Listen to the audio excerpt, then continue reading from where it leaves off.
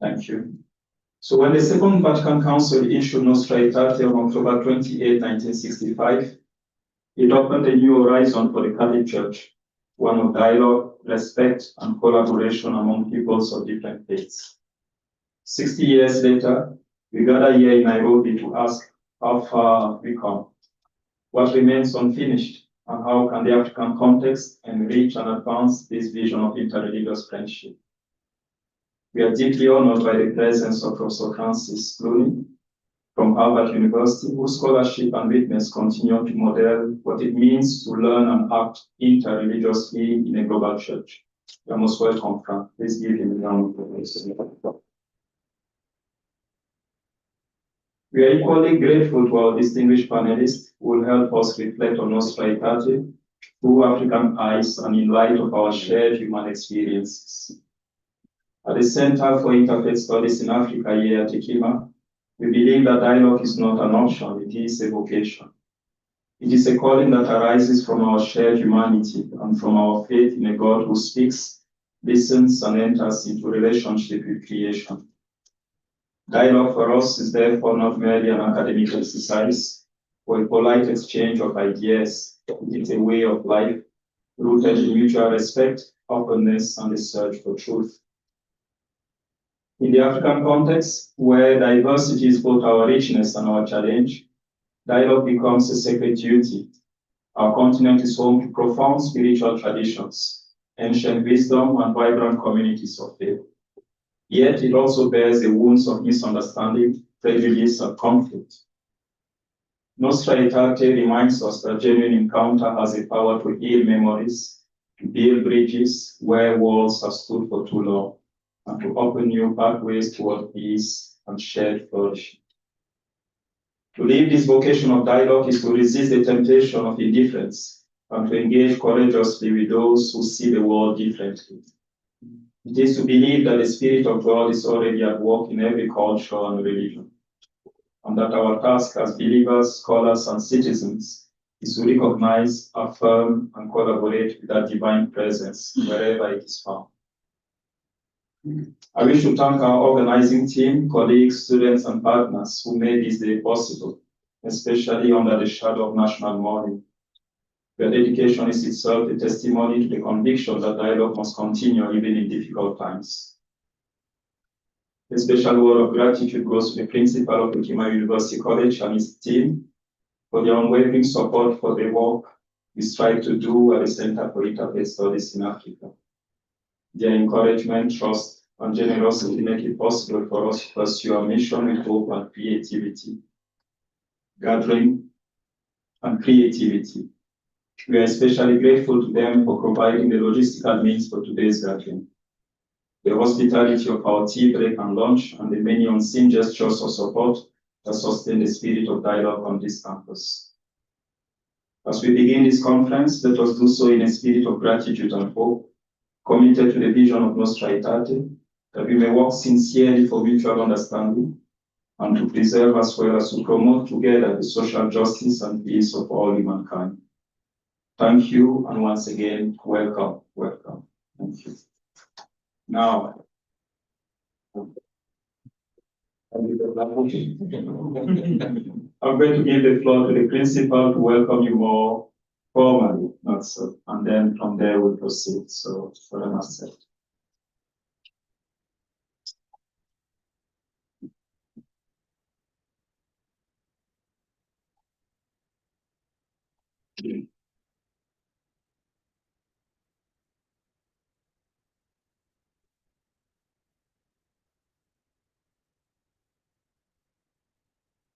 So to you, dear friends, the Reverend Professor Francis Clooney here with us, and the Reverend Dr. Emmanuel Foro, Director of the Jesuit Community, and I think the Deputy Principal Academics, I saw her somewhere, and all of you with all protocols observed, and for Fini Norbert, who has been very much behind this. A good morning to you all.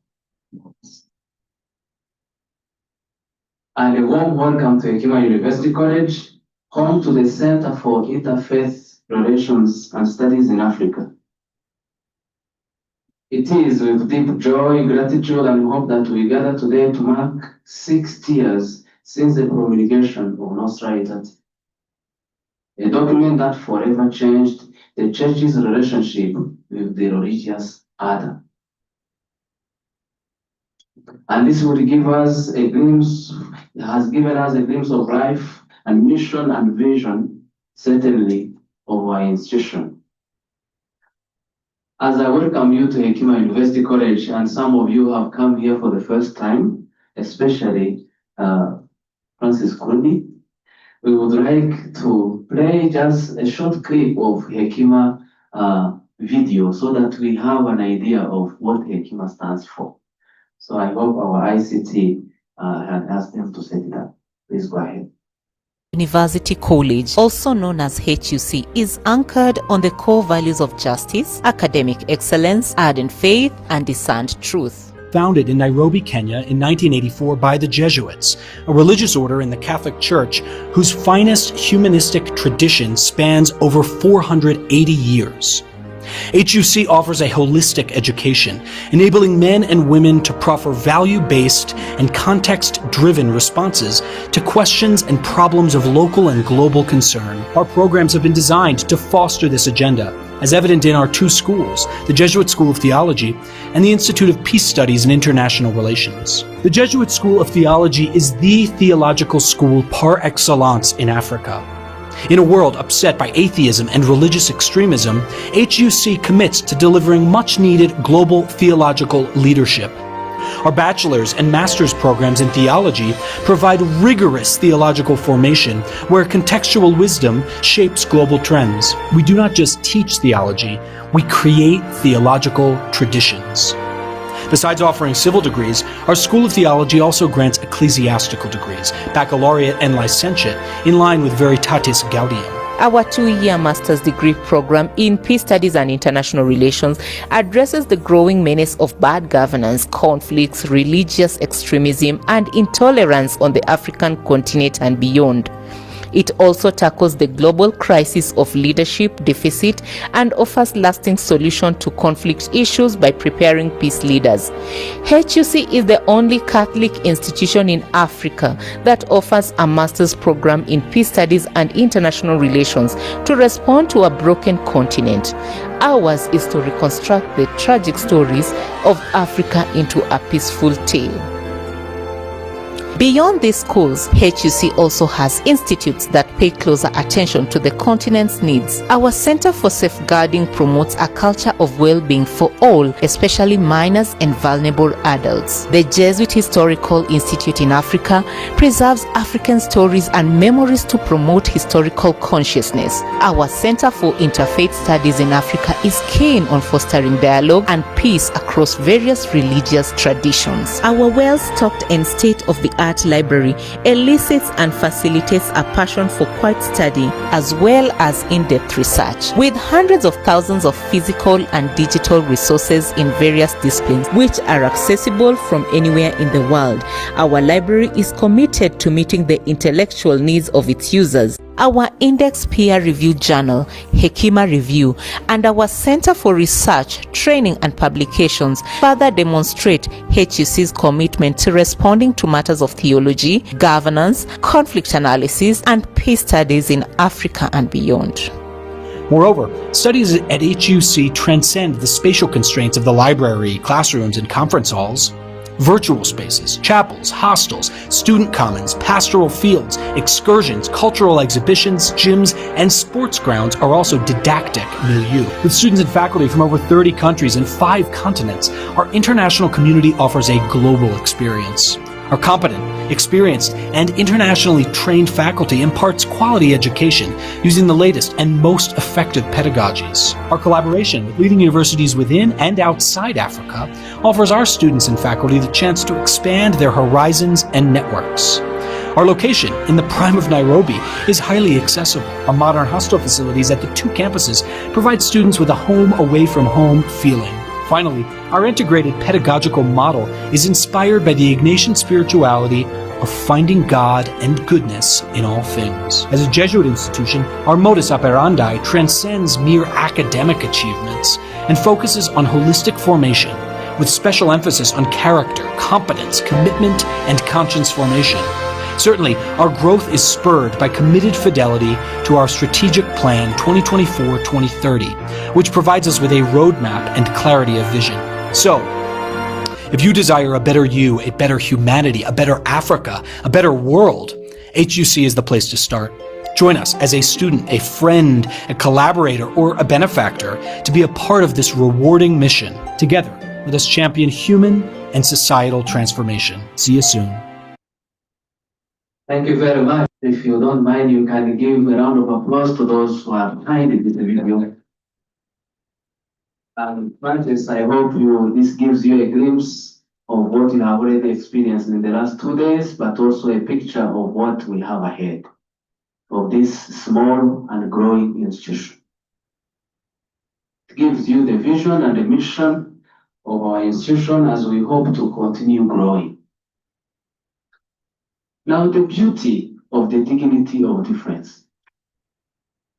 Let me begin with a story, one from a rabbi, Jonathan Sachs, whom some of you certainly may know, who recounts in his book that the test of faith is whether I can make a difference for others.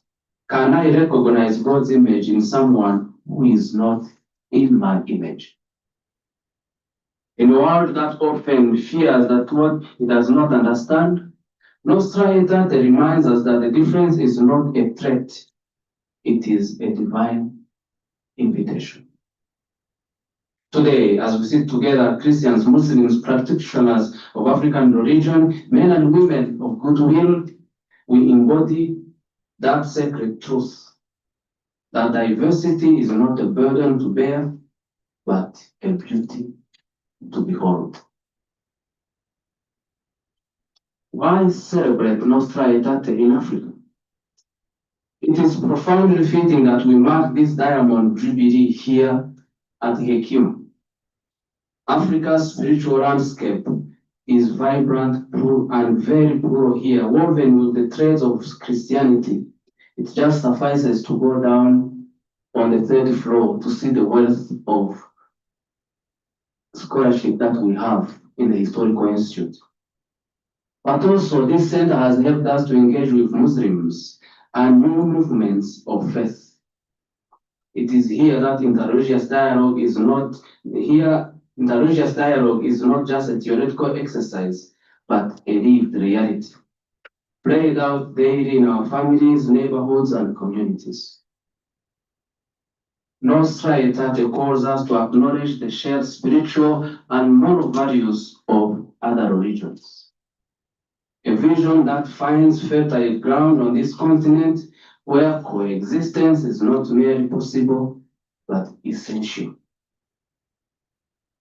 This celebration is an act of historical and spiritual continuity. 6 decades on, Africa continues to wrestle with the challenges of religious misunderstanding, conflict, political dysfunctionality, and ideological manipulation. But it also leads the way, in a way, interfaith cooperation, reconciliation, and peace building have been happening on this continent.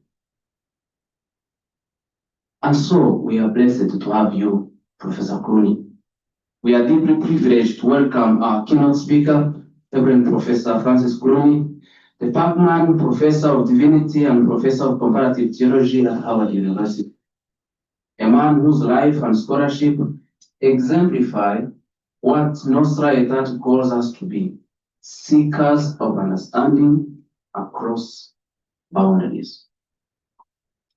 Father Clooney's comparative theological work, particularly his dialogues between Hinduism and Christianity, has shown that deep faith does not fear encounter.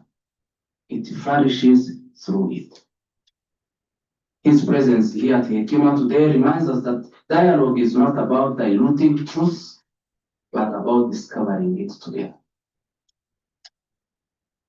As he shares his reflections on learning and acting interreligiously in a global church. We look forward to insights that will challenge, inspire us to live Nostra Aetate anew in Africa and beyond. So please, may I invite you to welcome officially Professor Clooney.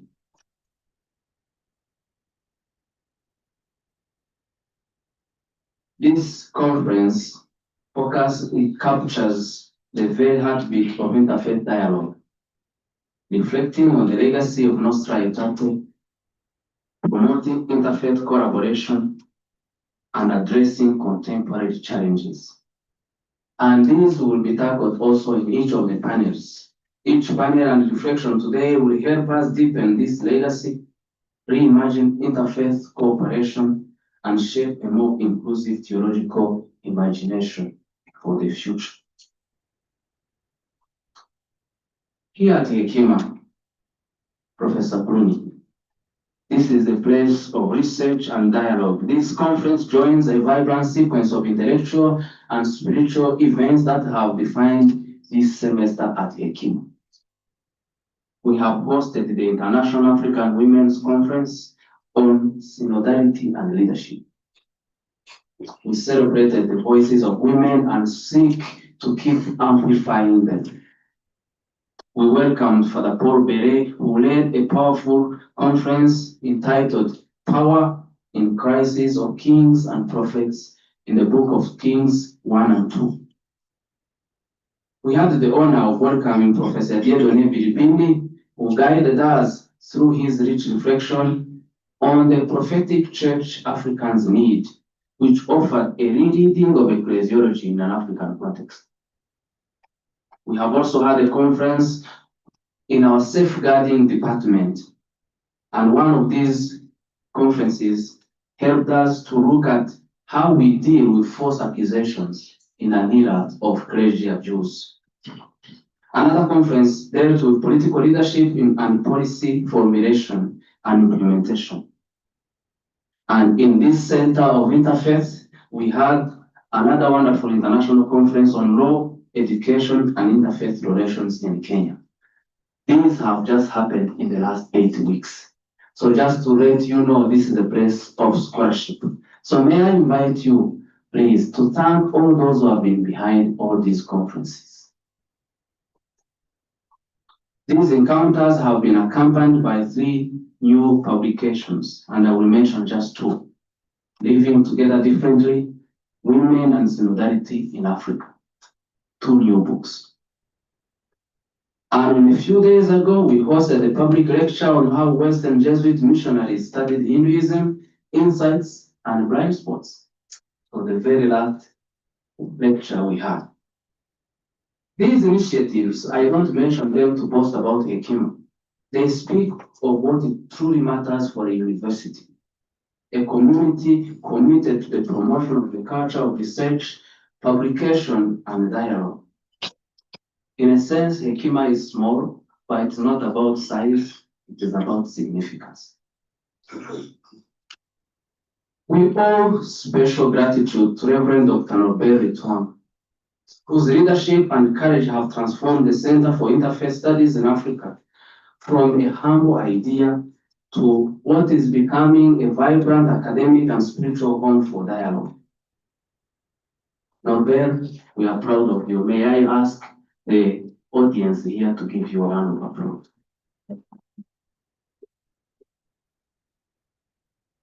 As I conclude, I am reminded of the story of the life of one of the best ecclesiologists, Yves Congar, one of the architects of Unitatis in the documents of the Second Vatican Council, and probably also behind Nostra Aetate. During the war, when his church was destroyed, the Catholic pastor approached a Protestant minister to ask if Catholics could use their hall for worship. And the Protestant pastor replied, and I quote, "This is from my journal of the council.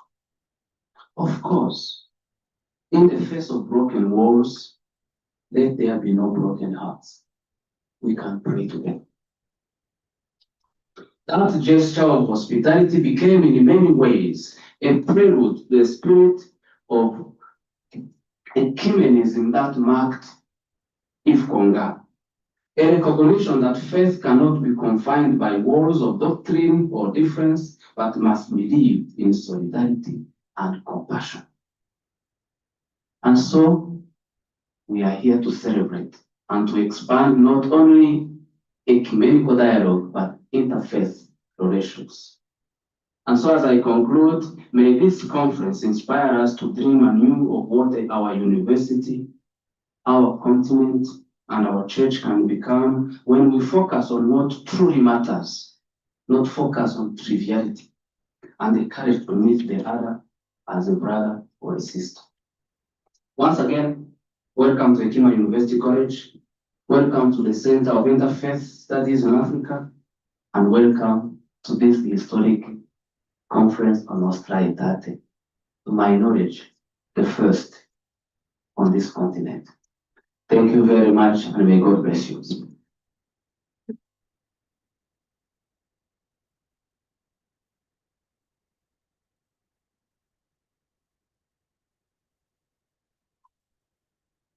Thank you very much, Reverend Dr. Marcel Wineza, who is a principal here at Hekima University College. If Alex could put back the program up there so that you all have an idea of what we are going to go through today. I'll give you a quick rundown and then we'll delve in directly. The sake of the interest of the spirit of Laudato Si, I thought it wouldn't be good to print the program and give it to everyone. So we'll just follow it from here. So as you can see, we have recovered 5 of the 10 minutes we started late with. So we are going to have our keynote lecture by Professor Clooney with questions and answers. So between 9:30 or 9:35, let's say, since we're already there, to 10:45. At 10:45 a.m., we'll have our health break, a tea and coffee break, which will be up here. And then when we return, we'll have our first panel, which will be on Nostra Aetate and Islam, dialogues of faith and shared humanity. Then after that, at 12:45, we'll go down for the group photo, have lunch, then come back for the panel on African traditional religions, and then we'll conclude from there. It's a simple day, nothing complicated, not so. We'll just sit together and reflect. There are many who have wanted to be here today. But because of the special circumstances in which we find ourselves, are not able to be here with us.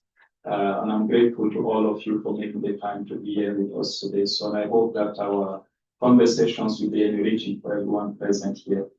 So I'm now going to invite Dr. Deshi Ramadani, who is going to introduce our keynote speaker, and then we'll take it up from there.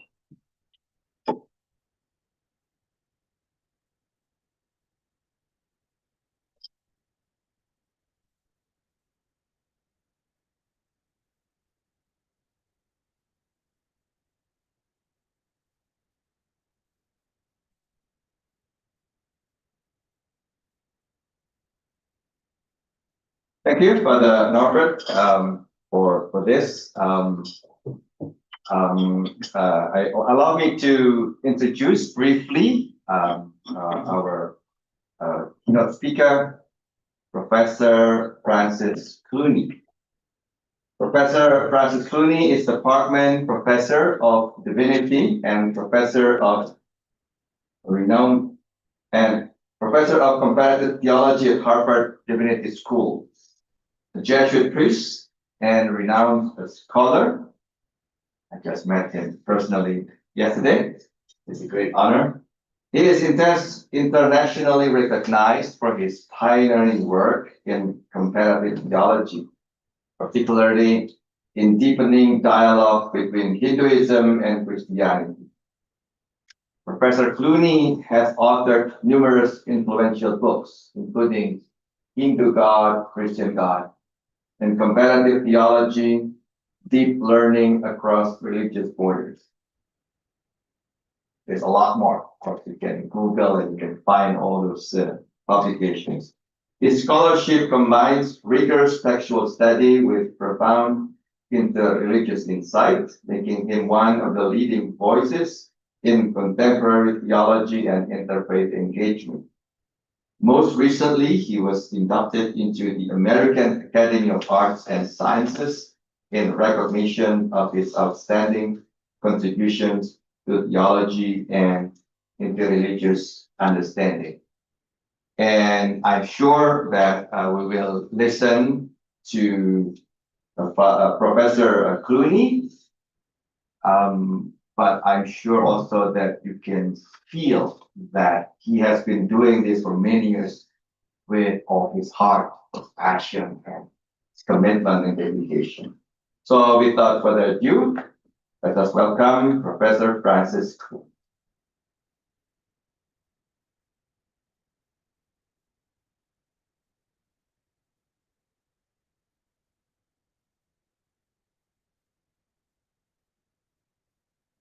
Good morning, everyone. Thank you for being here. Many words of thanks have already been said, and I think to save our time, I will not thank everyone again, except Father Marcel for your introduction, Deishi for yours, and Norbert for all the work that you put into having this event today. So it's quite wonderful and happy for me to be here with you to learn a lot. I'm looking forward to the panels and all that will follow. So I have a series of slides that should be up on the screen. Yes. And what we'll do is basically, I will go through these one by one. Is it on? Okay, now I won't start over, but you can get what I said. A series of slides basically to introduce my topic, how I'm thinking about Nostra Aetate, and then going forward from there with the Q&A. And in doing so, I'm going through a PDF. If anyone would like the PDF, Father Norbert can give it to you. So it's available for anyone who would like to have a copy. So much has been said already today about Nostra Aetate, declaration on the relation of the Church to non-Christian religions, put forward by Pope Paul VI on October 28, 1965. As one of the last documents of Vatican II. Obviously, if we had much more time, a whole course could read Nostra Aetate in light of all the other documents of the Council. We know that. But it is a different kind of document too. On the one hand, it's a specific call for repentance and reconciliation, particularly with Muslims and the people of Israel, the Jewish people. And also, I think, a great experimental adventure, opening things up, particularly regarding the religions of Asia, the religions of Africa, and other traditions, kind of with a great question mark, like where shall we go and what shall all of this mean? And I think for many of us, certainly for me, and I think many of us gathered today, Nostra Aetate in a sense becomes a symbol of all that was best about Vatican II, opening things up and changing the world. Next slide, please. I was at a lecture in 1979 at Weston School of Theology, before it moved over to Boston College, where Karl Rahner came and was the speaker. The only time I met him was that day in April of 1979. But he gave a lecture toward a fundamental theological interpretation of Vatican II. And I just put up several clips here from his talk because it was monumental for me as a young man in opening up what Vatican II was about.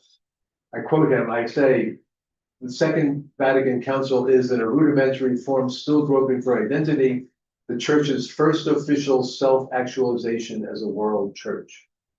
This thesis may seem exaggerated. Surely it needs further precision and clarification to sound acceptable. He's always a very cautious man. But despite its claims to universality, the actual concrete activity of the Church in its relation to the world outside of Europe was, and he's being sarcastic here, if you pardon the expression, the activity of an export firm which exported a European religion as a commodity it did not really want to change, but sent throughout the world with the rest of culture and civilization it considered superior. So the Church was sending it out, exporting like a company would do. And he thought this was really where the church, he's speaking as a German European, that the church up to this point was global and yet was exporting itself from a Western European model.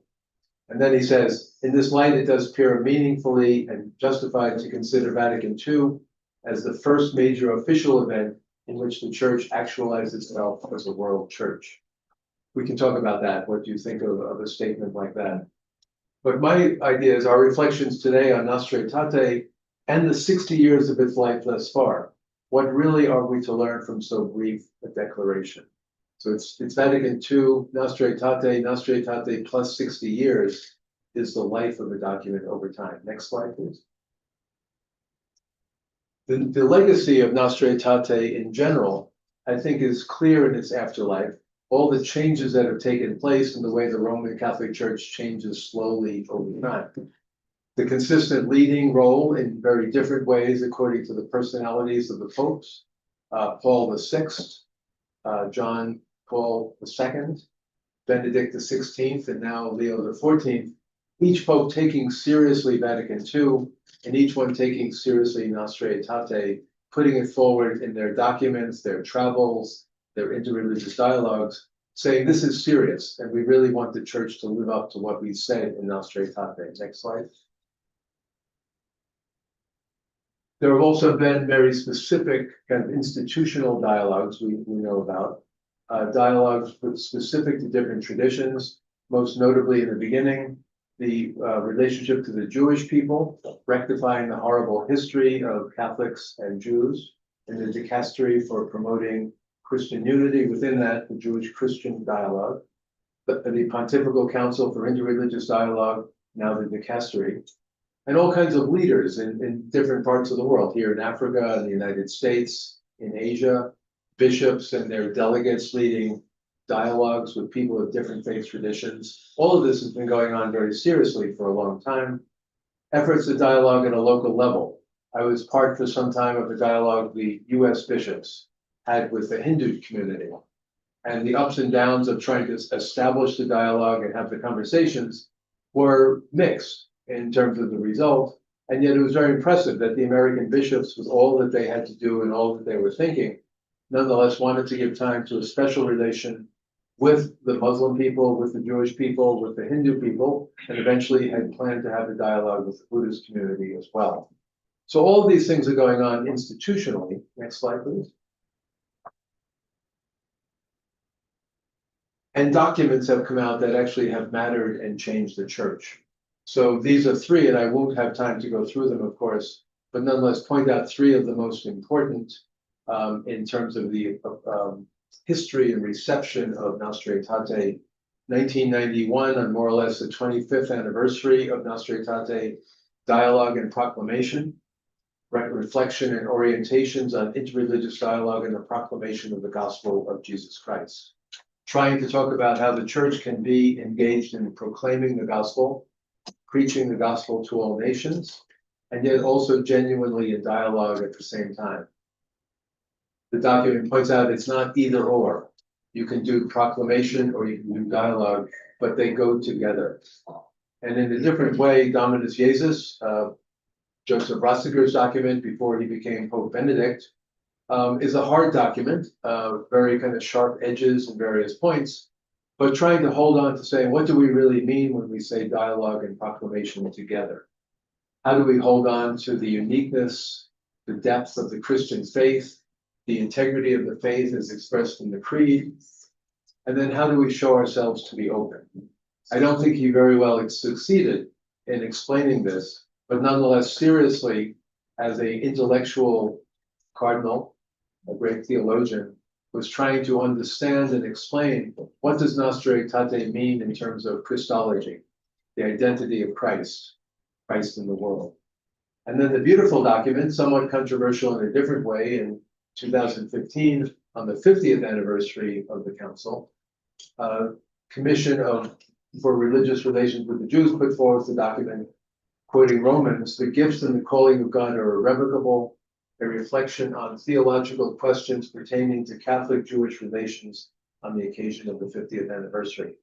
And this document is a kind of a reprise over 50 years of Jewish Christian, Jewish, Catholic relations since Nostra Aetate, and makes the claim that many of us remember in particular, that it is no longer to be thought that it's a particular mission of the Catholic Church to convert Jews. Because the covenant with Israel given by God to Abraham and the patriarchs in the beginning is an ongoing commitment that while it may be welcomed and celebrated in various ways, if a person who is Jewish becomes a Christian, becomes a Catholic, it is no longer the task or the goal of the church to convert Jewish people. The document keeps saying, of course, this doesn't apply to other religious traditions, although I think in my heart of hearts, I think it does open up possibilities. What do we look for when we talk about conversion? But an important document. And so I think these three are just representative of the serious thinking going on in the church over these past 50 or 60 years. And we can talk about them. Next, please. Lost here.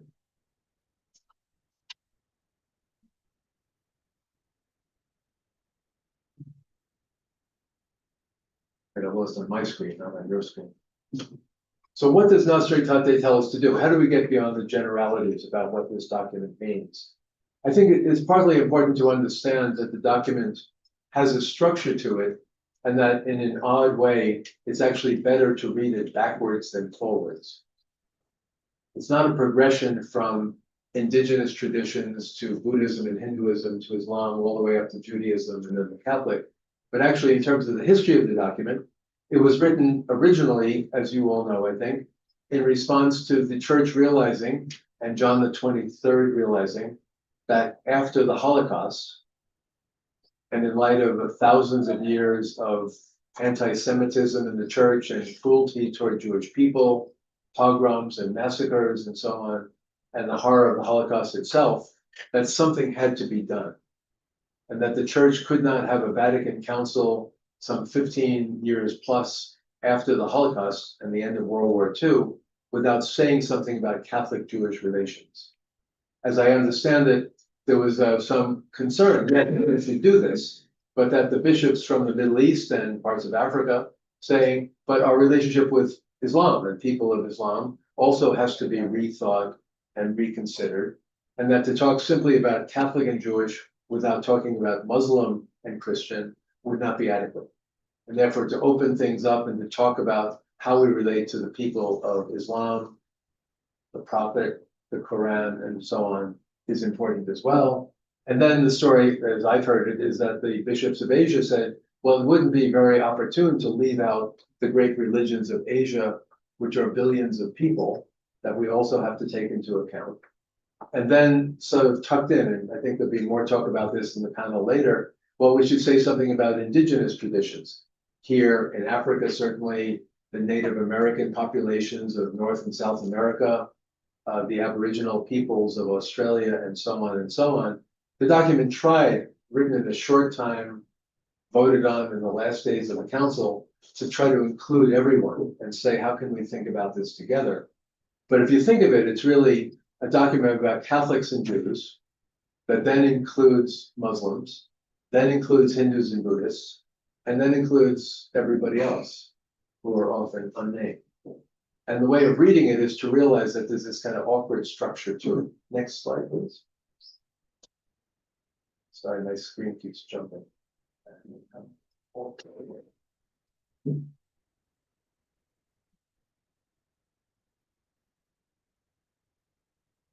Another way of thinking about it in my thesis here is that Nostra Aetate 2, about Buddhism, Hinduism, and the native traditions, and Nostra Aetate 3 and 4 are really different kinds of statements. If we had hours, we could actually read Nostra Aetate together and look at this. But it seems to me that Nostra Aetate 3 and 4 about Islam and Judaism recognize commonality, shared roots, a shared history for better or worse. So there's actually living contact. Obviously, there's no Christianity without Judaism. And then the long history of Muslim-Christian interaction, there's history. All of this is historically documentable. Whereas, and this can then be theorized, theologized in relationship to looking back over this long history, appealing for more dialogue, also repenting and rectifying the past. The document is very short, but doesn't go into details, but doesn't talk about things like the Crusades or the massacres or the Holocaust. But nonetheless saying we have a history of the children of Abraham, the Jews, the Christians, the Muslims, and we need to rectify this history, and we want to live together in a better relationship. Whereas I think, as I say here, Nostra Aetate 2, about Hindus and Buddhists and other traditions and the native peoples, is really an ahistorical paragraph. There's no sense that there's a history to Christian-Buddhist relations or to Christian-Hindu relations. There's no sense even that, let's say in the Americas, that for 500 years, by the time of the council more or less, the Spanish, the Portuguese, the French had been intruding on and totally messing up the lives of native peoples in the Americas. And something I think could be said like that about here in Africa.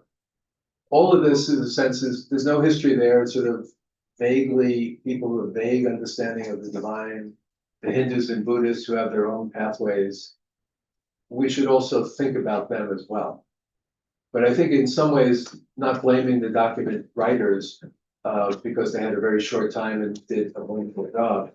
But the idea that the Jewish, Christian, Muslim relations is historical, and the relationships to the religions of Asia and the native peoples are kind of timeless and vague, I think hasn't really helped in some ways in understanding what dialogue is about. As I say, implicitly, there is no history with Hinduism and Buddhism or native traditions, and so there is no salvation history either. It's something sort of up for grabs, one might say. Naively and freshly, the inquiry seems to begin from zero, even though as a scholar of Hinduism, I know that there are Christian communities in India that trace themselves back to Thomas the Apostle, and that when the Portuguese came around 1500, they met well-established Christian communities already there. It's as if we're starting over with Vatican II. In Vatican II, Nostra Aetate in paragraph 2, I think it's because there's lack of a history, there's a call for action, we should do something and learn something. So I won't spend a lot of time on this, but the beginning of paragraph 2, from ancient times down to the present, there is found on various peoples a certain perception of the hidden power which hovers over the course of things and over the events of human history. Sorry, next slide. Yes. At times, some even have come to a recognition of a supreme being, even of a father. We might also say today a mother. This perception and recognition penetrates their lives with a profound religious sense. Religions, however, that are bound up with an advanced culture have struggled to answer the same questions by means of more refined concepts in a more developed language. You can see where this goes. On the one hand, it's very vague, but it also kind of ranks cultures more primitive, more advanced, more civilized, more developed language, as if, what, English is more advanced language than Sanskrit or Swahili. But the sense is there, development, progress over time.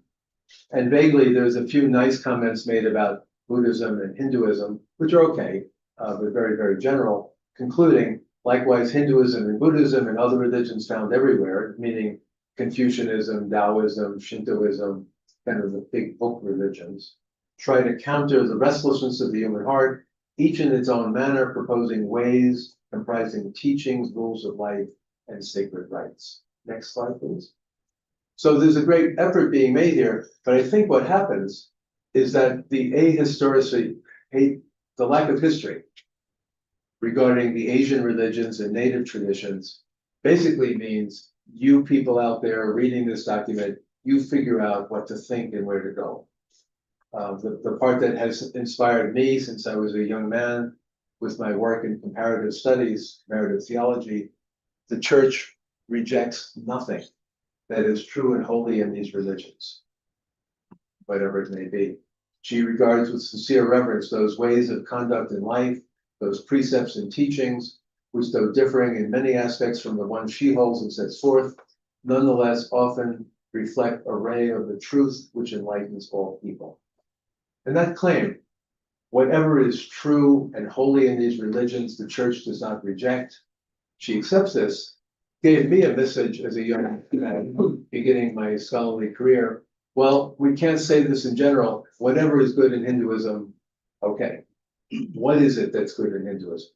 What is it that's true? What is it that's holy? And I think many of the fathers at the council, all due respect, had no clue. They didn't actually know. And the same about the Buddhism, the same about native traditions. Therefore, go and learn and think and make sense. Whereas there's a sense, again, in the document in paragraphs 3 and 4, we know a lot about Islam already, we know a lot about Judaism already, but with these Asian religions and native traditions, let's go out and see what is true and holy. And I've spent the past 50 years of my own life finding, I think, what is true and holy in Hinduism. And I wish I had another 50 years to do more, because there's a lot out there. And I make a contrast here. It follows immediately without exception. Indeed, she, the church, proclaims, and ever must proclaim, Christ, the way, the truth, and the life, in whom men, or people, human beings, may find the fullness of religious life, in whom God has reconciled all things to himself. Doesn't really explain this connection. The church is open to whatever is good and holy in these traditions. Why? Because Christ is the way, the truth, and the life. And I think it's a kind of verification with a puzzle in it. I've taken it to mean over the years, not an exclusion, Jesus alone is the way, the truth, and the life, but wherever there is truth, there is Christ. Wherever there is life, there is Christ. Wherever people are on the way, there is Christ. And therefore, a permission not to be afraid of other religions, because whatever is true and holy and alive, leading to the divine, all of that is somehow John 14:6 shows. Whereas in Aetate, the great missionary document of Vatican II, and I'll just read the last part, there's kind of an explanation far more clear and I think limited about what John 14:6 means. So just the last part. Non-Christians, when the Holy Spirit opens their hearts, may believe and be freely converted to the Lord, that they may cleave sincerely to him, who being the way, the truth, and the life, fulfills all their spiritual expectations and even infinitely surpasses them. And this is kind of a supersessionism, a fulfillment theory, which Aetate is making clear. That's what John 14:6 says. Whereas in Nostra Aetate, you have this previous claim. Somehow the good and the holy are validated by realizing Christ is the way, the truth, and the life. We can come back and talk about this. I won't dwell on it now, but I think these are really different ways of using John 14:6. The latter one saying, we already know the answer. The earlier one saying, don't be afraid, learn everywhere that you can. Next slide. As a result, for better or worse, the practicality of Nostra Aetate 2 in the absence of history, in quotes, as a charter for exploration, little burdened in the council's mind by clarity on what matters, few explicit commonalities or conflicts, again, no sense of history, good or bad, with Hinduism, for instance. The useful illusion that there's no history gives to me the mandate, which I took up as a young man. Therefore, whatever is good and true, go and find it. See what's out there. This, as Deshi said in introducing me, next slide, please, leads to the field of comparative theology, which I define loosely faith-seeking understanding across religious borders. So if we go back to St. Augustine, St. Anselm, and other fathers and mothers of the church, faith-seeking understanding is theology. Push it one step further, cross a few borders, and say faith-seeking understanding even across religious borders. As the ancient church learned from Plato and Aristotle and the Greeks and the Romans, also to learn from the Hindus and the Buddhists, from Muslims and the Quran, from native traditions everywhere in the world. Faith-seeking understanding, just do it, but do it more broadly without the borders that we're used to. And I find that to be grounded in Nostra Aetate. We can talk about this as well. And it inspired my teaching on Hinduism, my study of Hinduism. The caution I offer there is that this understanding of comparative theology wouldn't work exactly the same way with Judaism and Islam because of the heavy sense of history. And therefore, I believe that one could take up, let's say, the Quran and study it carefully with great reverence as a Christian and learn a lot from it. But there's also a sense of a long history, for better or worse. Whereas with the Rig Veda or the Bhagavad Gita, there's a different kind of freedom that is possible. We can talk about that. The question I have, and this, I'm gonna, now talk a little bit about Africa, showing my level of ignorance to you. How does it work, Nostra Aetate, learning in the African context? And I say that, in what follows. Next slide, please. I know very little about the African continent, about the working of the church in Africa, even about Hekima. This is the second trip in my entire life to Africa. I was in Abidjan in 2020, just before COVID. So nothing I say is expert, and I know we have the panels on Islam and Catholicism, native traditions and Catholicism coming up. So what I'm saying is not meant to preempt anything that is said later. In fact, the speakers are welcome to correct anything I say in their following remarks. But I've been reading around, and this summer is kind of puttering with different sources. And I found this article by Father Arogator, his theological essay 2013. After all, and this is a quote, Africa is a largely non-literate continent. This is one of the fathers or theologians at the time of the council. The reception of Vatican II in Africa.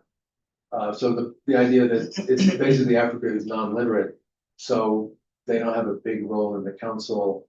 We don't learn from them the way we learn from Asian religions and so on. But he concludes here, since what happened at Vatican II, studies of African Christianity provide incontrovertible evidence of demographic progress, theological creativity, and religious effervescence. Second Vatican Council is best understood in the currents of change and growth in African Christianity, which, as I understand, is the most lively growing Christianity in the world. While the Council cannot facilely be credited with this growth, nevertheless, it laid the foundation for the emergence and existence of a truly local African church and continues to inspire contextualized theological production, as this conference shows in all the work at Hekima, I think brilliantly. Council 2 proved somewhat esoteric, indecipherable, and incomprehensible to the majority of Catholics on a largely non-literate continent. I would say lots of North Americans too found the council somewhat incomprehensible and didn't read the documents either. The spirit of the council continues to animate, motivate, and support democratic and theological flourishing in the African church. And I take Arogator as saying, this is not a self-congratulation, let's pat ourselves on the back, but therefore we have the ability, we have the capacity, the wherewithal, and the duty to live out Nostra Aetate in our African context. Next slide, please. I puttered around with documents. I love reading documents, sometimes at least. I found all the preparatory documents for the Synod of 2009, propositions for the Second Special Assembly for Africa, the Synod of Bishops. The theme of that one was service of reconciliation, justice, and peace. The lineamenta, the documents preparing for this, I puttered with those a bit.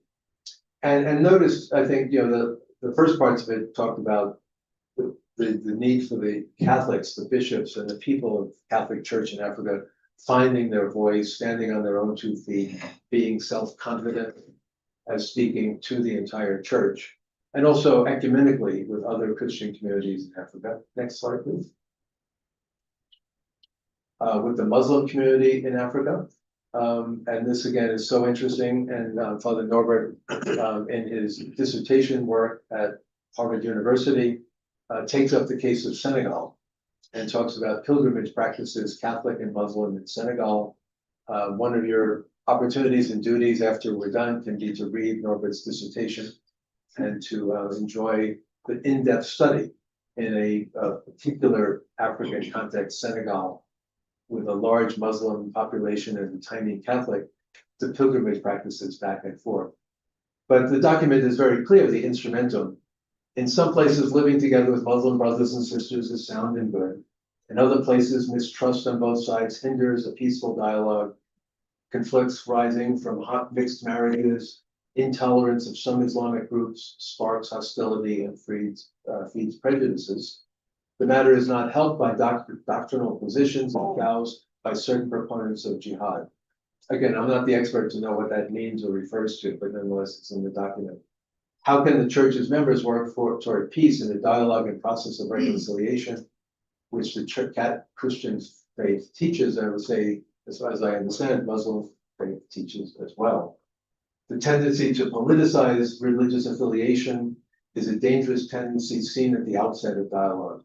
But amid the crisis, collaboration in some places providing civic and electoral instruction, and it's promising to be fruitful. So this is very good. Next slide, please.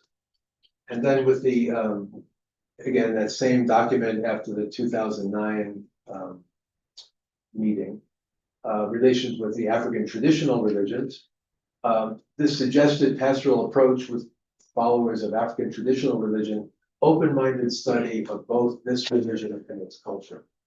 And this seems to be right in the spirit of Nostra Aetate, if it's really open-minded. So if the mind has not already been closed and the conclusions drawn, but to engage as one would Judaism or Islam or Hinduism or Buddhism, native traditions, with an open-minded heart, the religions, but also in their living culture. Such study can identify good and noble elements of each, which Christianity can adopt. And I suspect the adopting has been going on for hundreds of years. Didn't start in 2009. Purifying those judged incompatible with the gospel, or however they may be named, to forge a culture of reconciliation, justice, and peace. This approach will facilitate collaboration with followers of African traditional religion, contribute to an authentic enculturation of the church. The distinction, however, must be made concerning the extreme followers of African traditional religion who defend it as a matter of national patrimony, who make it an object of national pride, even though they often do not practice it. At the coffee break, somebody can explain to me what is implied by that statement. There seems to be a whole history behind it. But nonetheless, trying to take seriously these different dialogues with Islam and African native traditions. Next slide, please. Pope Benedict in his Africae Munis, like the document that every pope writes after a synod of the bishops, he writes a long document, as many of Pope Benedict's documents were long documents, kind of about the importance of what has been done in the Synod of Bishops. Next slide, please.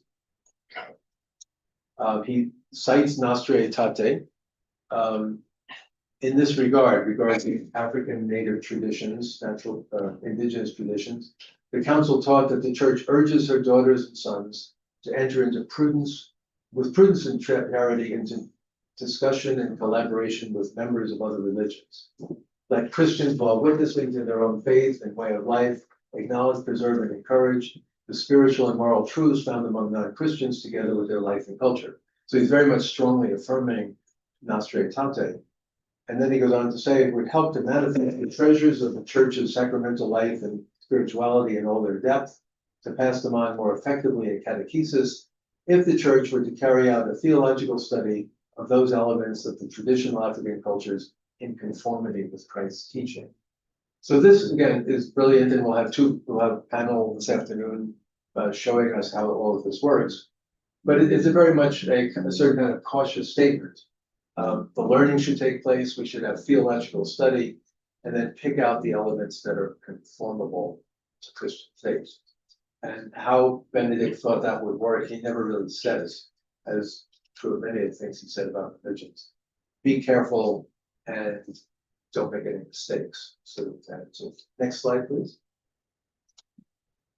He even says, and this I will turn for a moment to the issue of the native traditions in specific, but he later in his document, and I'm not sure the word witchcraft is even an appropriate word because it has such bad connotations in English, which is based on traditional religions, is currently experiencing certain revival, true or not.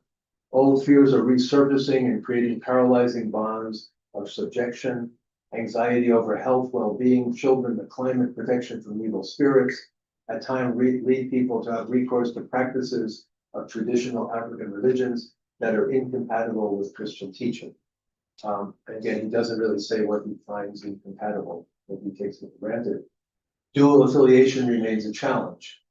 Again, profound catechesis and enculturation needs to help the people who are interested in the indigenous traditions to rediscover the gospel.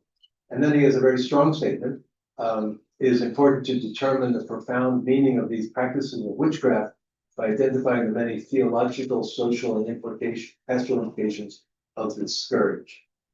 And it sounds like he's saying the whole kind of, you might say, shamanism or spirit engagement is a scourge. He probably doesn't exactly mean that, but that's exactly what he seems to be saying. And so the Pope Benedict has often opened something up and said, be very careful, be very cautious. So I'd like to turn, next slide. And I'll do this briefly because there'll be so much this afternoon. And again, sort of reporting, I did my homework in the summer. I read different things in the summer, but I came across up on the screen here a number of very interesting pieces that I found very helpful. Laurenti Magueza's piece on speaking terms, African religion and Christianity in dialogue, the book by Abusti Balaga, Christianity Without Fetishes, Jean-Baptiste Sarrou, African Traditional Religion in the Catholic Church in Light of the Synods of 94 and 2009. Peter Gashir, I don't know the gentleman either. Witchcraft, Intimacy and Trust, Africa in Comparison, Sociality and Its Dangers, Witchcraft, Intimacy and Trust. All of this seemed to be really sophisticated work, and I'm sure we'll hear more this afternoon, about taking seriously Nostra Aetate and going deep into what exactly do the native traditions say to us? How do we engage them? How do we not write them off as witchcraft? And what are the challenges about how far one can go? At the bottom there, you have a question, if the term Ngunga can be used, how that's translated, I'm not quite sure. Which faith healer, is it a dangerous term? Is it a positive term? Also, the other side of it, in all of this, it seems to be we Catholics should be thinking about the native traditions. What do they think about us? And I didn't find a lot in the things I read about interviews with or talking to native healers. What do you think of the Catholics? What is the back and forth? Anyway, so that's something we can talk about. Next slide, please. And I have a section here, which I'll go through briefly because I want to stop soon so we have time for Q&A. Eric de Rogny, I find is a fascinating figure. The missionary figure from outside of Africa who comes in, devotes his life, does so much good work. I understand he's highly honored in West Africa, maybe all of Africa, but a figure who tries genuinely to take Nostra Aetate even to the extreme of it seeking initiation in the tradition of the native healers, the Douala area. And this is fascinating to me because of my own questions about my own study of Hinduism. How far can you go in learning from the other tradition? So people joke to me sometimes, is Clooney a Hindu or a Catholic? I say, yes, definitely. I wrote an autobiography recently, which is for sale. You can buy it on Amazon. Hindu and Catholic priest and scholar, a love story. And I find that there's a certain ambiguity deliberately there, but there's also ambiguity in Father de Rogny's work. All his works are here. The Eyes of My Goat, following the steps of the Masters of Night in the Douala country, a book that I read long ago but found very impressive. A mix of kind of his study, his theorizing, and his personal experience, sort of on the edges. It seemed like he was on the edge between two worlds. And how does that work out? I got out of the library these 3 volumes, Cultura et Curiasin, of Eric de Rogny, L'Integral, 1,262 pages over 3 volumes, collecting most of his articles and so on, not even the books. So very, very interesting to read his work. Small essays like the one on the Change Pas de Philosophie. People come and they study and they study and they do this and they do that. But deep down, people have like metaphysics in their heads that is very, very hard to change. And he doesn't say, but I am the exception. I crossed over and I did it. But he's talking about how hard it is to cross over. But the question I would have for Nostra Aetate, if we don't cross over at all, are we really understanding what is good and true in the other religions? If we're like spectators on the outside, what are we actually learning? Where is the testimony? And I think one of the paradigms is Judaism and Christianity deeply intertwined in the beginning. it seemed that many of the early fathers and mothers of the church were like thinking Greek literature, thinking Roman literature.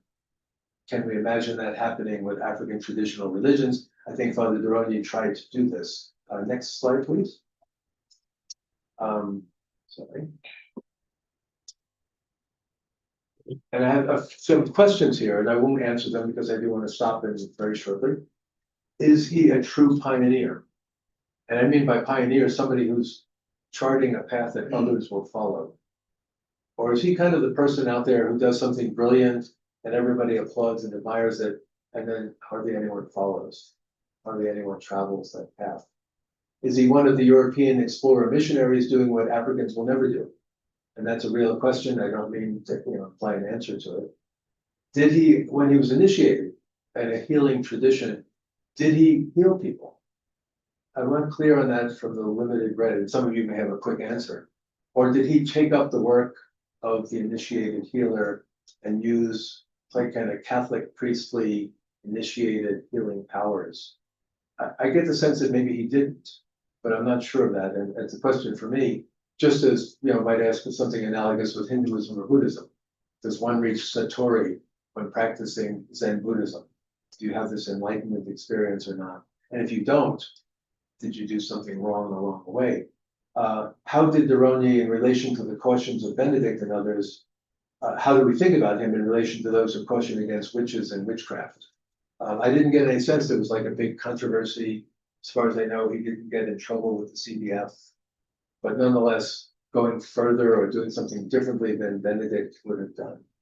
Again, what did the Ngangas think of him? What was their saying about him and Duroni? What did they think? Next slide, I'm almost done. And I think of him again as an example that seems very distinctively to the African, West African context. But I think of figures I know from the Indian context. Robert de Nobili, the Jesuit in the 6th, 17th century, who dressed as a Hindu holy man, who lived a Hindu holy man's life, who learned Tamil, who tried to practice and become as Indian as possible, saying that you can become a Christian without losing your Indianness. Analogously, you can become a Christian and a Catholic and you're still 100% African. So nobody tried to do that. Jean de Brito, we talked a little bit about the other day, as a missionary who was a martyr, also trying to live as an Indian, dressing in a traditional Indian style, and yet testifying to the faith. The ashram founders, Shantivanam in South India, Jules Monchenin and Henri Lasso, the Benedictines, trying to found an ashram in which Hindu and Catholic spirituality would come together. And B. Griffiths in that same tradition. And again, great applause in the Indian context for Monchenin, Lasso, who went by the name Abhishektananda B. Griffiths. But I've never been clear about how many Indian Catholics or Indian Jesuits actually do as they do. Which is something, this is something that foreigners will do and they do it brilliantly. But let's not do that. Let's do something else ourselves. Are the foreign missionaries exotic to be admired but not imitated? There are so many open questions about Nostra Aetate, and I just touched on some of them. But to conclude, I'd like to, next slide, go back to where I started, Karl Rahner. And I'll do this very briefly. Again, in the lecture that I heard in 1979, I say that Vatican Council II is in a rudimentary form, still groping for identity, the Church's first official self-actualization as a world church. In this light, it does appear meaningful and justified to consider Vatican II as the first major official event in which the Church actualized itself precisely as a world church. And we all stood up and clapped, and we thought this was great and wonderful. Karl Rahner did it, and it had like extra authority because it was Karl Rahner. He was one of the great theologians, influential before the council, at the council, after the council. And if Karl Rahner says something, we just agree because he was the great Karl Rahner. Next slide. But my question is, what do we think of him 50, 60 years later? And as I have here today, can we take his lecture and say the church is now a global church? There's a universal global church certified and blessed by Karl Rahner. Or was he a German theologian of a certain age who had certain thoughts after Vatican II that aren't the same as someone here might say, or somebody in India would say. The whole kind of bias in terms of if somebody writes something in German, it always sounds more intelligent than English, for instance. But nonetheless, can we take seriously what a runner says? Next slide. And I think it's maybe the last one. Can there be a new runner in 2025 and following? So he was one of the great men of his generation. Are there great men and women now who can be called runners for the 21st century, speaking to the whole church when there are no more runners in the West? It's in a sense, Western theology, German theology, French theology, English, American theology, is sort of kind of flatlined in a way. It's not as interesting maybe as it used to be. And I say this as a former president of the Catholic Theological Society of America. Where is the new Karl Rahner? Is it possible to find somebody outside the West who can have the authority and voice of a Rahner? So not only speaking, somebody here saying, I speak for the African church, or I speak to the church and say, let me tell you this about Africa. But rather saying, just as Rahner didn't say, I'm just talking about Germans. I'm speaking about the Catholic Church. Is there somebody even in the room here who can speak and say, for the Catholic Church of the future, I speak as kind of today's Karl Rahner. I speak with the authority of the universality. Can we get that far beyond Vatican II by saying it really is universal, in which it's not simply European Western figures get to speak for the church, but people here in India and Latin America, et cetera, et cetera. So with those questions, I will stop and look forward to your questions. Thank you very much.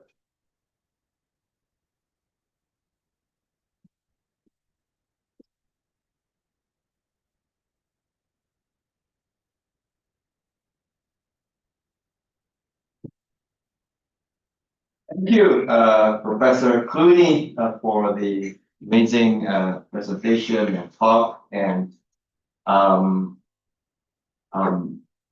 I just want to say a few things before we open the floor for questions and interactions.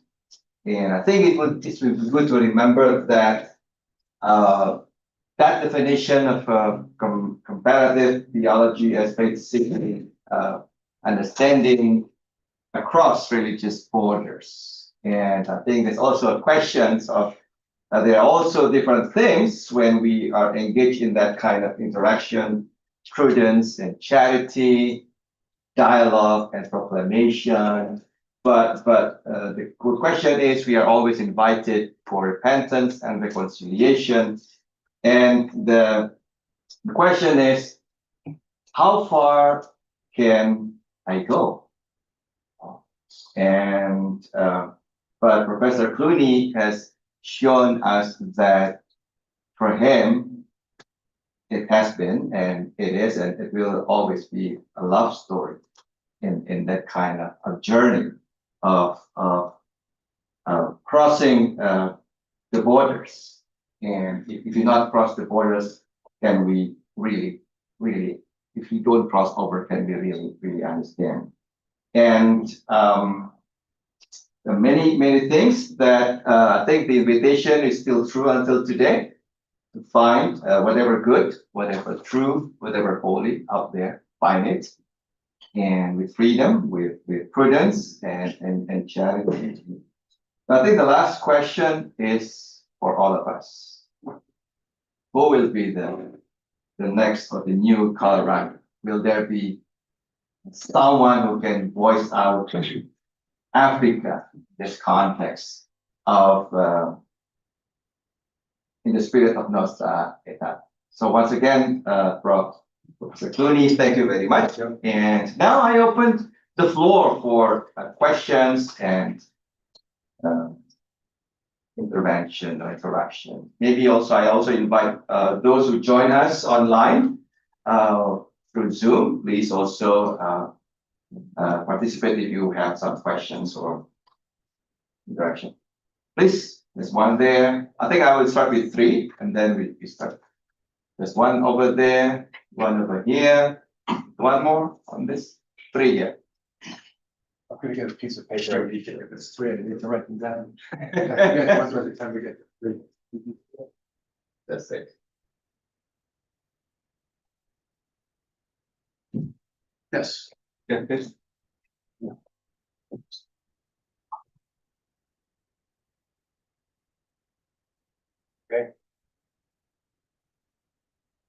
All right. Yes, please.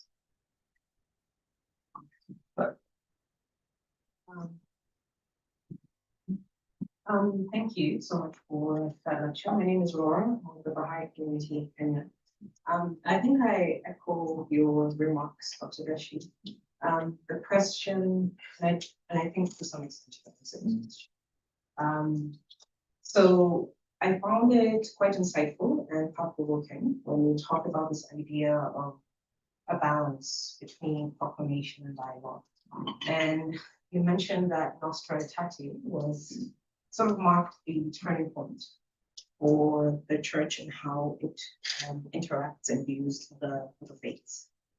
Similarly, the Baha'i faith talks about this idea of progressive relationship, which essentially means that each religion or each faith contributes to humanity's spiritual evolution. And so the question that I have, and I don't know if there's an answer to this, beyond spaces like these, where interfaith dialogue is encouraged and the approach is, it's with compassion and curiosity and, respect.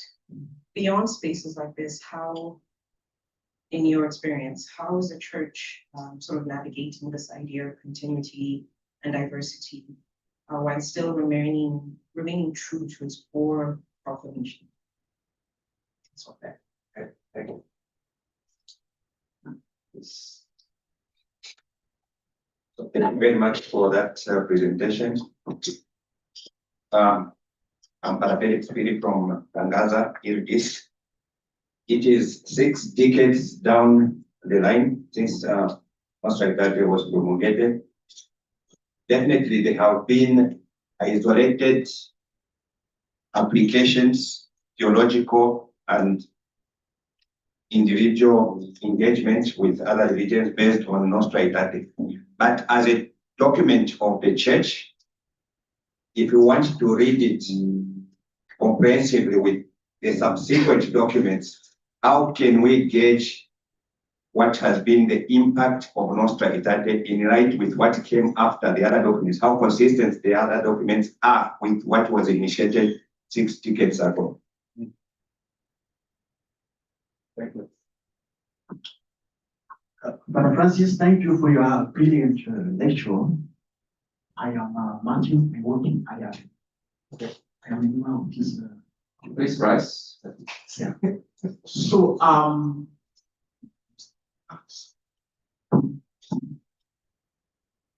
yeah, is Francis a Catholic priest or a Hindu Catholic? How would you evaluate your experience or read your experience through the lens of hybridity proposed by a colleague on Baba and Thank you. Thank you. Thank you. Please. Okay, so thank you for these 3 questions. Good to have somebody from the Baha'i community here, one of my favorite communities. Thank you. I think you're right about a space like this is a special space. In a sense, preaching to the choir, not all singing the same note, but we're sort of here because we think this is important. My sense is that the Catholic Church globally has so many burdens and so many demands upon it that often the interreligious concern gets lost in the shuffle. Like everybody's concerned about environmental issues, and then it's like 7th on the list. Dialogue is 9th on the list, and there are issues about like immigration, problems with the American government now in the U.S., and so on that come first. So I think in one level, it's often shunted down the list.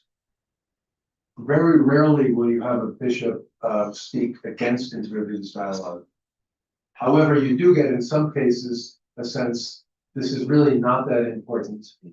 And what's more important is that we show them that we have the true faith and they don't. So I think this is exceptional. It's not the majority. I think some don't have time, and some will marginalize the whole debate because we already know we have the truth. And then there are some. I was just in Fresno, California for an Interfaith conference, and there was quite clear that there were Catholics there who, in Fresno, a small, relatively small city in California, have been working since Vatican II on interfaith dialogue. And they have a peace garden with statues of Gandhi, Martin Luther King, Nelson Mandela, and others, interfaith figures. So they're doing it. So I think it's all over the board in that, but if you go to a parish, like I have a parish every Sunday, there are people who don't think about interreligious at all, and others who think this is one of the most important things, that why I'm still a Catholic, they'll say. So I think it's a mix. And then in terms of assessing the progress of how we think about its impact, part of the thing I said at the beginning, I think the impact, the 60 years matter, and to see that not only a document that then gets filed away in the cabinet somewhere, but Paul VI, John Paul II, Benedict, Francis, and now Leo, all in their own way, have said yes to Nostra Aetate. And then down the line, the bishops' conference is trying to do this and that, documents coming out. So on one level, you can say it hasn't been forgotten, just as the vernacular in the liturgy hasn't been forgotten, just as the reform of the seminaries hasn't been forgotten, the role of lay people in the church hasn't been forgotten. So I think we should be fairly optimistic that the church really has changed since Vatican II. I think one of the key ways is through Nostra Aetate. However, one can also say 60 years is a long time. Shouldn't we have done more? The seminarians in training really understand interreligious dialogue? Do their teachers in seminaries teach them this? So a mixed bag, but this is life in general, I feel, whether it really works or not. But I've always found for myself, as somebody who wanted to be both a Catholic, a Jesuit, a priest, and engage in interfaith dialogue, I've never had really trouble from the Society of Jesus or even from Rome or whatever. Instead of saying you're doing what Vatican II asked us to do, go and do it. And then the third one, a hybridity.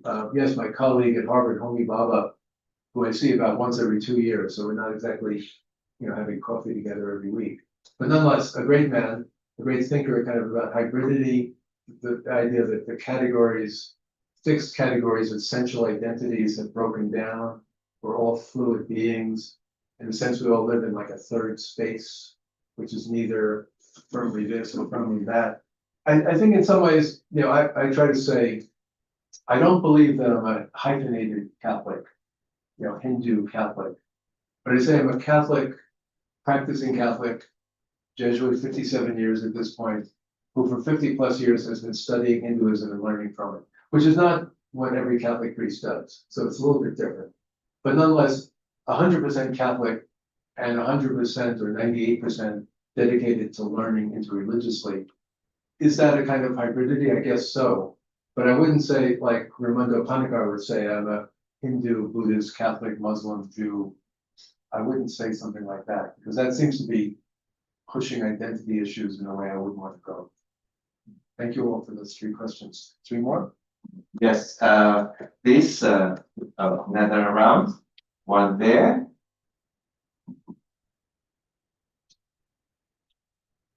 One question. There's one here. 3. And Cyrus.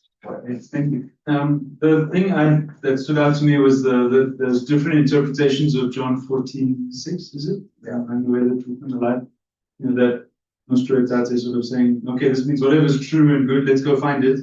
And then, but Gente is sort of saying, but we already know what's good and like we already have it. I think there's a similar tension in the idea of mission and proclamation. And then there's even, I think in the church today, the polarization that we're often talking about in the church, I think is the polarization is almost the polarization between we already have the answer versus can we go out and find what's good and true. Do we hold these in tension or do we pick a side? There seems to be a tension between proclamation and mission. So I don't know, do we keep the tension or we choose? Thank you. Thank you very much, Francis, for the brilliant presentation. Clear, everybody could follow clearly. I arrived last night at 4 a.m. and I didn't sleep. So if there's anything to go by, it shows how much we captivated most of our attention. Two questions. We have religions of the book. Certainly you have Islam, you have Christianity, and you name it. Certainly having religions of the book, there is a certain sense in which you say these books are authoritative. And also helps for at least for some religions that you can have studies of those books and convey certain interpretation, maybe not in all religions. So when it comes to this, how does Nostra Aetate deal with questions of authority of books versus religions that have no books? That's my first question. And then the second question, one of the ways of judging the applicability of a document is its reception. So you have a lot of documents on the reception of a document after it is published. And you have taken us through this. And one of the documents that came after the Second Vatican Council in the year 2000, and you mentioned it, was Christus Domini, Jesus, and which in some corners was controversial. Could you give us your own critical assessment of Benedict's document, especially in relation to exclusivity, inclusivity, or bringing both together in the search for a common dialogue? Yeah. How do you avoid being too exclusive and also maybe too inclusive where everything goes? How do you find a common ground with regards to that topic? Those are my two questions. Thank you very much. Cyrus, please. Right, thank you. Thank you so much, as always, for the talk. I want to pick up on the hybridity theme and go in this direction. I think in places of contact, in religious kind of crossroads geographies, you often find people who are cosmopolitanized in some way, you might say, where they're drawing from different religious sensibilities, and they're not waiting for theologians, right? And they're not waiting for Jesuits or anyone here to explain it to them. They're just doing it. So maybe they will, take off their shoes when they go to mass if it's in India, right? Or maybe they'll touch wood or knock on wood even if they're Muslim, or talk about or learn yoga practices if they're Christian. So all this to say, and sometimes it's commercialized, and sometimes it can be problematic. Here's my question: do you feel as though theology should kind of look to these lived, kind of popular interfaith, I don't even want to say devotions, but maybe kind of practices? And do they, because I guess where I get worried about it is, can it become a kind of interfaith cafeteria sometimes, and some people, where the intensity or the kind of joys of a religious life are diminished in that hybrid sense? So how can we kind of keep the hybridity but with the intensity together? Sorry, wrapped up questions. Great, thank you. Sorry. Okay. So let me give a try at the three excellent sets of questions. So first, John, your question, John 14:6, and I deliberately put up on the screen Aegente's reading of 14:6 and Nostra Aetate 14:6. And Nostra Aetate is somewhat ambiguous because it gives the statement, but it doesn't really link it to the previous sentence. So I think it is this idea that Aegente's sends the missionary forth with the confidence: we do have already the way, the truth, and the life. We have more than they have, and their faiths will be fulfilled in our faith. And here we have with Nostra Aetate, I think a sense, don't be afraid of whatever is spiritual, or alive, true, on the way to God, religiously, wherever you find it. I think people do choose sides. You know, in some sense, there are people I know, they're very wonderful people, Jesuits and others, who say John 14:6 and passage in the Acts of the Apostles, by no other name shall you be saved. It's absolutely clear that Christ is the one, the center, there's no salvation outside Christ, and so on. And others say, well, even the Bible itself is not so simple. Even the way Jesus dealt with people was not so simple. And therefore, Jesus showing the way, being the truth, living the life, opens up possibilities. So I think it's a matter of back and forth, but I think it's honest to be clarifying and saying, we all reverence John 14:6, and yet we do not agree on what it means. And that's even before you read it in context. And somebody pointed out to me once, Jesus is the way, the truth, and the life, which says something about Tibetan Buddhism. Jesus at the Last Supper discourse was not giving a discourse about Hinduism and Buddhism. He was talking to his disciples the night before he died. So how do you go from what he said there to a larger frame? It's not so obvious at the time. Then Marcel, your questions, thank you very much. I mean, there's a certain sense in which, you know, the logic of Judaism, Christianity, Islam, paragraphs 4 and 3 of Nostra Aetate, they do go together. The children of Abraham, I don't think Nostra Aetate uses the kind of thing, the people of the book, although the Quran, I think, talks about the people of the book with reverence, and that's a wonderful thing. And the sense that, you know, there is in a sense, a shared but disputed revelation. And that there's a way in which these are the holy books. I think part of one would have to say, but how Christians take the Hebrew Bible, Christians argue about this. How Jews see what Christians do with the Hebrew Bible, they don't dispute. What the prophet says about Jesus in the Quran, it says about Mary in the Quran, about Jesus, Son of God, and so on. Obviously, there's an indebtedness, but also dispute. So even among the people of the book, there's kind of a sense of differences in interpretation in the books themselves that matters. And then I think, what do you do with the Bhagavad Gita, the Upanishads, the written texts of Buddhism, the Buddhist canon, and so on like that? And then what do you do with the oral traditions, let's say, that we find in the Americas or here or in Australia? I think in some ways you can say, well, these are not the religions of the book, full stop, that's clear. However, analogously, if you don't take them with a certain reverence and holiness, according to their language and their way of speaking, then you're clueless and you might as well not read them at all. So there has to be a sense in which, all right, I teach courses on Bhagavad Gita. It is not the Bible, it is not the New Testament. But if you read it and say, well, this is a piece of literature from Asia, and if you're incompetent, you can read it.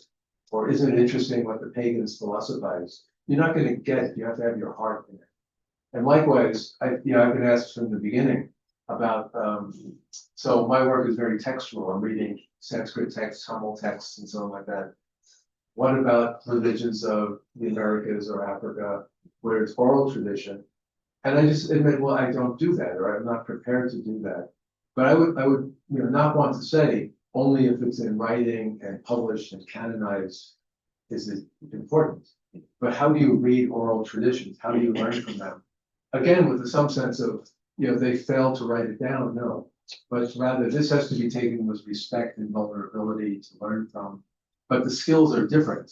Reading the Hebrew Bible, the New Testament, the Quran, the Bhagavad Gita, oral traditions. You have to have sophistication in how you read, how you learn. And then Dominus Jesus, so you'd like me to give, Norbert, can we have another hour to talk about that? Okay. I mean, briefly, I learned a lot always from Joseph Ratzinger, Pope Benedict, because he was, a very heavy-duty intellectual, and he was clearly thinking about all the difficult issues. And I think it was good for somebody like me to read him and not always agree with him, but nonetheless respect this man is thinking for the church in his own way, and we have to listen to him. So that's partly, I think he didn't resolve the issue, because I remember him saying, like in Dominus Jesus, at one point, When we enter into dialogue with people of other faith traditions, we are equal as human beings. But we have to remember when we enter the dialogue, we are not equal in terms of faith traditions. We have the truth, and they have part of the truth. I would like him to have shown us by examples of his own work how that would work in a dialogue, even with a Jew or a Muslim. Going into the dialogue with them knowing you think you already have a truth that we don't have. So Pope Benedict, show us how the dialogue works. And I don't think he ever did that himself, and that wasn't his gift to do that. So I think the limitation there. The other thing I'd say, and then I'll get to the last question because I think anyway, I want to move on, would be he begins Dominus Jesus with the Creed. And the Creed is there, the Nicene Creed is given at the beginning of Dominus Jesus. Partly deliberately, but in my memoirs, the Hindu and Catholic book, I end with the Creed. I quote the Creed in the last chapter. And saying that in some ways you can begin with the Creed and everything is like in the shadow or the light of the Creed. And the truth is already there. But I try like telling my own story and my discoveries and learning, saying at the end of the day, at my current age, I still on Sunday can get up with the people and recite the Creed. So I'd like to say I'm committed to the Creed like Benedict was committed to the Creed, but it's different positions in our lives and our learning. We talk about that too. And then Cyrus, thank you for your comments on hybridity. I think I teach at Harvard Divinity School, which is one of the most eclectic interfaith, multi-faith environments in which you could study religion on the graduate level. Our master's program, our MDiv program, and then we have a doctoral program in arts and sciences. But our students belong to many different traditions. There are Catholics and Lutherans, and Buddhists and Jews, and pagans and Wiccans, and people who say none of the above. I think of our incoming class of about 150 students this past year, about 40 put down none of the above. And so many of them are seekers. Even the Catholics are seekers. That's why they're at Harvard Divinity School instead of Boston College. They're seeking something, they're looking for something. And I think, to put it briefly in terms of what you're pointing to, Cyrus, theology needs to pay attention to and in a sense catch up to where young people are today. Not in the sense of saying, whatever young people are thinking, I guess, let's vote on that, and that's the faith now. But rather, we're no longer dealing with baby boomers or pre-Vatican II church or this or that sectarian form of Catholicism. But we're dealing with fluidity of young people, and therefore have to be saying, can I speak the faith in their language? Can I speak to them in their words? And I try to do that in my teaching at Harvard. But I think you're right too about the way in which it would water down theology if we didn't have some kind of guiding standards. I think it was Archbishop Rowan Williams of the Anglican Church who said, think of doctrine as like the guidelines, the framework within which the faith is lived. And I think what theologians can do is both learn from every person, but also have parameters. And said, well, look, if you go out here, you're really not speaking as a Christian anymore. Or if you're so ultra Catholic, you're not speaking as a Catholic anymore. So I think kind of a back and forth between learning from young people and also teaching young people. If you want to be a Catholic, there's a certain tradition you're claiming to belong to. And the same with Islam, and the same with Buddhism, and so on. But thank you. Thank you, Prof. Clooney. I think I'm aware of time. Father Norbert has already talked to me. I think we need to really conclude here. And I'm sure there are many, many other questions. We will still have time during the panels after this. Just three things. One, don't be afraid to cross over. And still the young ones in the room, cross over in order to understand. Number two, if you are looking for a theme to work on a thesis or a project, John 14:6 might be one option you want to explore and take a risk for that. And last, I think if you really want to really know, read the memoir. And I think you will really have a bigger picture. So once again, thank you, Prof. Clooney. Thank you.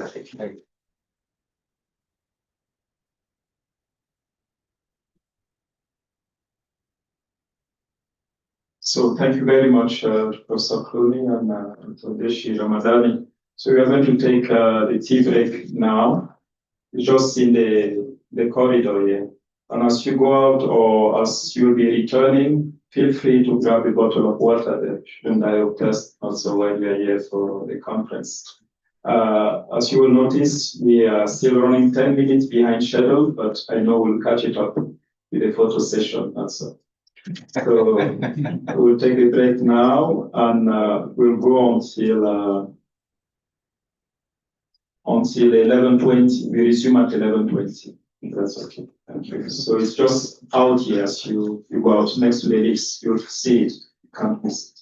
Thank you. Thank you. Thank you very much. Thank you. Thank you.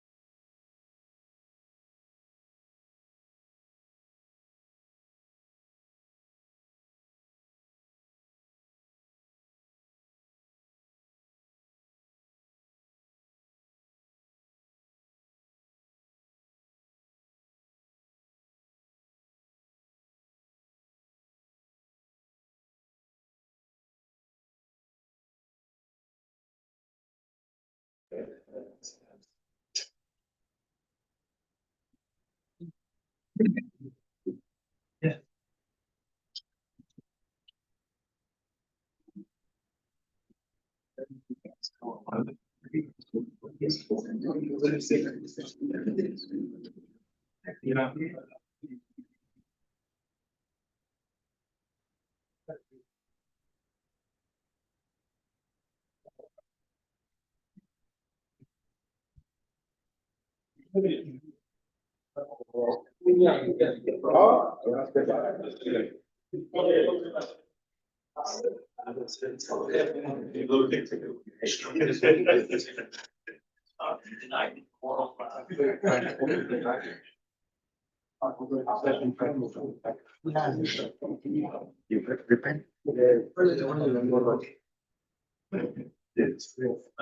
can have some.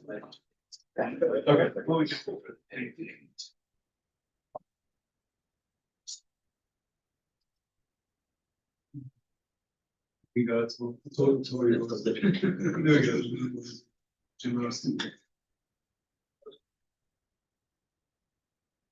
So, welcome back.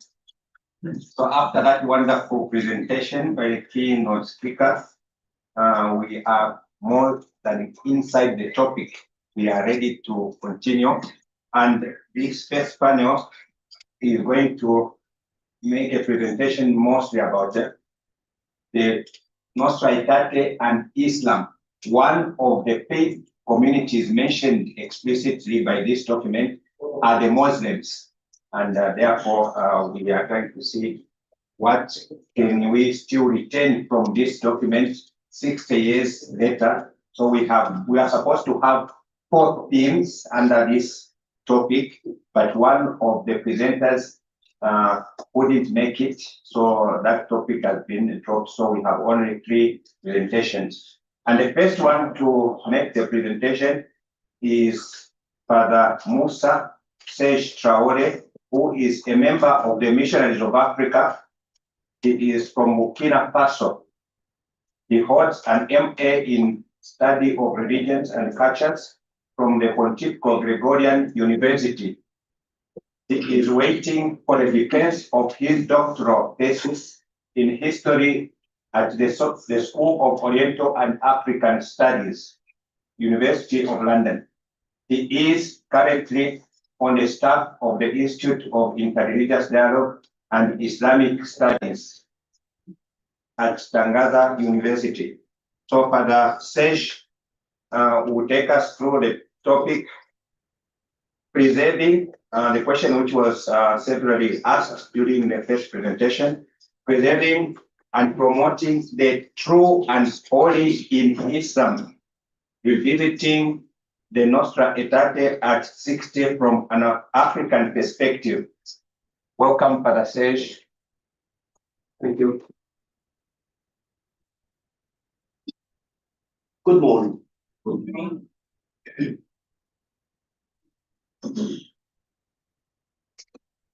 I start by apologizing for my English because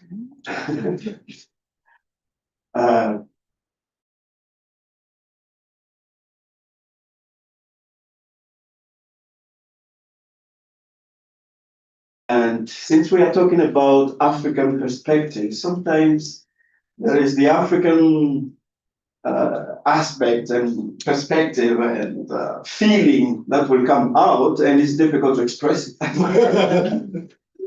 But anyway, I will try.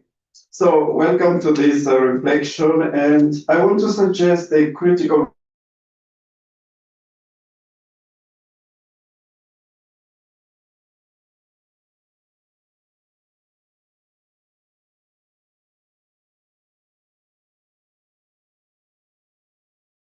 African context, but maybe we have not been so critical in reflecting together.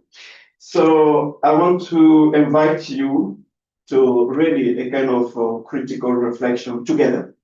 I will just present some few elements and we will engage, because it is by reflecting together that we will come out with something that is really African. Let me start with the fundamental text, because sometimes we go for an encounter and we talk about the documents and we don't even know the content of the documents. Or some people will say, I've never read the documents. So let me just read quickly some important text. The Catholic Church rejects nothing of what is true and holy in these religions. She has a high regard for the manner of life and conduct, the precepts and doctrine, which, though differing in many ways from her own teaching, nevertheless often reflect a ray of that truth which enlightens all men.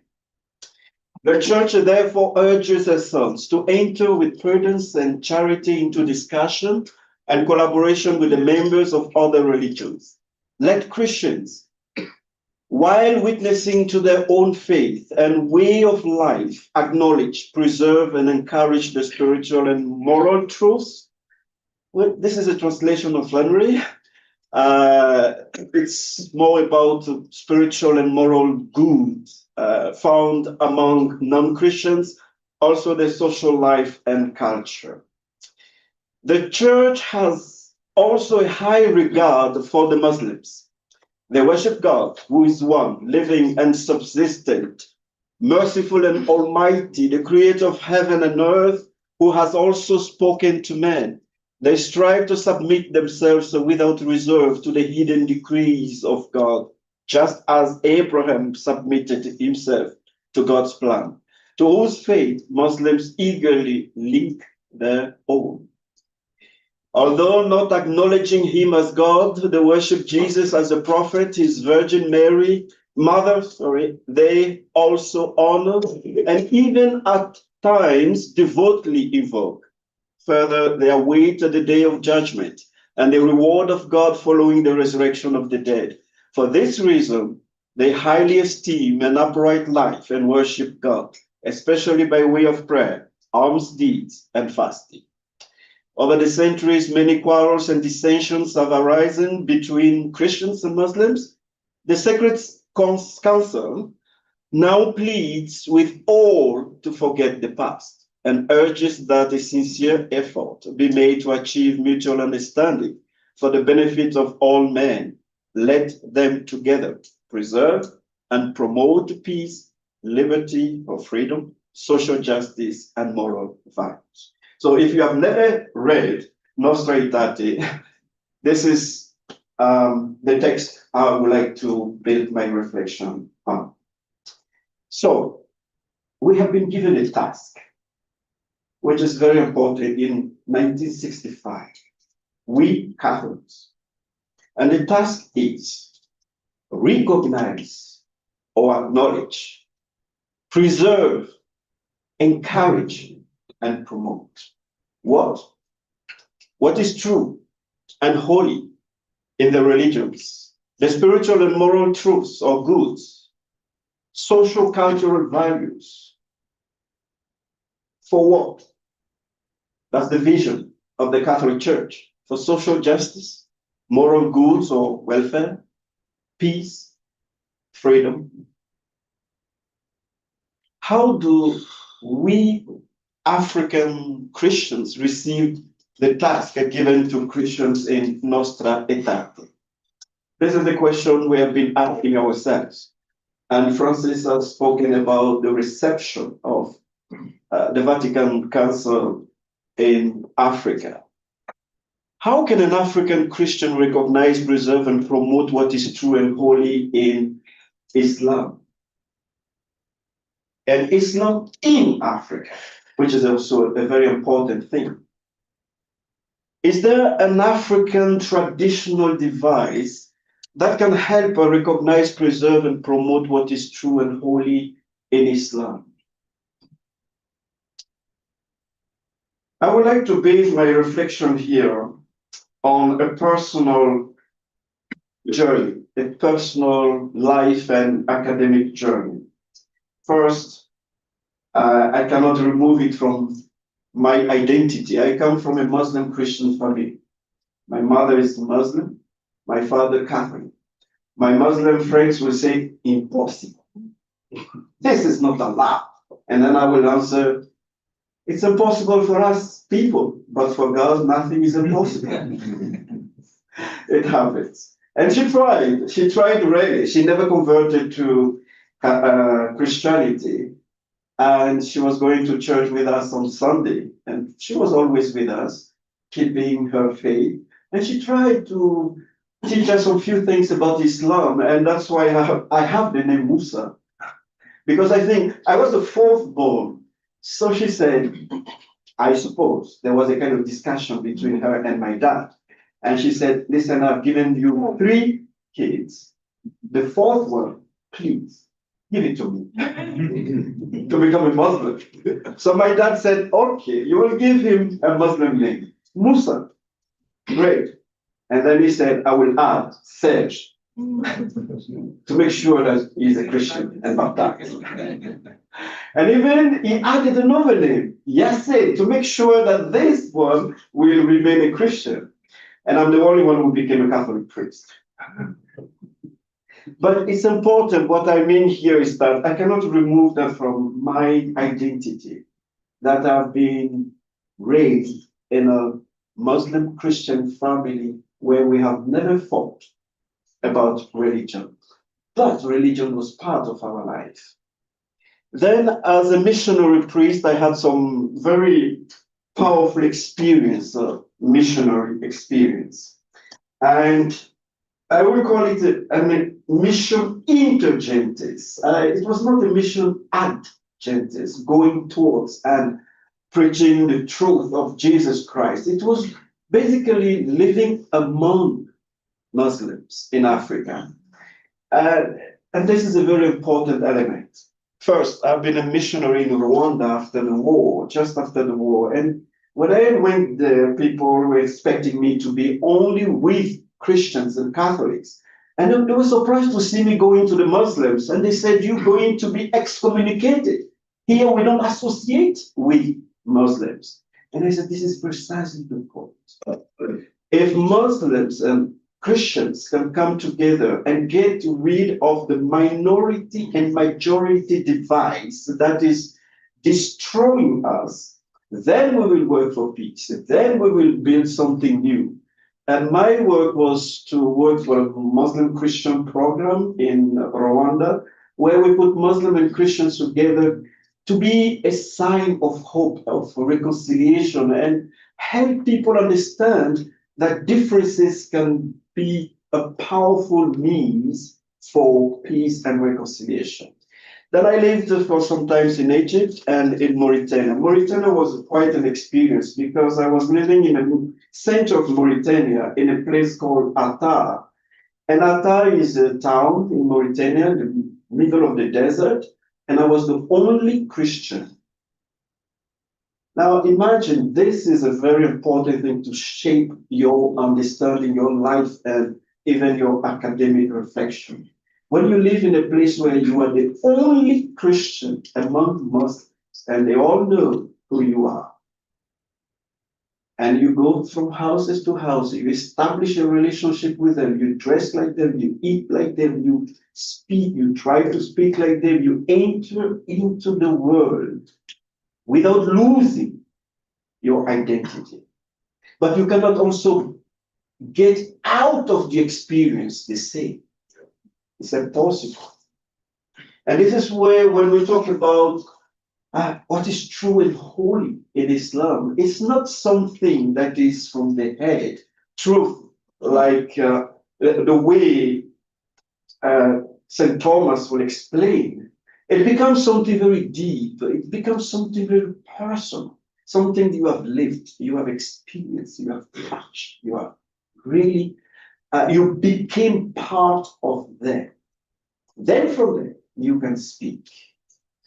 Then in Brazil, I was living in a place where the African Muslim slaves have played a very important role in the political history of Brazil.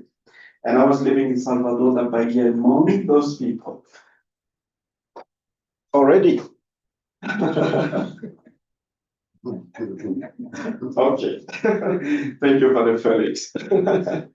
So now the result of my personal academic journey was a publication of 2 books, and one is Exactly the Truth in Islam According to the Official Teaching of the Catholic Church.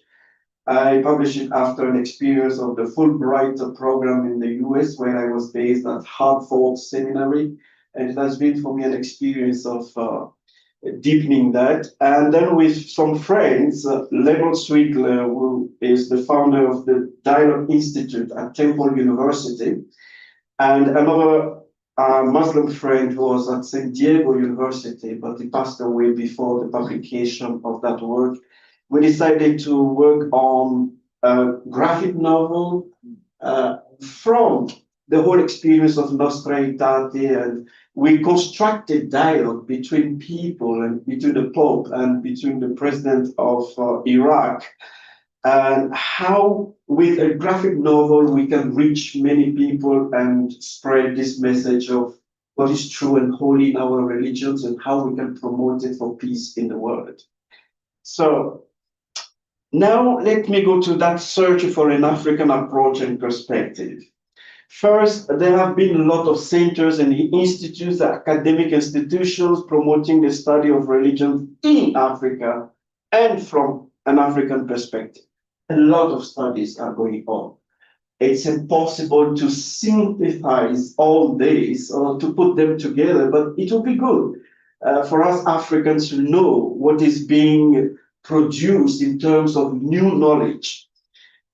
I would like to single out some church-based institutions. The Institut de Belles Lettres Arabes in Tunis was founded in 1926 by my religious congregation. And the Institute, Ecumenical Institute of Theology, Al-Muwafaqa in Rabat in Morocco, is doing, since 2012, is doing a wonderful job in terms of reflection in North Africa. The Institut de Formation Islamo-Chrétienne in Bamako, we also built in my congregation. Then the Institute for Christian-Muslim Relations at St. Paul's University, I think some of them are here. The Institute for Interreligious Dialogue and Islamic Studies, we are part of that with Father Felix and Adam Gololi. The Summit Institute was also built in 2019 in Accra, and then the Center for Interfaith Studies in Africa, where we are. But there are many others, and there is last year a network of centers for African Muslim relations has been established. It's quite interesting for those who are interested in knowing that. Now, I would like to single out 2 initiatives that were very important. The first one started in 1955. It was called Journée Romaine. It is a Jesuit, not a Jesuit, sorry, a Dominican from Egypt called George Anawati. And a Moroccan, Mohammed Abdel Jalil. Both of them are converted to Christianity. They were Muslims. They converted and became scholars of Islam. So they decided to invite all those who are working in Muslim majority context, Islamic context, and they are Christians, to come and reflect together about their experience and also about what do they think about Islam really as Christians. It was a beautiful experience, started in 1955, and we joined it, the Missionaries of Africa, and we hosted the whole thing in our house in Rome for some time. So the second initiative was called the African Christian and Islam. I've been very much part of this project. So the second initiative was the African Christian and Islam Project. We started in 2010 by John Azuma, a Ghanaian scholar, and Lamin Saleh, a Gambian scholar. And they convened a conference in Accra. They invited many scholars, and we reflected. We produced one book. I have one chapter in that book. And the idea is, we African Christians, can we come up with an African approach, perspective on Islam? So we tried in Accra, then in Nairobi. We met at St. Paul's University in 2012. After that, we scattered, really. Then the University of Birmingham asked us to join them in a project called Christian-Muslim Relations and Bibliographical History, which was quite an interesting project where I was working for Sub-Saharan Africa, especially the Sahel region. And then when I moved to Brazil, I was also part of the Latin America for the project. So we published series of volumes. What is interesting is that we're looking for what a Christian wrote about a Muslim and what a Muslim wrote about Christianity, which is interesting. And we discovered a lot of writings, especially in the Sahel region. There is a culture of writing, which is, we have discovered so many manuscripts. Now, the Sami Institute is quite interesting because our whole project of African Christian searching for an African approach to Islam led to the creation of the Sami Institute in Ghana. And a project is going on called Engaging the Pacifist Tradition of West African Islam for Transformation of Society. It's quite an interesting project. We got a funding of $1 million from Templeton Religion Trust, where African scholars are reflecting, they are looking for all the elements that can build a pacifist tradition in Africa. It's writing a new story, a new history of interfaith relation in Africa. Good. And I, with a friend, a Muslim friend, we decided to launch a journal called the African Muslim and Christian Scholars. We launched it in 2021. We collected some interesting articles by African scholars, and we are planning to continue the publication. The result of our research is this.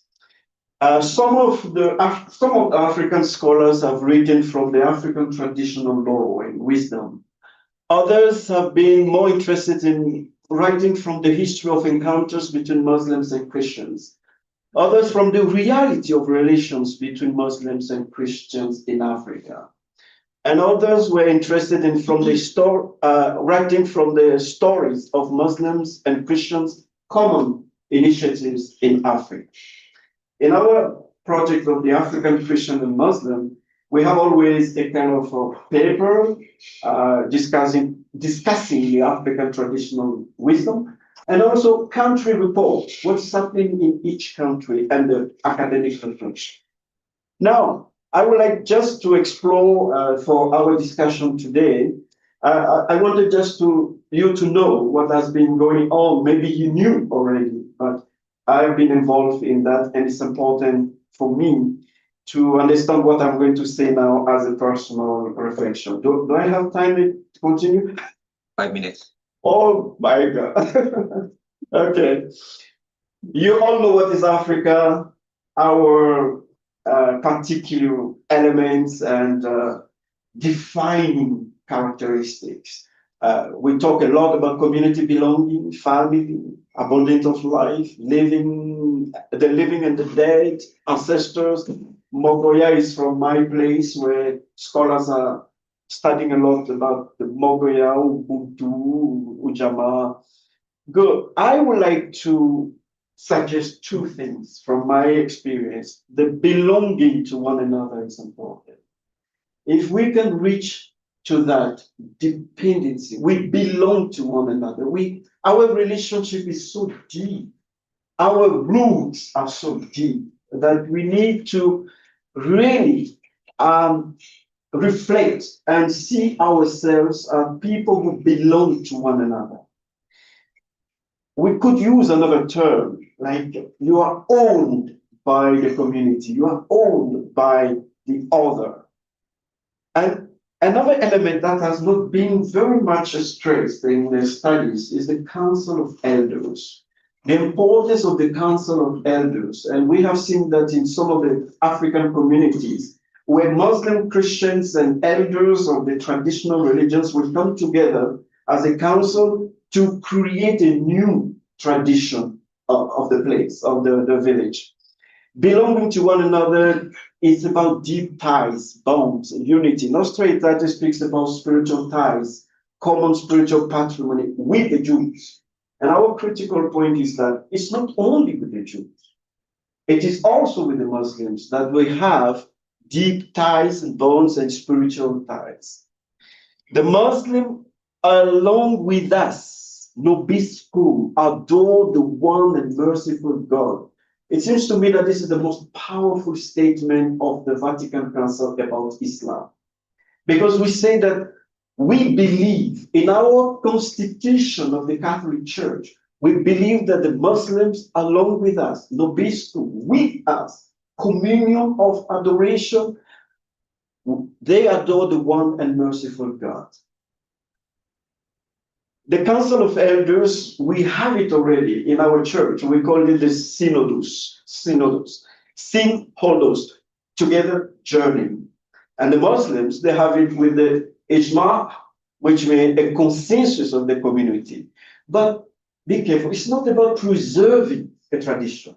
It's not about preserving, keeping what we have decided or the patrimony. It's about creating a new religious tradition.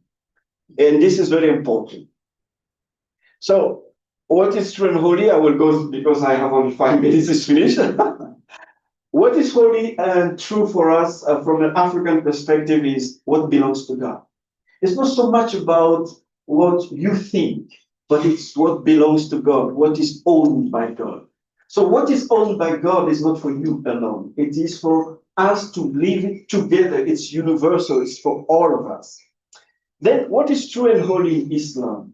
There are 10 things mentioned in Nostra Aetate, but we think that really, from an African perspective, what is important is the extension.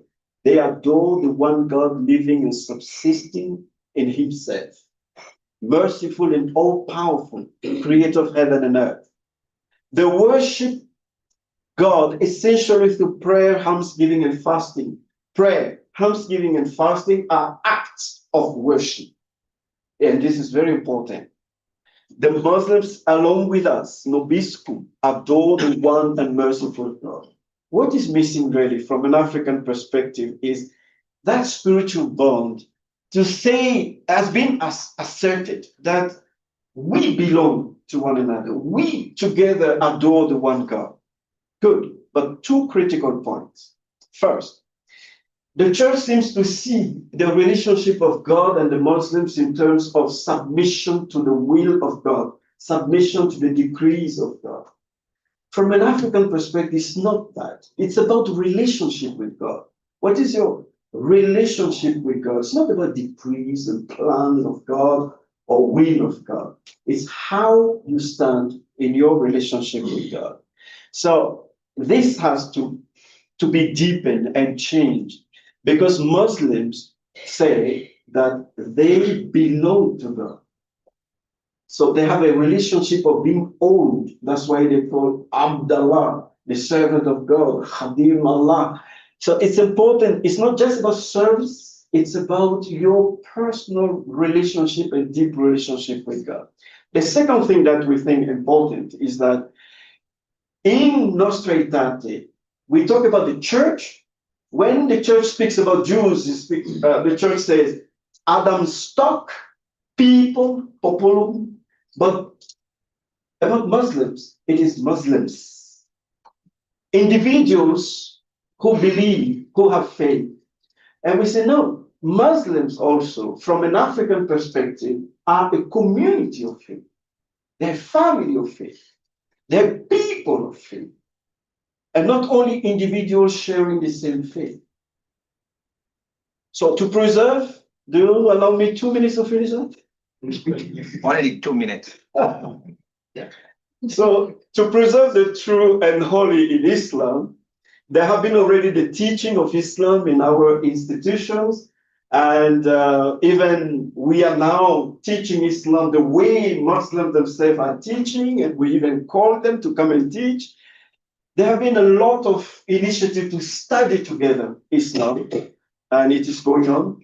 This has been called the Bait al-Hikmah, the House of Wisdom, where Muslim and Christians study together. Now there is a fulfillment theory that is very powerful. You have heard, it is written, I say to you, Many of us, we do that. So we say, you have heard what the Muslims have said. Now we, Christians, we say this to you. It's a way of preserving what they are saying. It's a methodology, which is interesting. It's really interesting. From an African perspective, we think that it's time to create new stories, narratives, inspiring stories, life-changing stories, not only repeating doctrines. Example, the story of Rabia al-Basri. She was a mystic from Iraq. And then one day she went out with a torch of flame and a bucket of water. And everybody in the street was looking at her saying, she's lost her mind. And she said, no, I'm going with a torch of flame. I'm going to burn heaven. With a bucket of water, I'm going to put out the fire of hell. Why? Because I want you to adore God for the sake of God, not for the reward of heaven, not for the fear of heaven, but just for this. This is a story, powerful story, how she put the doctrine into story. And in Africa, we are good at stories, but we are failing to create inspiring stories. And we want to repeat doctrines and doctrines and doctrines, and our message doesn't change the life of people because it's all intellectual doctrines. And tell the story, storytelling in such a way that people are really taken and moved, what we call transformative stories. I finish. To promote what is true and holy in Islam, we have proposed dialogue, collaboration, which is good. Pope John Paul II has added one thing, which is prayer. From our reflection, we think that the real problem is to master evil. That we live in a world where we feel the powers of evil manifested in sickness and death and misery, poverty. For us, we feel it is the power of evils, the forces of evil. So we look for protection. We Africans are looking for all kinds of protection. Even the Muslims in West Africa, they use amulets to protect themselves. They go and see the marabout, we call them, to have some prayers. We are living in a world where we need to deepen this, to master the powers of evil. And it's important for us as Africans, in our perspective, this being together in removing evil from the land, from the community. It's so important that we are together. It's not Muslims alone, Christians alone, but together. Because evil, the nature of evil is to destroy, to divide, to separate. And that's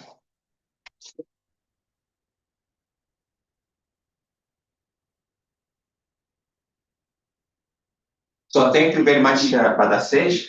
You have taken us through an important element of the application of Nostra Aetate through your personal life experience, starting from your family identity, where you showed us that you are born of a Muslim mother, and through your different missionary experiences, you have lived in different parts of the Africa, where you showed particular interest in Islam, and you did studies in Islam. And then you took us through the history, through the examples of many institutional application of Nostra Aetate, which are going on in Africa, citing different examples. And you ended up highlighting what can we call holy and good in Islam from the African perspective. And you set out in your presentation to say you are not just talking about your topic, but you intend it to be to provoke the discussion and the exchange. So that is the time where we have reached. So if let's see how the audience can react now to that question: what is true and holy in Islam. So it's time for questions.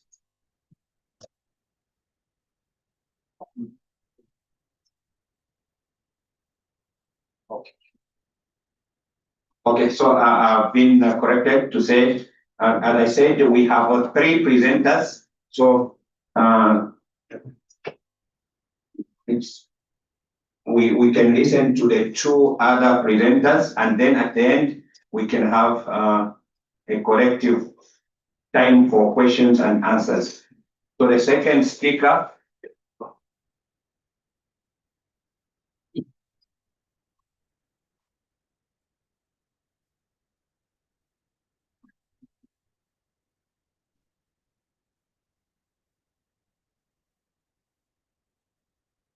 So we had a presentation from a Catholic priest on what is true and holy in Islam in an African context.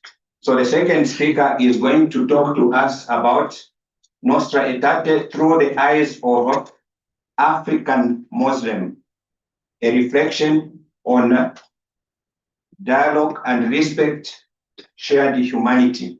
So this is no other than Dr. Adan Jason Golore. Dr. Adan Golore is a senior lecturer and academic program leader at Uma University School of Education and Social Sciences.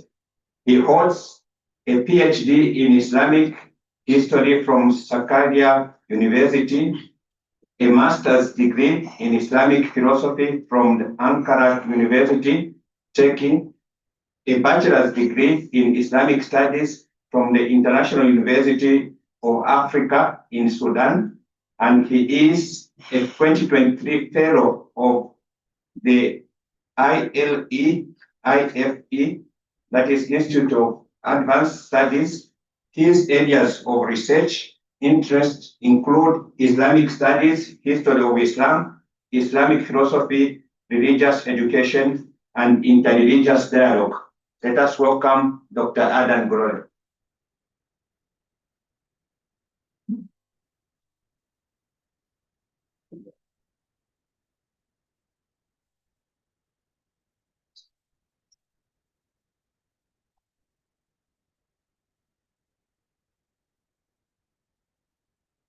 Assalamu alaikum.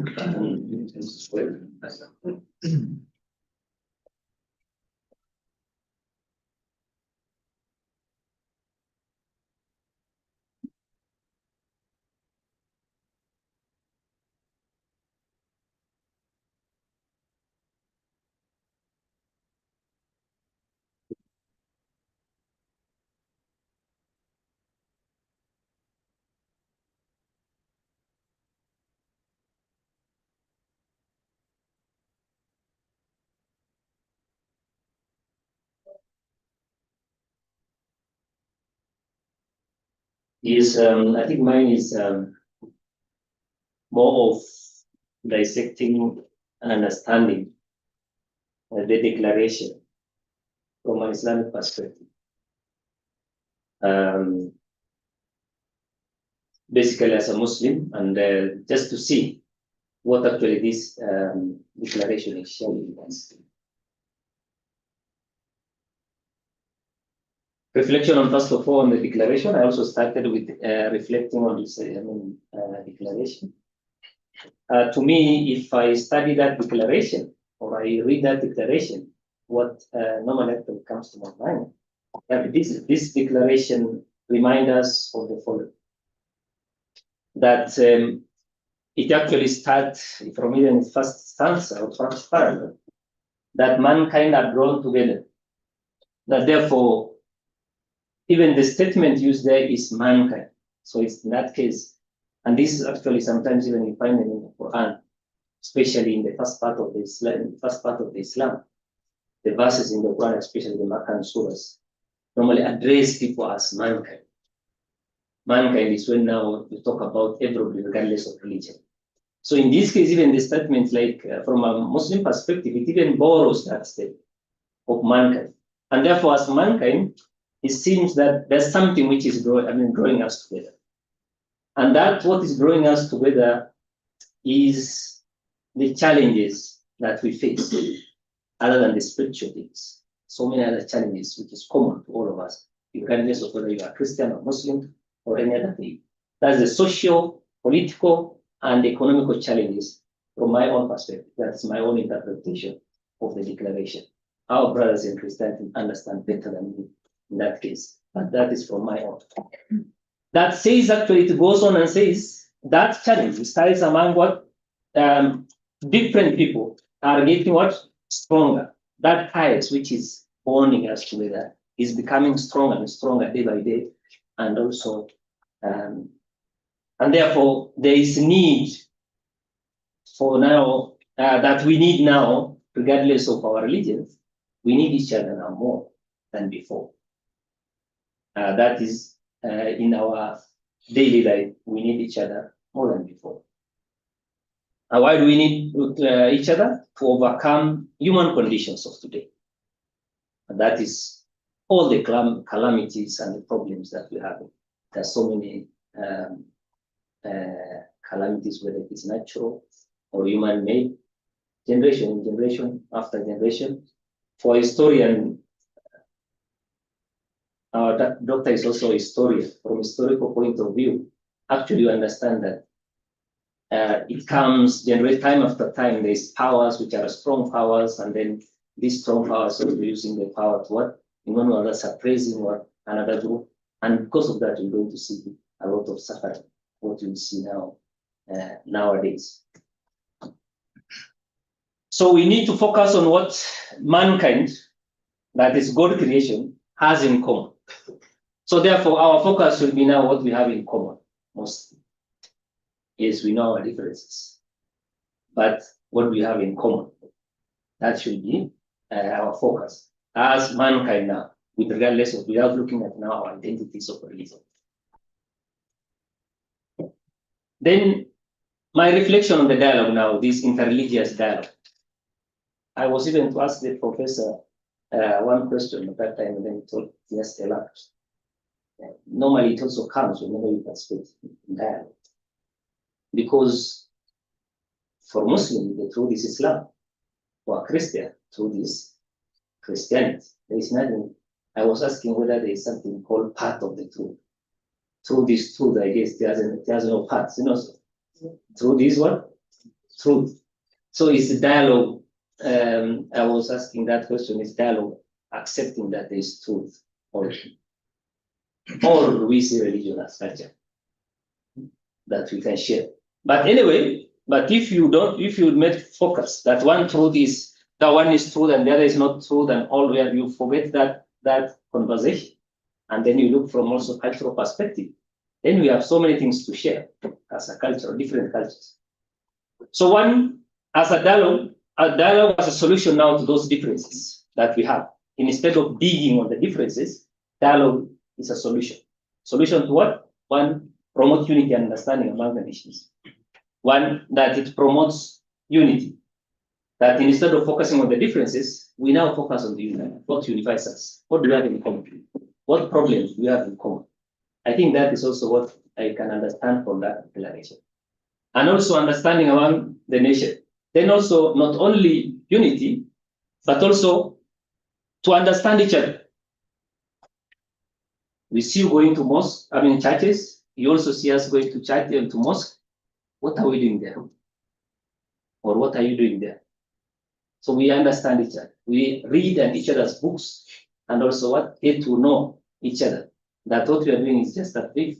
There's nothing different. When you go to mosque, it's not it's not a place where maybe it is not what we call a no-go zone for a Christian. A Christian can come and sit in the mosque while a Muslim pray. Or I can go to church, sit in the church while you pray. Because of, as long as it's a house of God, you know, God is there, and God is for us all. Okay. Then the other thing is also the acceptance. What I also understood is the acceptance of, and this statement is from also a declaration. One is the community of all, people, their origin, and God made all human race. So we are, even from the declaration, we are reminded that we are just one community actually. And God created all of us. So by actually focusing on what is common, then we accept that whether you are a Christian, whether you are an Hindu, whether you are an African traditionalist or whatever it is, we are actually both all created by God. Therefore, we are one. We are one community, regardless of the differences. So it now creates love through differences. For me, now this creates now some sort of love, despite us knowing that we have some differences. So it creates a love through what? Differences. That is what I understood from that declaration as I also studied. So it's also a window to see the commonalities instead of focusing on the differences that we have. Therefore, in this house where now we have closed ourselves, maybe Islamic house or maybe Christian house, at least we open a small window to see now what the other side. So it also creates that window for us. Then the other one is also dialogue. To me also, dialogue is a call also for respect. That when we are dialoguing, sometimes I think for like 4 years now, I've been teaching interreligious dialogue. And you'll see people coming with different perspectives. And one coming with maybe comparing religion, others seeing that religion is a problem, this is what that. But I think the first thing that we need to accept is we start now respecting the other without focusing on what is different and what is that and all that. So dialogue is a call for respect and recognition, first of all. That you respect your brother, whether it's a Christian or a Muslim or an Hindu or a Jew or whatever it is. Or first you respect as a human being. And also recognition. It also, recognition here, I mean, you recognize that they also have their own belief. So that's so. It allows one to know the existence of and also open up to learn about also other religions and religions and beliefs. So therefore, even as a Muslim, there is no problem for me studying Christianity and learn about Christianity. That will not remove me from my religion. Or a Christian to study Muslim, that will not make you to convert to Islam. You can still study and remain in your own religion. Or other religion, also Indian or that. And that is also as shown in that point, in number 3, the declaration depicts the popes. And that, I think from that, actually I understood that that's my own interpretation, that Pope actually has great knowledge of Islam, even from the summary that he made about Islam. Through dialogue also, we acknowledge the differences and learn without judgment. That we also, through this dialogue, actually, we learn other religion without judgment. That their religion is this way, their religion is that way, or not that way, but learn with the mind of learning. With the mind of learning, what are the differences that we have. And that is why I from my perspective, that I received that from, though they do not acknowledge Jesus as God, that statement is actually, to me, a complete statement is showing us that acknowledgement and also urge to learn without judgment. And the focus, what will be our focus then? The focus will be shared values and what? The shared humanity that we have. That the declaration acknowledges the difficult times between Muslims and first of all Christianity. Even in that declaration, it tells us, yes, there is some difficult time between Christian and Muslims. We know it. It's good to know. It's good to know as a history. Know it. However, it calls believers to forget the past now and focus on the shared what? Shared values of peace, not the issue of revenge, but that we learn history not in the aim of revenge, but we know it, and then we focus on the peace and the social justice and the moral welfare that we all share, or even all the religion teaches and calls for. And that is, I think, what I also attained from that statement that is in the declaration. And that is the end. I hope I have said one or two from about the declaration from a Muslim point of view. Thank you for listening.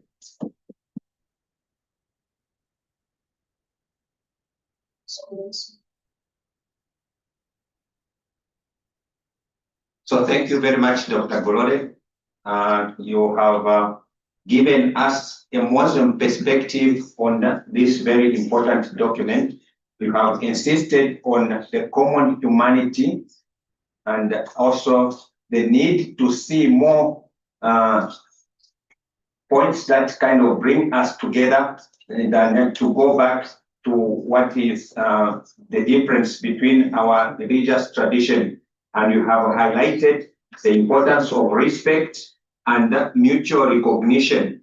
We need to recognize each other and respect each other in what we believe, and to avoid being judgmental about each other's religion. So the third speaker is in the staircase. She's coming. So we just take a brief moment while we wait for her.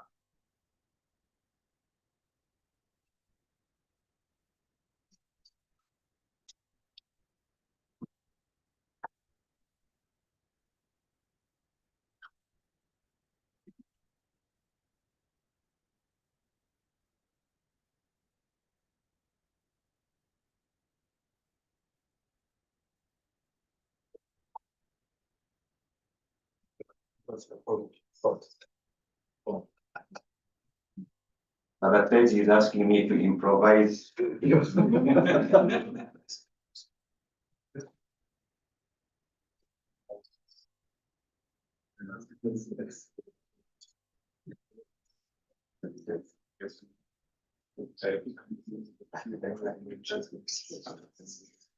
Okay. So in the interest of time, we can start already the Q&A and then adjust when she comes. So may I ask the previous speakers to come back in front?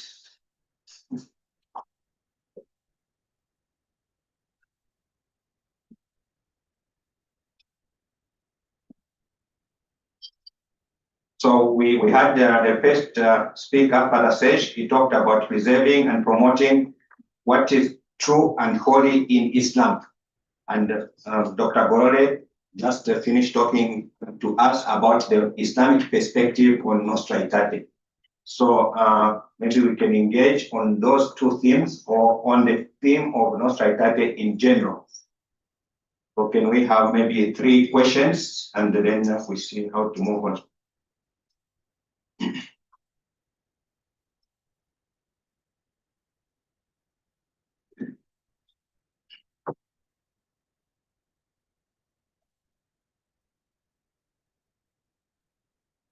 Yes, can we have one question here, another one behind, the third one here.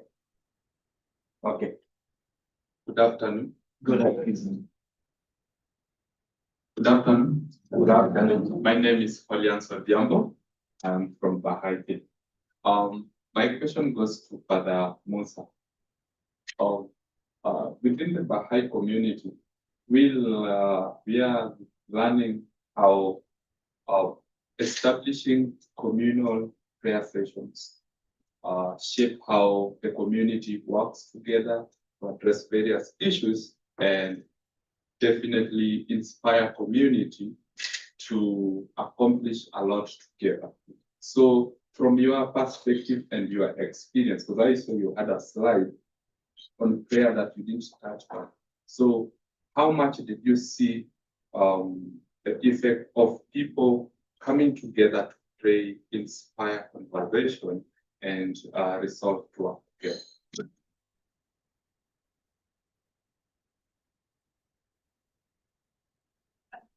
For your presentations. Thank you for your presentations. So I was struck by what you said, the first speaker, Father Serge, about creating a new religious tradition. And we said we are owned by God.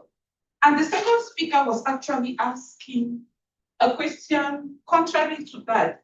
Are we creating a new culture, a new religion? But my main question is about the way you landed, saying that in the African perspective, we have to master the powers of evil. And you listed quite some aspects of this evil, among which we have illness and other things. So you said being together in removing evil from the land. And the second speaker also spoke about what is common, our humanity, but also the challenges. So my question is, how can these aspects be used in fostering interfaith dialogue, especially the aspect of eradicating evil from the point of view of interfaith dialogue?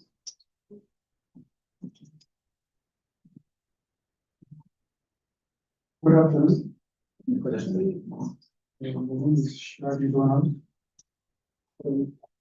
of the East University.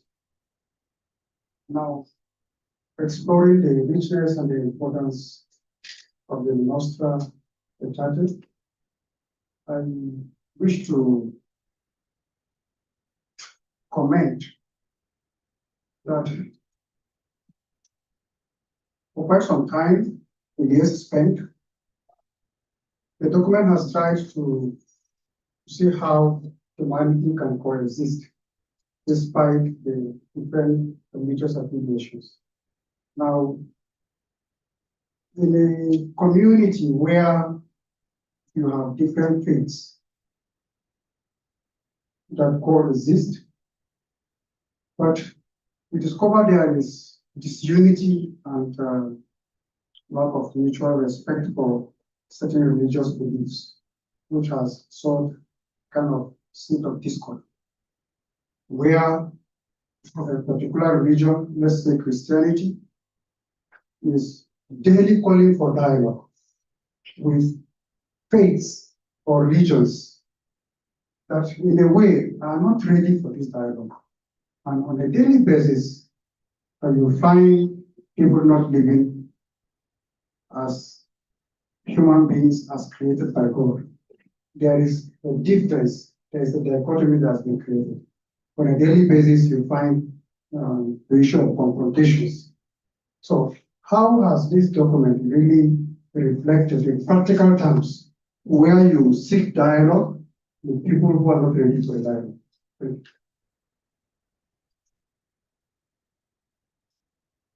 Let us first of all finish the 3 questions, and then we'll take another round of 3 questions.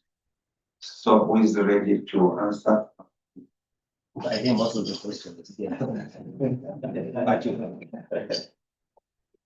Now we answer together. For the sake of dialogue, we will answer together. The aspect of prayer,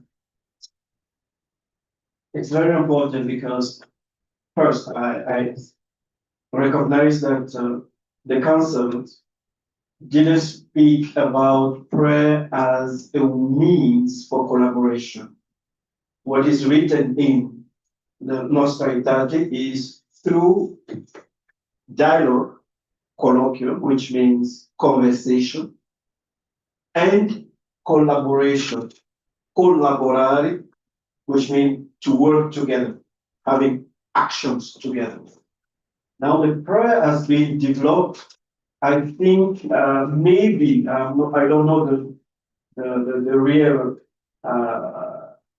how it came about, but the biggest moment of prayer for peace, for love between us, for dialogue, was in '96 when Paul John Paul II, convened an encounter at Assisi in Italy.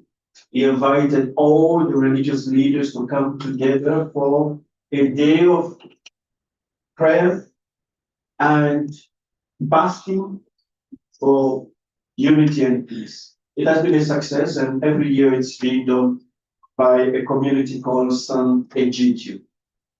Then I think the monks also help us a lot to discover that there is a spiritual dialogue that has to be done. And they were engaged already in a kind of dialogue between monks, between monasteries, and Catholic monasteries and Orthodox monasteries, and also in the East, all the ashrams and the whole experience. So we recognize that today prayer is an important element. What I think personally is that, and somebody said it, is the religions has to be mystic. We need to come back to the mystical aspect of religion. If not, we are losing a lot.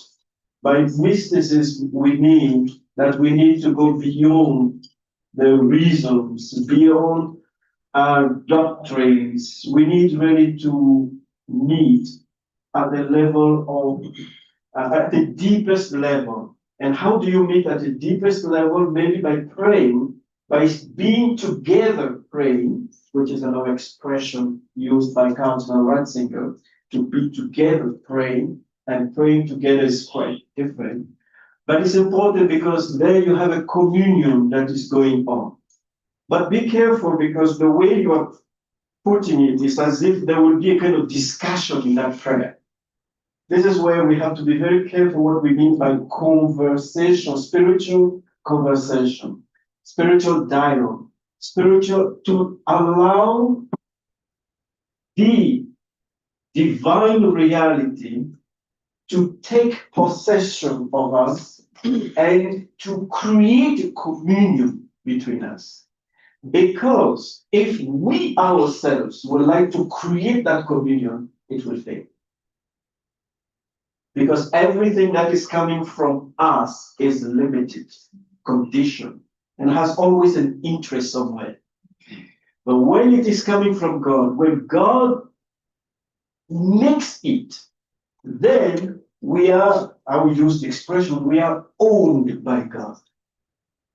For example, the truth. When we speak about the truth, the Catholic Church seems to say that know the truth, understand it, preach the truth. But if the truth belongs to God, the only thing you have to do is to give back to God what belongs to Him. So it's not about preaching, it's not about defending, it's about adoration. Give back to God what belongs to Him. That's why the prayer session has to allow the divine reality to take control. And then we are sure that something will happen.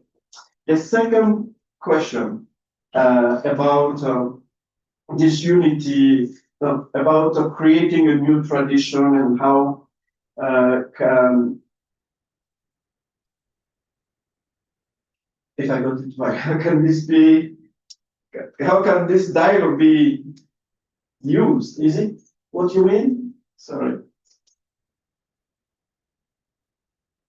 Anyway, what I would like to say about this question is, what is important is the role of the religious leaders. It's important for them to create a new tradition. What we mean by new tradition is not that we are going to delete what has been done.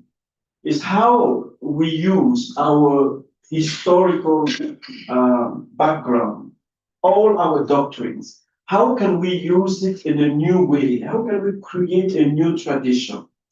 Let me give you an example about removing evil.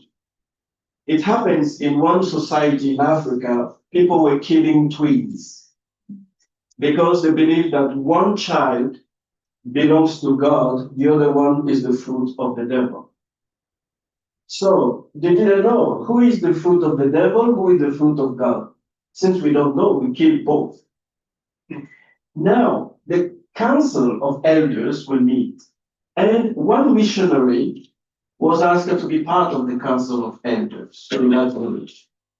It means that he was able to gain respect and consideration. So he said to council of elders, listen, is it really true that one belongs to God and the other one belongs to the devil? So this is what we have received from our tradition. But then he said, my master, he told me that it is possible that one belongs to God and the other one to the devil. Because it's like a field.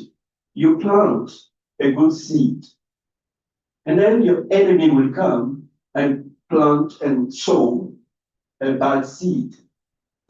Now you realize that there is weeds here and there is wheat. So what do? Are you going to pull the weeds? But if you do that, be careful. You might also pull the good seed. So let both grow. Then, at a certain moment, you will see that the one who is from the devil is the one who does only evil in the community. And the one who is from God is the one who builds up the community. Then you remove the weed, the one who is bad. So the elder said, that's quite interesting, your new approach. Your master is very wise. So we are going to allow them to move, to grow, and then we'll see later on. This is how, true story of missionary, this is how that community stopped killing twins. So by entering the council of elders, the elders have the power to make things new. They create a tradition. The council of elders does not preserve a tradition. They make tradition. They create tradition. If you investigate your own traditions, you will discover that at a certain time, the council decided this is the way things have to move now. This is why we need to forgive. This is what happened with that's another story, about the daughter of the king who was forgiven. From there, we decided forgiveness would be a characteristic of our society. Lastly, because we conclude, about Catholics calling for dialogue, and then the other ones are not very much interested. I think this is what is happening today. Again, I think it's because of lack of communion between us. If our roots are deep, if we have a common identity, which is this African identity, even if you are Christian, you are Muslims, it's clear that it is an identity. It's a defining identity. You cannot get rid of it. But then, when you meet somebody, if you realize, and I'm talking here about consciousness, right, that we belong to one another, then dialogue is a consequence. It's a normal manifestation of that sense of belonging. But if you, as a pastor, as a priest, you isolate your people, you say, from now on, because you are Muslim, you are a member of my church, you have been baptized, you are no more part of that community, then it's clear. Dialogue will never happen. What will happen will be disunity and even evil in the heart. So dialogue is not something we have to negotiate. Dialogue is something that is coming from our deep roots. And this is what the Catholic Church have tried to do with Nostra Aetate by saying that our roots are deep. We have a common nature. We have a common God. We are coming from the common place. I want to get my book. We live together in the same community. So I don't know if Dr. Borode has some. I think mine is just a very short one. I think it's just very simple. Maybe on that question of the prayer is already proposed by the parent, they explained very well. So there is no need for me to repeat. But on the issue of that dialogue, and maybe you say a group of people are not ready. I think a dialogue, as Dr. already said, it's a necessity. It's not even about religion. Who are we within religion?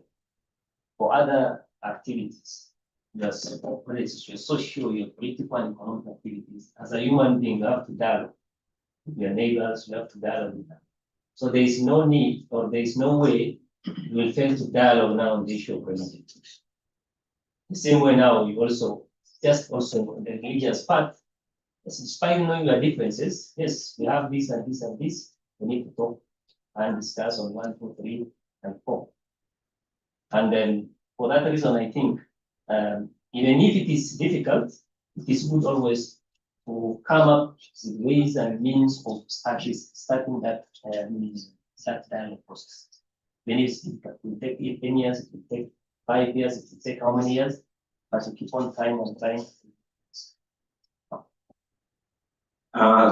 Sorry, I'll have to interrupt this Q&A session to give a unity to this panel. We listen to the third speaker, and then at the end we'll wrap it up in a kind of after having listened to all the speakers under this panel. So I'll ask our first presenters to exercise physically. It's another way of saying, get out of here.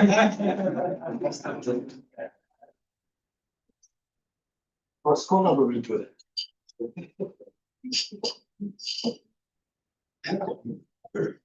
So our final and last speaker is Canon Venerable Scholar Kilu. Scholar is her name, but she's also a scholar in Islamic studies.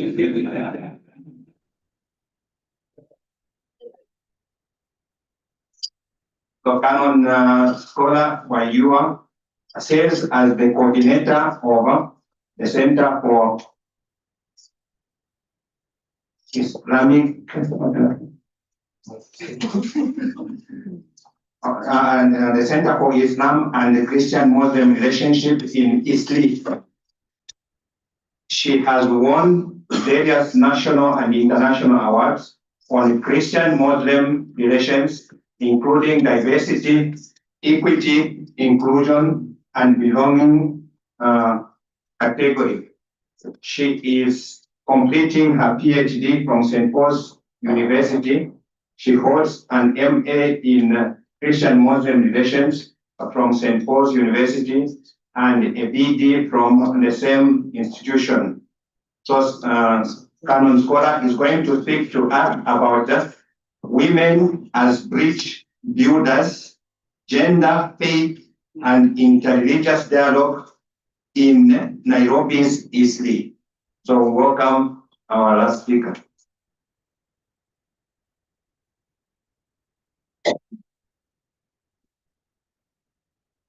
Thank you very much, Father, and distinguished scholars, religious leaders, friends, and colleagues. My name is Stuart Art, and yes, that is what I do. I was to come with a group of students, but because of unavoidable circumstances, we could not come. I want to talk briefly on women as bridge builders, gender, faith, and interreligious dialogue in Nairobi's Eastleigh, a case study of CCMRE. CCMRE is the Center for Christianity and Christian-Muslim Relations in Eastleigh. It is a program and a center from the Institute of Christian-Muslim Relations at St. Paul's University. I don't know whether this will allow me to project. Maybe as I talk. Do you have it on a pen drive? Sorry? Pen drive. Yes, please. No, I can just continue with the. Is there a cable?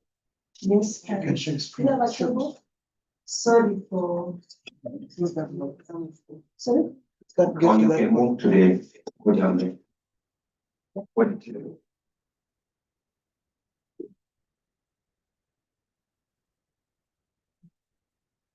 I can't do this.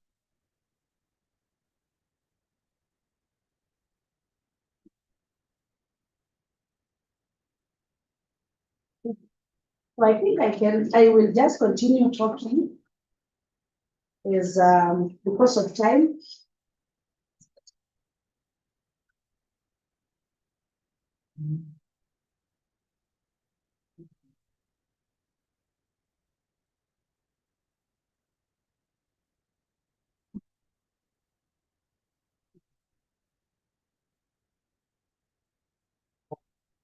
So there will be just a few things for us to see, but meanwhile, I can just continue talking.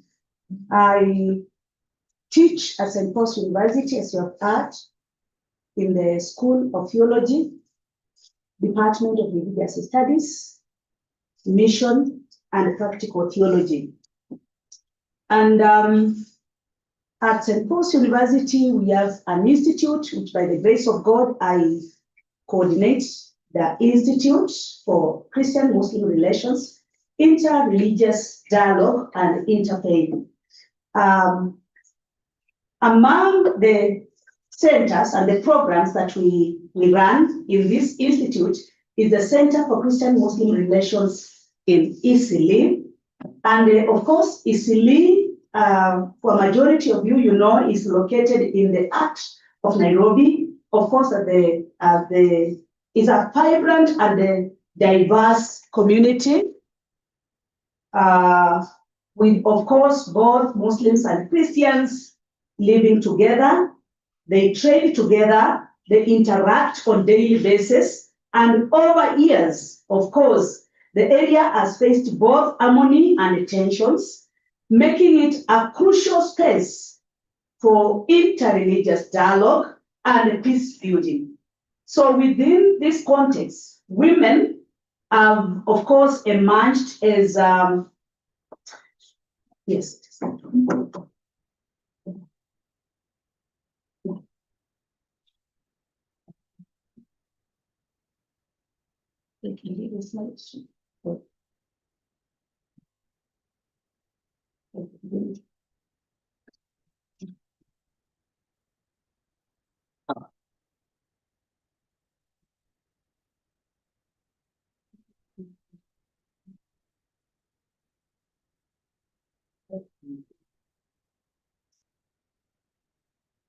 Okay, so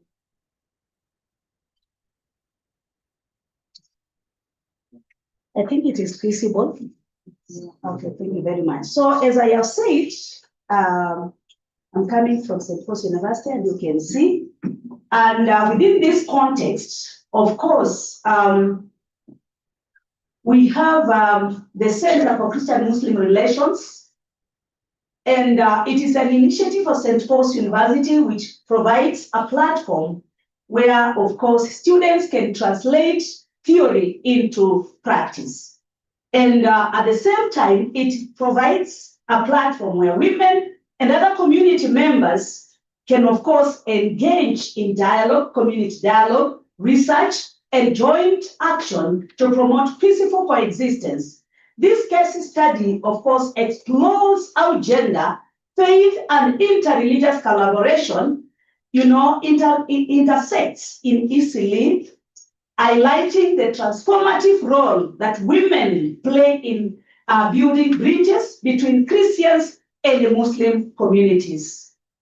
And then, of course, we have a vision, and of course, at the same time, about the CCMP. It was founded in 2010 by St. Paul's University to support the Masters in Arts in Islam, the Christian-Muslim Relations ICMR program, which is a postgraduate master's program. And of course, we partnered with Tokmura, Live, and the Peace Institute, EMW, Kaknakti, and among other partners. And of course, we provide a platform for constructive Christian-Muslim engagement for the common good. It is located in Isli, the 8th street of Nairobi.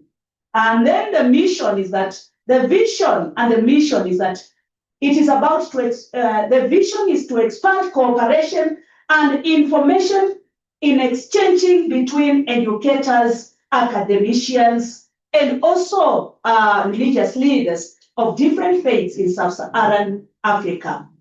The mission of CCMRE is to identify and develop interreligious dialogue approaches promoting peaceful coexistence and learning among Christians and Muslims in Kenya and of course beyond the borders.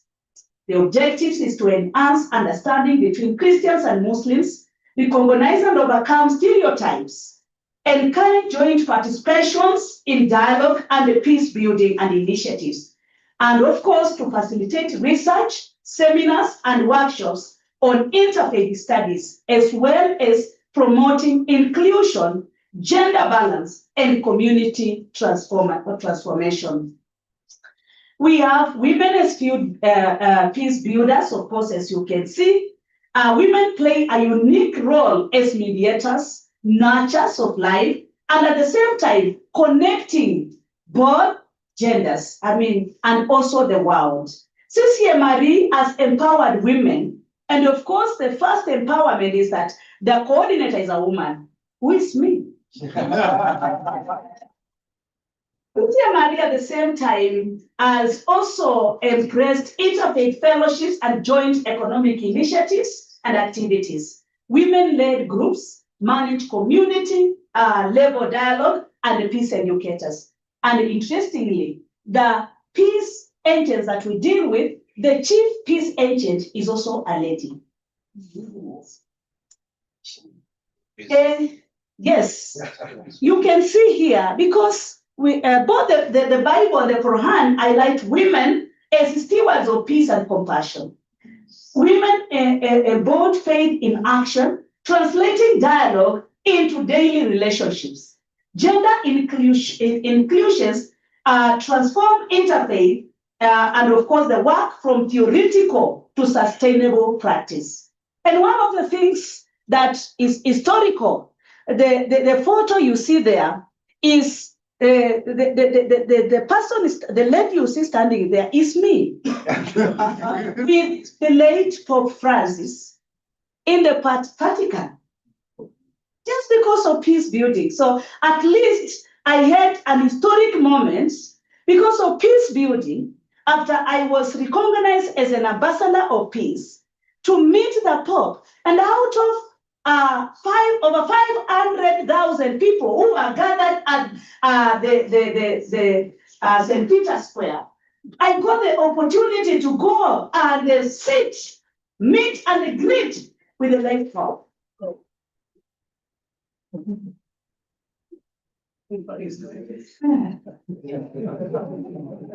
Actually, I feel privileged as a woman clergy from the Protestant and Anglican for this matter.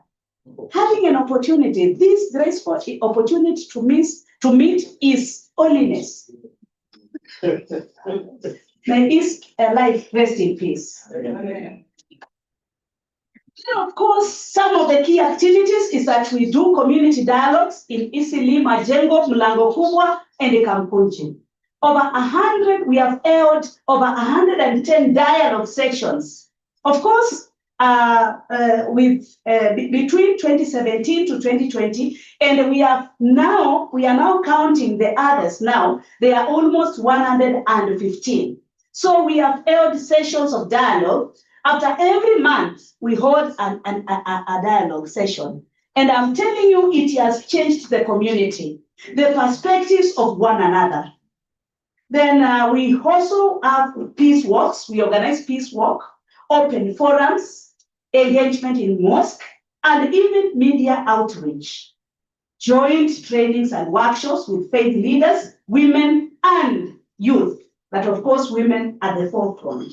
Some of the achievements, as we have heard, we have been recognized by Diana Awards, Procmura Peace Awards, Warriors of Peace, transition, and we have had transitional from a center to institute. We have grown from a center. Now we are institute, hosting holding Center for Christian Muslim Relations, Center for Christianity and Islamic Studies in Africa, and at the same time, KIFIN, which is Kaisid Fellows Institutional Networks, and at the same time, ambassadors of peace, where we have students from both religions or from all religions who are at St. Paul's University. Now we have like 100 plus who engage and talk together from the Students' Forum about peace building. And here, this is me, of course, receiving an award. Behind me, or is it behind or opposite, or at the same time, is my husband.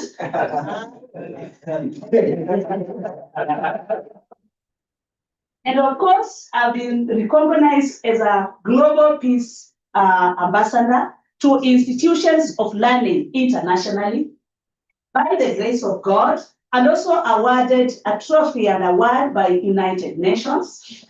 And then, of course, we have had challenges, of course, as I conclude, deep-rooted patriarchy, limiting women's participation, socio-economic struggles among women, because women will not have title deeds. A majority of them, the title deeds of the land will be written in their husband's name. Occasional political and religious tensions, limited funding for grassroots women-led initiatives. And then, of course, we have had lessons that we have learned and impact. We have had dialogues that succeed when women are actively participating, education bridges on religious misunderstanding, faith-based collaboration, reducing radicalization and violence extremism. CCMRE is a model which has inspired and of course replication in order of religions in Kenya. In conclusion, and of course we have had theological reflections. Blessed are the peacemakers, for they shall be called children of God. Matthew 5:9. The servants of the most merciful are those who walk upon the earth humbly, and when the ignorant addresses them harshly, they say words of peace. Quran 25:63. Women of faith exemplarily serve, use these verses in daily work as they embrace peace work. In conclusion, women at the CCMRE prove that faith can unite rather than divide. Gender inclusion deepens interfaith understanding. And of course, at ISLE, now it stands a living model of peaceful coexistence through women-led dialogue, the coordinator being a woman. Thank you.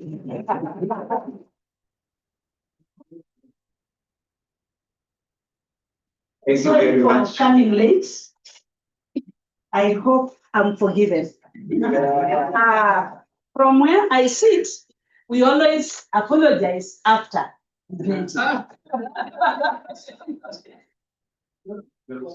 Well, thank you very much, Canon Venerable Scholar.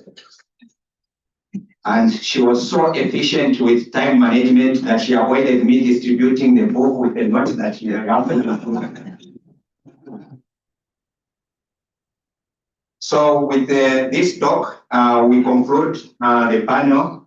Normally, we are supposed to have 4 topics. So the other topic which is going to miss is from Nostra Aetate to Laudato Si.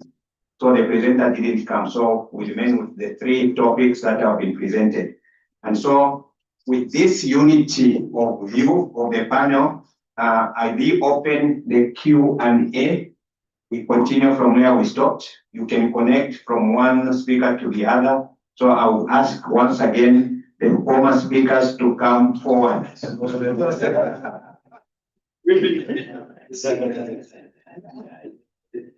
I just traveled, just in a conference. I arrived yesterday night. And so I think adjusting to this conference was also difficult, but at least I have finally come.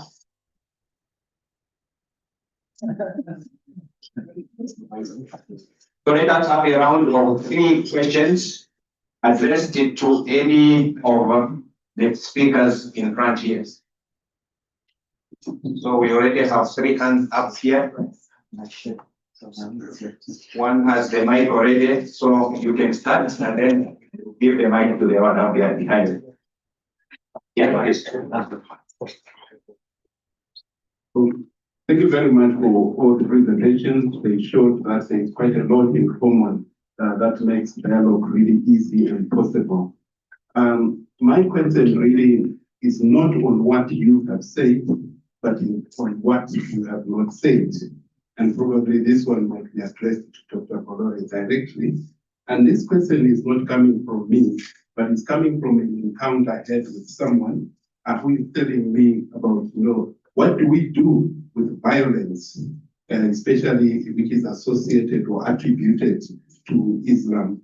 That there is a lot of violence there. Is there violence, or what about Christianity? It has a history of violence as well. So how does the issue of violence really play out in this whole dialogue matrix? And in one of my courses here, I do teach here, I was referring to Pope Benedict's Regensburg lecture, which caused a lot of some disturbances, and all had to do with violence. I think that document has much more to do with violence, but it has been reduced to the whole thing of violence. So I noticed that in all the presentation about Christian-Muslim relations, the issue of violence has not been addressed directly. So that's what I really want to know about. Thank you.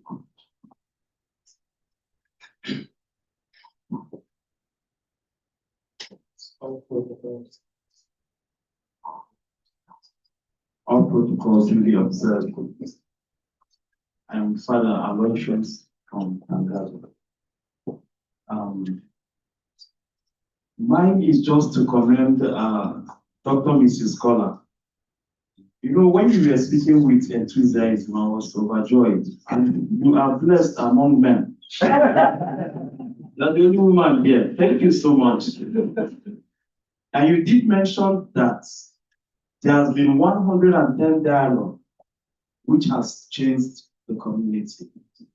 Please, a passionate appeal, extend this dialogue to Nigeria, especially the northern part of Nigeria. We are really battling with each other. Thank you.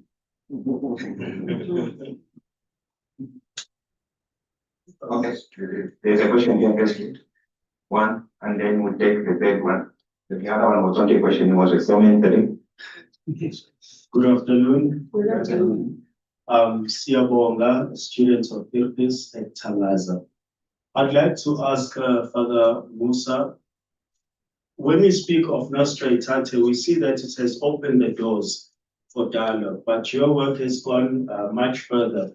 You have lived with the Muslims, you have stayed with them, dressed like them, and so forth. How do you then navigate the tension of maintaining your Catholic doctrinal integrity and also being deeply shaped by the other religious traditions? Thank you. Thank you very much. Protocol observed. I'm Deacon Rashid Robert Gamali, an LD student from Tangaza University. My inquiry, first and foremost, going to the most vulnerable. How do female religious leaders or scholars navigate the patriarchal religious structures while fostering inclusive dialogue?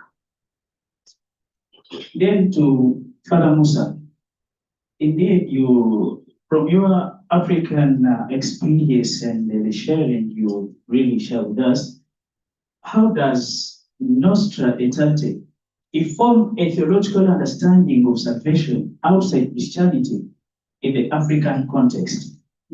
And in the same lane, how has this Nostra Aetate shaped the Catholic engagement with African traditional religions? Thank you. I think we have the three questions for now. So let us take the final answer to those questions. I think mine is one question, and I will start with that one. The issue of violence.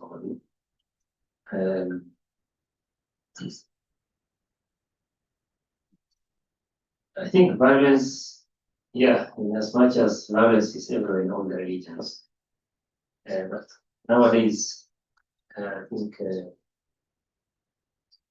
because of the political problems that we're seeing also in the Middle East and all that, that violence has now been extended to also other parts of the world because there's some groups, maybe because of their own political reasons, in that the way to maybe catch media's interest or whatever it is by shedding blood or killing other people. That way now they can catch the interest of other group of people, so that people can start now talking about it. But even in Islam, that group which now tend to use violence, it's not the ideology is not embraced for Islam. We call it Kharij. And it started very early in the Islamic world. And they always use the ideology of violence to express themselves. Instead of now what we are now calling for like dialogue and also maybe a peaceful way find for solution to a certain problem.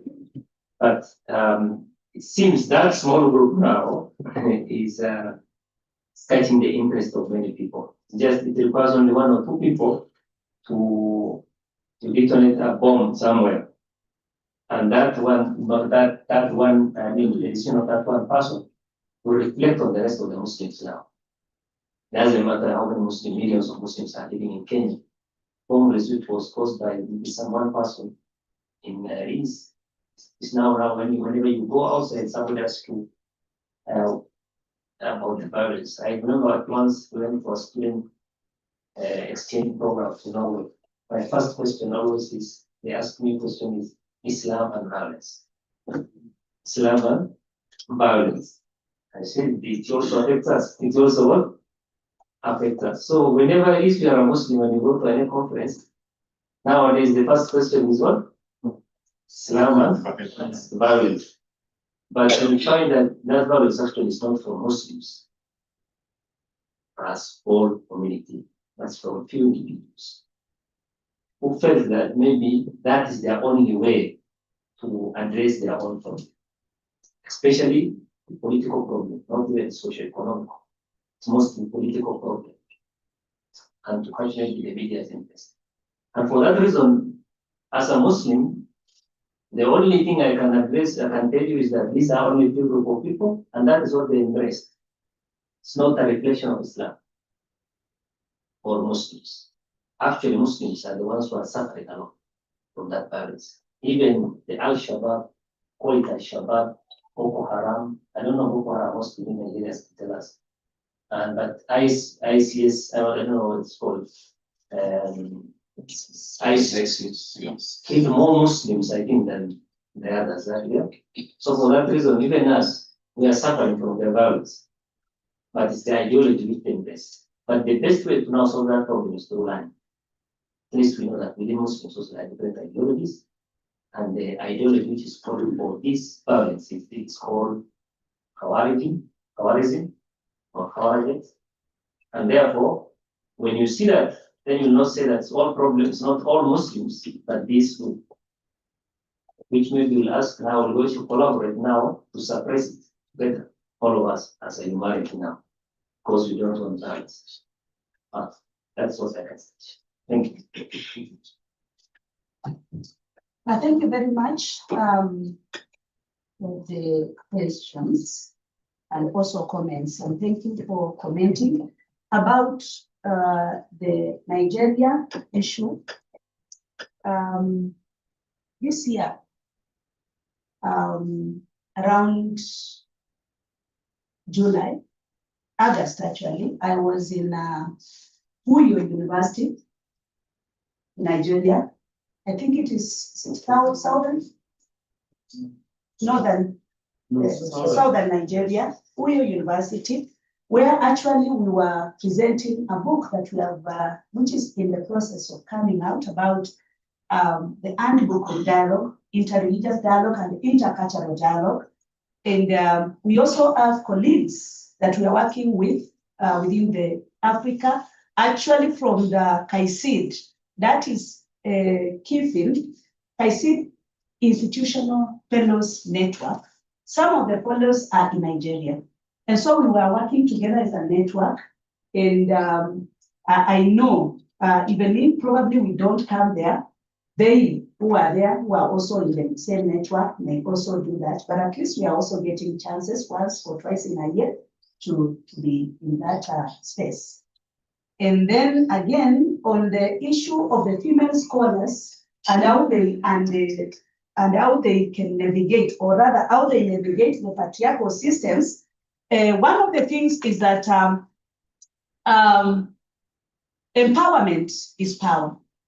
So if you are empowered, you can also, of course, get a support network from the men. And one of the examples is that I have been working with with Father and other colleagues at Tangaza University for a while now, who are men.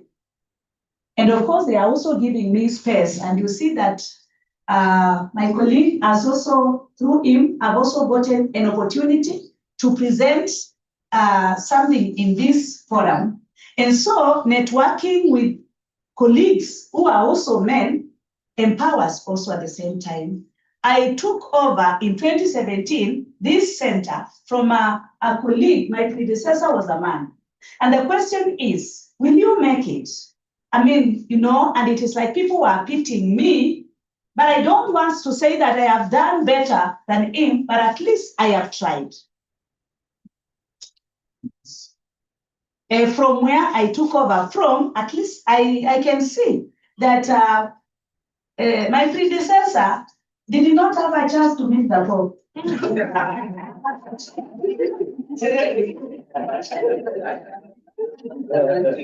at least really, I get the chance.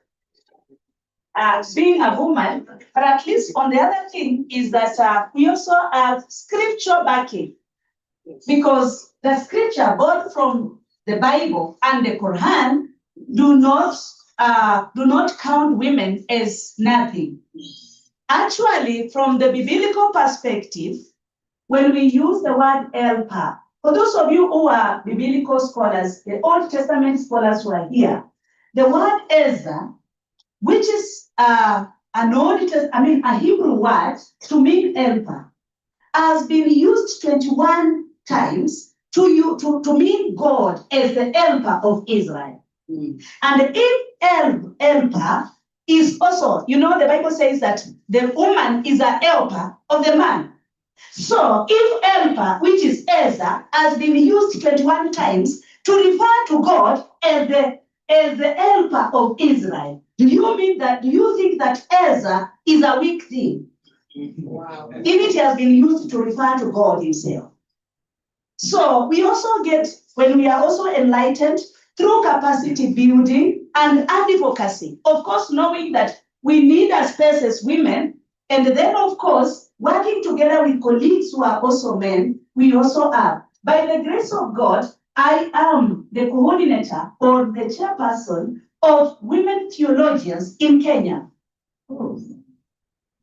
And those women theologians who are here, we can network afterwards. Actually, this afternoon at 4, after this, we are having a webinar to commemorate the International Day for Girl Child. And we have invited women from all over. So from all over Africa and even some internationally. And we have women who are also coming to talk to us. So we can also share networking. And this is a way of networking. So it is difficult, yes, because Africa at large is patriarchal society. But by the grace of God, we have ventured to a level that I was the only woman from Africa, Protestant, who was able to meet. I am very proud of this. Jenny knows, she knows I always talk about meeting and greeting the Pope as an historical moment. And I know there are some men, colleagues, who have not.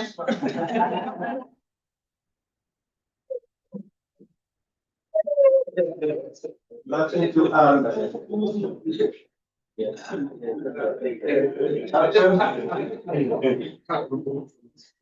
I would like to say something about violence because indeed we do talk about violence in dialogue.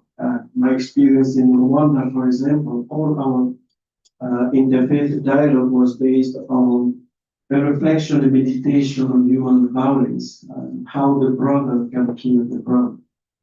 And using the story of Abel and Cain, it has been for us a very deep journey into human suffering, into violence. And so just to say that the violence is not just a matter of Muslims and Christian Muslims only. If the story is in the Bible, it means that there's a message for us. Cain killed his brother Abel. And interestingly, in our dialogue in Rwanda, we made the religious leaders reflect on that. And the story in the Quran is quite different from the one of the Bible, because in the Quran, it is the brother who has a conversation with his brother. Because when Cain decided to kill his brother, it is Abel who said to him, if you kill me, you will be the Muslim. From there you can have all the reflections which goes deep down the person. The same story can be also found in the Bhagavad Gita with Arjuna in front of his cousins, and then he said, I'm going to kill all of them, I'm going to destroy my own people because they're my cousins. So, and then Krishna will come and help him to understand what is a duty, what is a responsibility. So I think this has to be taken very seriously because violence seems to be in our DNA. It is there as something that is very, it can be, it takes many forms. It can be even looking at somebody with violence. That's right. So we've tried really in our dialogue in Rwanda to help people to come to understand and to reflect together. And one point, I'll finish with the question of dialogue, is that we all agree, all of us, the religious leaders, part of this program, that the word of God saying, rule over it, because God says to Cain, sin is at your door. They are ready to kill, but rule over it, master it. Strangely, surprisingly, sorry, when I asked the leaders, what do you think? How can we do that today to master that inner drive to kill the brother? We all came to one word, disobey. Disobey to that voice, inner voice telling you to kill. It's quite a very powerful statement. We can create a whole theology of disobedience. We need to disobey to that voice because I'm so convinced my conscience is clear. I must kill. But if I'm capable of disobeying or deconstructing the whole thing, then I will be able to overcome. Now, I appreciate really dialogue with women, and I would like really scholar. Again, from my experience in Rwanda, a woman told us that you men, you talk a lot, but don't forget that in Rwanda we are called Bavandimwe. And Bavandimwe means Bava, Inda, Imwe. They come from the same womb. So Rwandans call themselves those who come from the same womb. And this is where, from an African perspective, we say we need to build up something, a kind of understanding of the human person from the same womb. While the people from Burundi call themselves Abavukani, which means those who are born together. So this is to say that here the women help us a lot in Rwanda to understand that if you are coming from our wombs, stop killing one another. Because in the womb there is life. Again, if we continue the discussion, the Rahman, the mercy of God, I think it's all linked to something of the woman, something of the womb, the uterus of the woman, how life is born out of that. And then we need really women in this dialogue to help us move forward. Now, the questions, Nostra Aetate and the tension, I don't live any tension. When I live among Muslims, with them, I don't feel any tension in me about Catholic identity among the Muslims. I don't feel it. I have no tension at all. I feel good. I'm happy to be among them. I have never experienced really a kind of self-destruction. No, I don't think that there is a tension. Again, the question of salvation outside of religion, I don't see why there is no salvation outside religion. Is it because I'm not a Catholic priest? I am. I'm a Catholic priest, and I'm convinced that my friends, the Muslims, according to the official Constitution of the Catholic Church, Lumen Gentium, number 16, the plan of salvation, the salvation of God embraced also Muslims. So I don't think the discussion has to continue about if there's salvation outside the church or no. The whole thing comes to give back to God his place in our lives. God has to come back to our lives. What I would call, but it's not me, I think it's maybe, I think it's Sebastian Paindanat, a Jesuit from India, who wrote a book called The Divine Space Within Us. We need to take, to be conscious of the divine space within us and to allow God to be God in us. If we come to that, to recognize the divine space within us and to allow God to be God, I don't think that there is a discussion about salvation inside or outside the church. No. Now I understand that it's a device for missionary purposes, that if I want people to join my church. Let me end here, because the question of Catholic engagement with traditional religions will come, I think this afternoon we'll discuss. In my reflection, I'm not dealing with African traditional religion as such. I was dealing really with the culture, the mentality, the way of living, the defining characteristic of an African and how we approach a reality. We've just been quite a philosophical and theological reflection. But I agree that most of those elements also will come in the African traditional religion. But we shouldn't confine our tradition, our African tradition, to African traditional religions, I would call it. I think we have to be careful with that. Now, just to show how we live, I have friends in Mauritania when we were discussing, for example, one day, the police arrested a group of bandits. They are all Muslims. And then, according to the law, they put them in a public place and they executed them. Public execution. And then we were discussing about it. And I said to my friends, no, I don't believe in that. I said, why? But they kill, they have to be killed. That's the way. I said, I'm not sure that this is the Quran. So just to say how we can discuss, how we can dialogue in a religion, and how I will preserve my identity. Then I said, sorry, I believe that I believe in love for the enemies. And they looked at me and said, love for your enemies? How can you love your enemy? The enemy is somebody who wants to destroy you, to kill you. How can you love your enemy? And this is where I will explain to him how my own master Jesus, before dying, will look at the one who is killing him and will say, Father, forgive him. And my friend, my Muslim friend, will listen to the whole story in silence. And then he told me, this is the first time I hear the story of somebody who loves his enemy.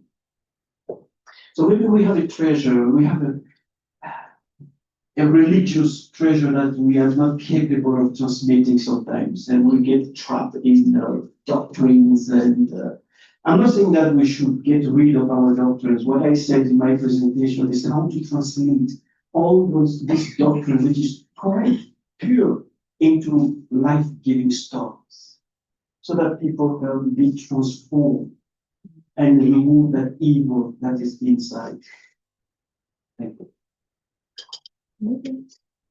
Yes, I see. If you allow me, Father, I can just add something on what Father has said. And just say that it is about humanity. I just felt that I need to add this. It's about humanity. A Muslim is a human being. A Christian is a human being. A Hindu is a human being. And just as he has said, the whole issue of Ahadama or Adam coming from the earth. Each one of us as human beings come from the earth. And a question that Daktari was answering about violence, maybe just to add something on it, is that even the Quran discourages killing and even killing us all. Actually, Quran 5:32, if I'm not wrong, Daktari, it says that whoever kills a soul is like has killed the whole humanity. So Islam does not advocate for killing. Sometimes we may not understand, or maybe some people misinterpret the scripture and then they would bring such. But together we are human beings. If you take a blood of a Protestant, a blood of a Roman Catholic, a blood of a Hindu, a blood of Islam, you will find that it is red, signifying that we are all human beings. Humanity comes first. Thank you.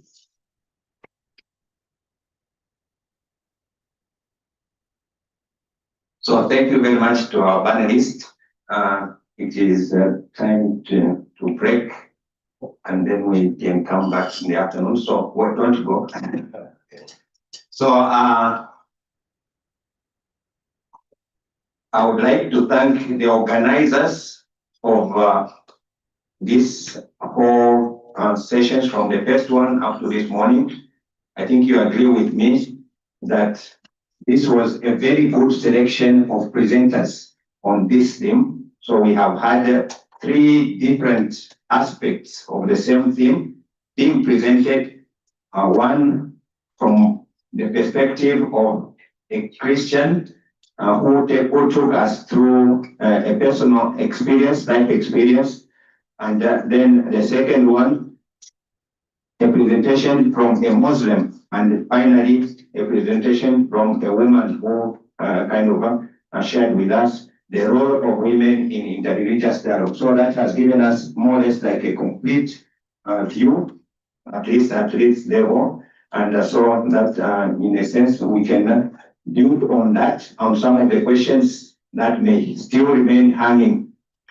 And my greatest takeaway from is what scholar ended saying, the common humanity. It was stretched by Father Sesh that we belong to one another. And so that is an African perspective, if you want, from this Nostra Aetate. So we encourage you to continue the conversations over the break. And then when we come in the afternoon, don't lose sight of what you have gained this morning, build on that to listen to the speakers of this afternoon. So we give another round of clap to our speakers.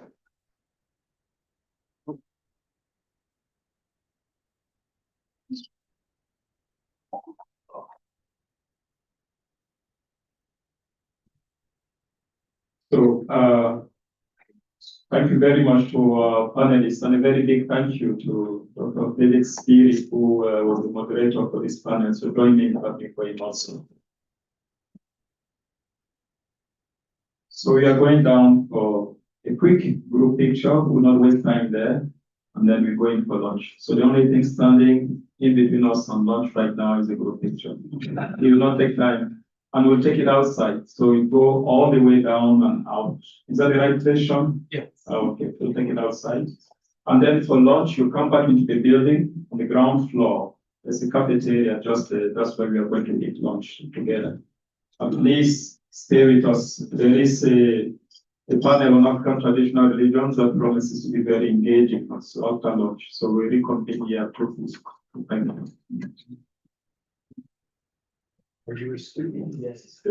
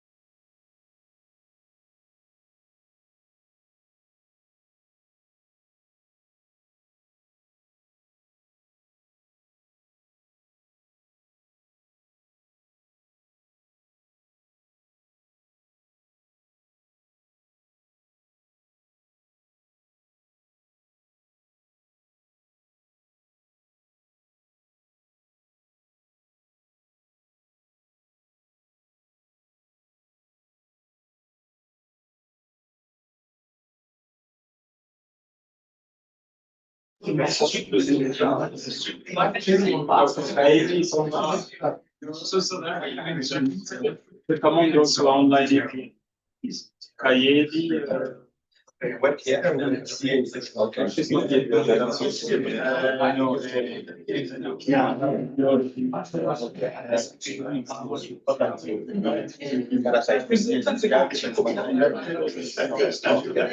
Let's reconvene, please.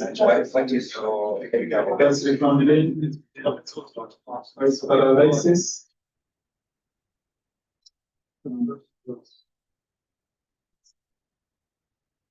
So we are going to have, there is an overabundance of chairs up here. So. Yeah, we are going to have our second panel dedicated to African traditional religions. Two of the speakers are in the room. One is online, Dr. Kayeli. So we'll check if she's already online. If not, she will put her as a third speaker to make sure she's ready before we begin. I don't see her there. So that's fine. So we'll begin with the two who are in the room while she joins us eventually. Now, I'll give the floor to Father Alexis, who's going to be the moderator.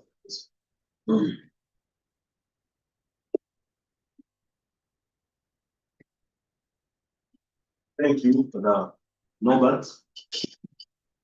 And welcome to you all to this last part of our conference today. We are going to listen to 3 topics. One on African traditional religion and Nostra Aetate, recognition, silence, and search for dialogue. The second one is Nostra Aetate and African religions, an unfinished dialogue. And the last one, it is on inculturation versus interreligious dialogue. Nostra Aetate, silent challenge to African traditional religion.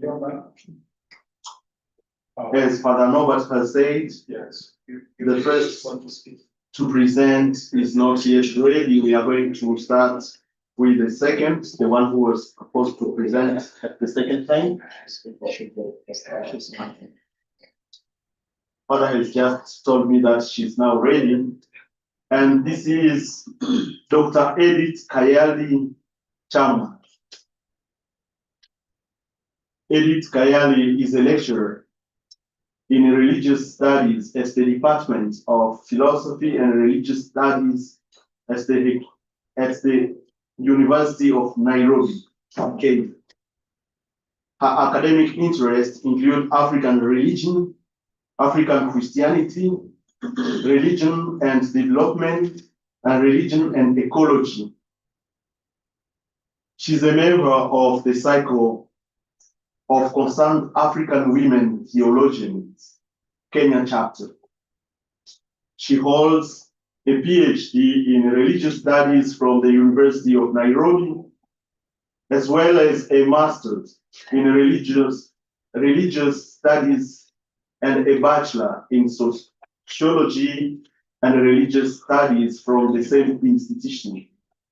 Additionally, she has a postgraduate diploma in African Studies from the Maryknoll Institute of African Studies. That having been said, I welcome you, Dr. Edith Kayali, to address us on the first topic, that is African traditional religions and Nostra Aetate, recognition, silence, and search for dialogue. Welcome. Thank you. Thank you very much for that introduction. I hope I can be seen clearly. Well, you can hear me clearly? Yeah. We can hear you. Okay, thank you. Yeah, I'll shortly be putting up my presentation.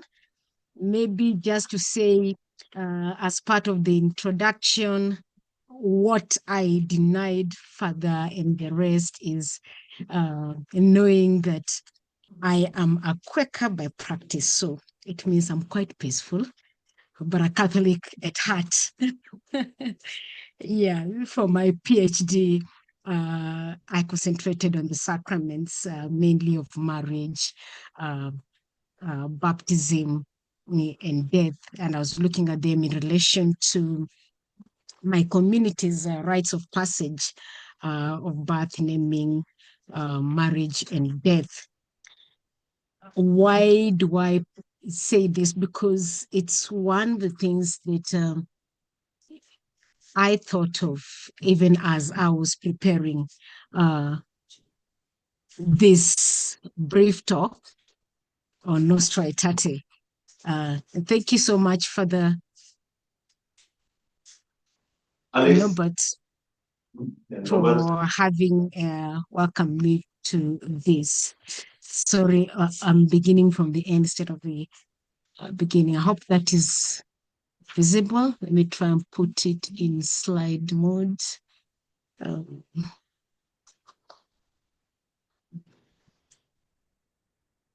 Hope that is much better. Yes, thank you. Thank you.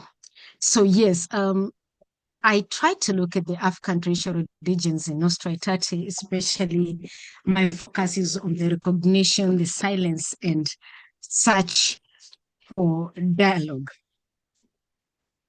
And by way of introduction, I did a bit of reading. I just picked a few for the presentation, but in the major paper is where I have many of these quotes. But one of them that really caught my eye is one by Soru, where Soru states that the Second Vatican Council marked an official change in the Catholic Church's attitude towards African traditional religion. And this, of course, he claims had a significant impact on the work of the Catholic Church in Africa. And yes, of course, we can attest to that in different ways. And of course, one may argue differently, but that is subject for another paper. But what is interesting to note is that this change in perspective that was brought about by the Second Vatican Council indeed fostered a more inclusive way of incorporating African traditional practices and beliefs, and we may want to call it African religion or African traditional religion, into Catholic rituals and teachings, primarily through inculturation, because this is one of the things that stands out from the Second Vatican Council, especially for the African context. And therefore, what we see is that the recognition of the significance of ATR in the lives of Africans at that particular time, and here we're talking about the 1960s, therefore likely enabled a more respectful and culturally sensitive approach to evangelization. And as a result, sorry, I'm just trying to put off my phone not to make noise. Sorry. So as a result, then the Catholic Church in Africa was somewhat better able to connect with and serve diverse communities across the continent. And of course, this was radically different from, let's say, the Protestant traditions, and one of which I belong to. So therefore, this acknowledgement of African culture and traditions through inculturation helped bridge the gap between the church and the people that the church aimed to reach. And of course, this encouraged a deeper understanding and acceptance within the community. Now, I again go along to say, to make this claim that along this, the Second Vatican Council, which aimed to renew the church's life and adapt its institutions to the modern world, of course, ended up producing 4 key constitutions, 3 declarations, and 9 decrees. And one of these 9 decrees is the Nostra Aetate, which is the subject of this discussion. And therefore, I make the claim that this Nostra Aetate was a watershed moment of the Second Vatican Council. Of course, as we see through the document, it recognized Hinduism's ascetical practices, Buddhism's way of life, and Islam's adoration of one God. The same document, we also see very clearly that the church affirmed a spiritual bond with Judaism, repudiating anti-Semitism. Of course, this also is quite wide, but that is one thing that comes out very clearly in this document. But then, as I look at this, for me, there's a noticeable silence on African traditional religion, or if one may wish to call it an African religion, and therefore the main subject of this discussion. So I ask, why the silence? And what is the impact of this silence? And what can we do about it 60 years later?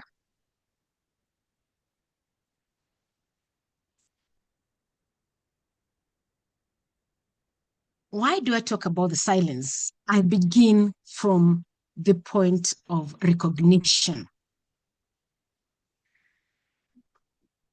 Now, one of the things that I knew is that when one is asked, who are you?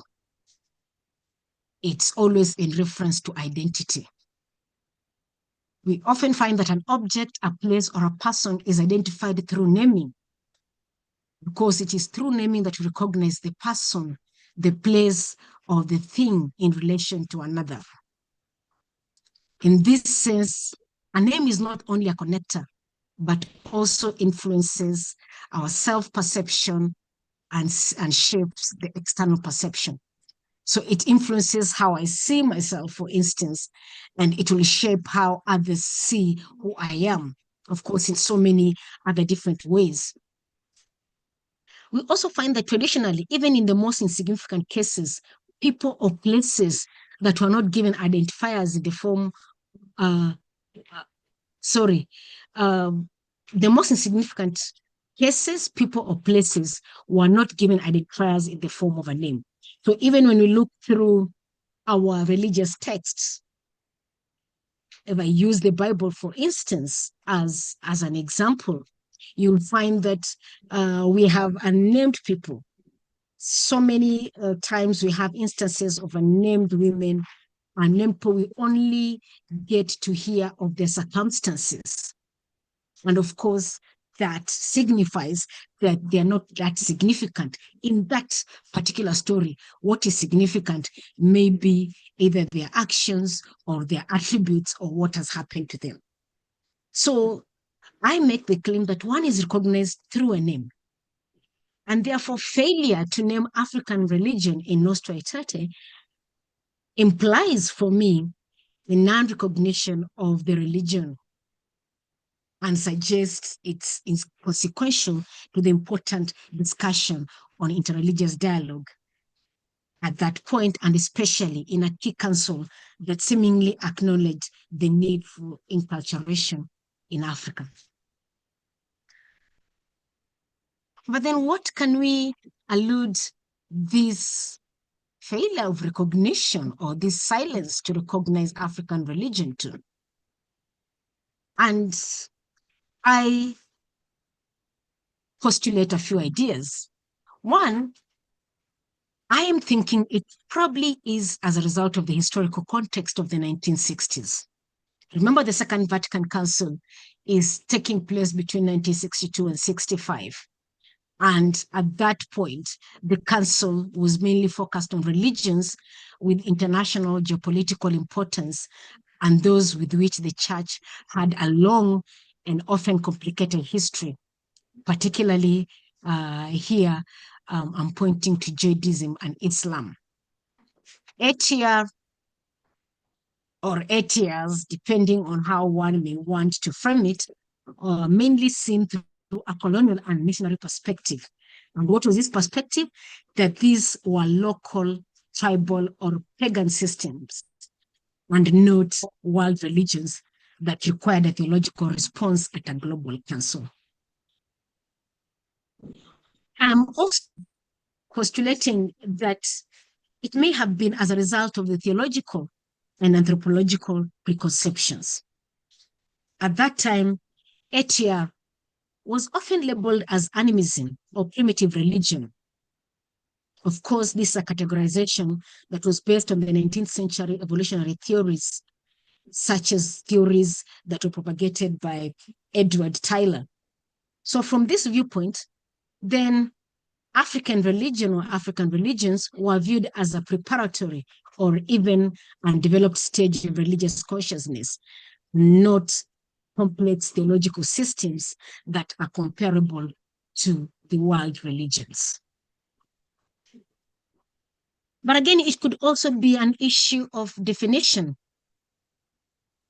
As you've noticed, I keep changing between African religions and African religion, African traditional religion and African traditional religions. And this because even today, scholars of African religion continue to have this debate whether it is single or not. Well, for the purpose of argument in this paper, then we may say that ATR is not a single unified religion with a central text or figure like Islam or Buddhism. Instead, it is a tapestry of thousands of diverse localized traditions. And therefore, this lack of a centralized institutional structure may have made it difficult for the Council of Fathers to treat it as a single entity. But again, we have this monster that continues to plague us, and that is the shadow of syncretism. The church has historically been wary of syncretism, which is the blending of different religious beliefs. And given the deep cultural embeddedness of ATR in African life, then there was a likely concern that formally engaging with ATR theologically could lead to the dilution of Catholic doctrine. So, given that and many other reasons that I may not have put in this presentation, what are the consequences of this silence in the document? One is a theological vacuum. And here I argue that the absence of an authoritative conciliar document addressing ATR has created a gap. And this gap is what has compelled African theologians and even the bishops and other clergy and scholars to navigate the relationship between Catholicism and ATR without a clear magisterial framework, and therefore resulting in varied and sometimes conflicting approaches. Another consequence is the perpetuation of negative labels. The silence, according to me, may be seen as an implicit approval of the pre-conciliar view of ATR as superstition or paganism. And therefore, this diminishes the respect for ATR and can create cognitive dissonance for African Catholics, whose cultural identity is often deeply connected to traditional worldviews. The other consequence is on pastoral challenges. Many African Catholics experience a religious double consciousness. So, they very faithfully practice Catholicism on Sundays while consulting traditional healers or participating in ancestral rites during the week. Why? Because at the end of the day, as much as I'm a Catholic, I'm still African. I'm still very much connected to my naval code. So because of this, I don't want to offend the church. I will be a very good Catholic when it's required. But again, when I move to my house somewhere else, I'll consult traditional healers because deep down I'm an African. And I know these traditional healers, there's something that they mean to me, there's something that they do that I resonate with. And the church's official silence on this often fails to offer pastoral guidance for this reality. And therefore, what has been the result? Secrecy and a lack of integration. But of course, most importantly, is that because of this silence, we do not have meaningful interreligious dialogue with adherents and practitioners of ATR. So, what do we do in terms of search for a dialogue? I give a few suggestions. One, a rereading of Nostra, Aetate, spiritually and not literally.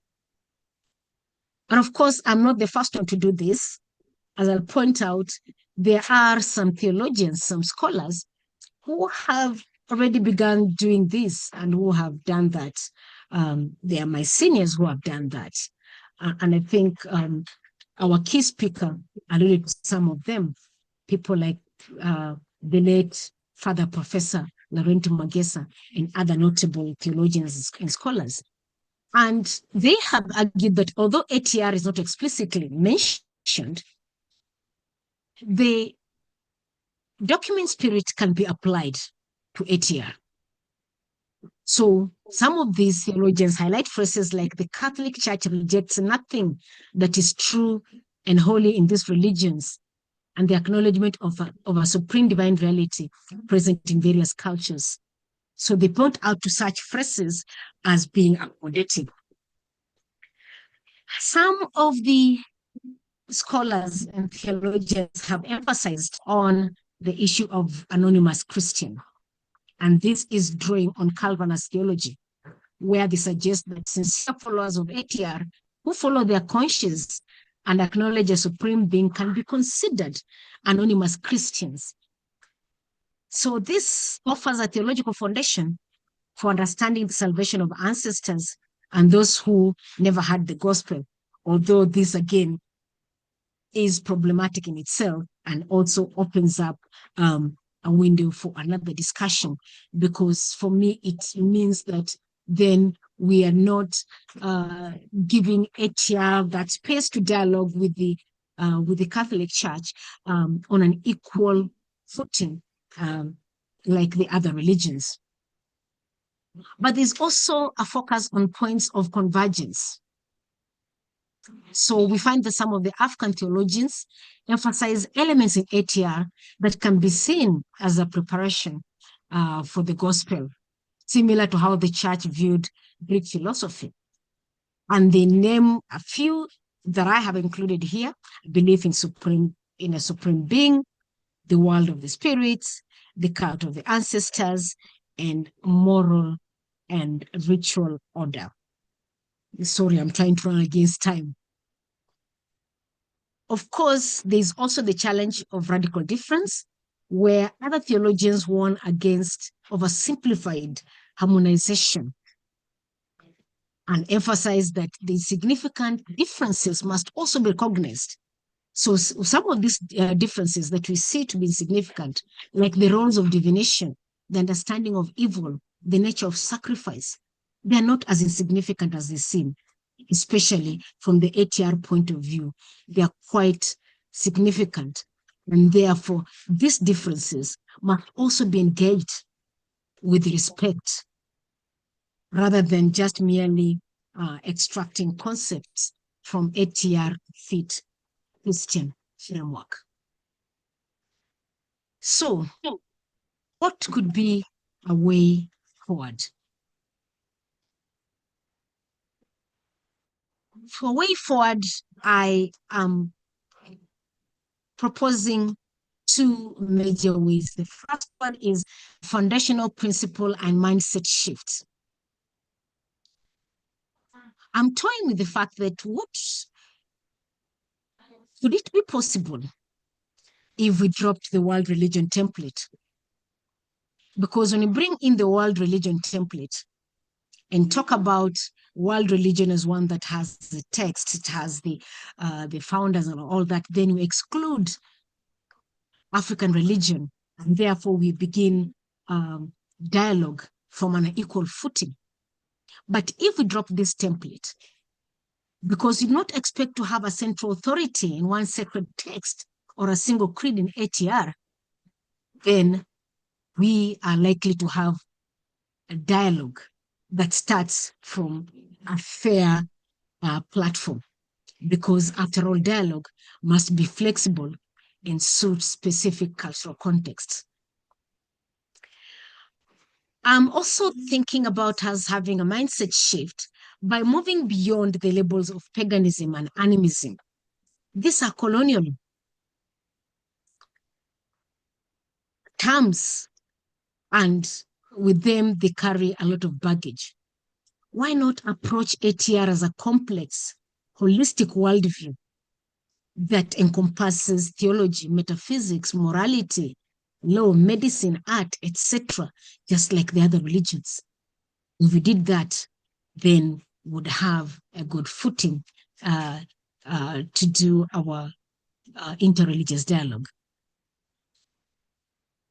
But also we need to recognize ATR as a lived religion.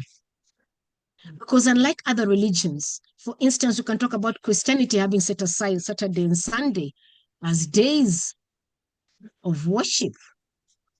Islam on Friday, Judaism talk about Friday, Saturday. But for African religion, there is not a separate activity for a specific day. It is woven into our daily lives. It's woven into our farming, our marriage, our governance, our death, and all that. So that the interreligious dialogue must engage with life as a whole, not just beliefs, as we have tended to do most of the times. I'm also suggesting that we embrace the principle of mutual learning, where we engage in dialogue, not just to explain the Christian position, but with a sincere openness to be challenged and to learn from the African worldview. Because after all, the aim of interreligious dialogue is mutual growth. But I'm also suggesting practical models and methodologies. For instance, the dialogue of life. By the dialogue of life, here we're talking about the everyday grassroots interactions where we live together as neighbors, people of different faiths, and even in many of our families. We come from families where we have people who are Muslims, Christians, and different religions, and we normally sit on the same table and eat together. Why not adopt that kind of dialogue? After all, interreligious dialogue is most important not just for the leadership, but for the people on the ground.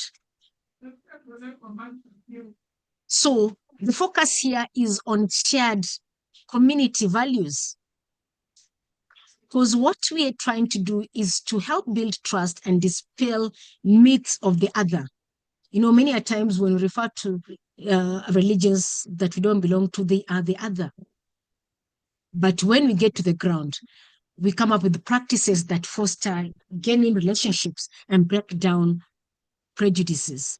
And therefore, this form essential foundation for all other dialogues. We can also engage in a dialogue of action, where partnerships form around shared social and ecological concerns. So, for example, ATR and Christians, adherents and practitioners of ATR and Christians can collaborate on projects. So this can be projects on environmental protection, conflict resolution, healthcare, etc. Just a second, David. Noise.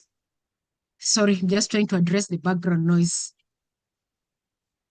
So we can do this in a respectful way as we address our differences.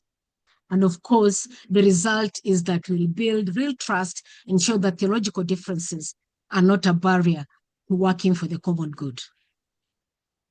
And then, of course, practically, I'm also suggesting for a dialogue of spiritual experience.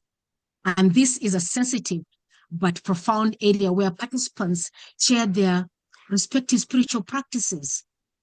The adherents and practitioners of ATR can share their spiritual practices, and Christians do share that, and we find areas of convergence and divergence.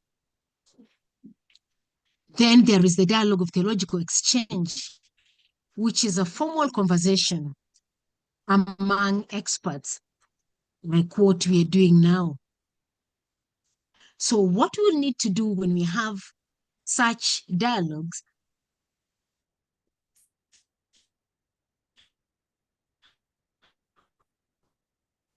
of course is not focused on the different religious perspectives or sin. Instead, let us concentrate on specific themes. For example, the concept of a human person. What is the relationship between the body, the spirit, and the ancestral force? These are points of convergence, and the others that I point out there. We could also use narratives in proverbs, as opposed to just having those high-level intellectual discussions.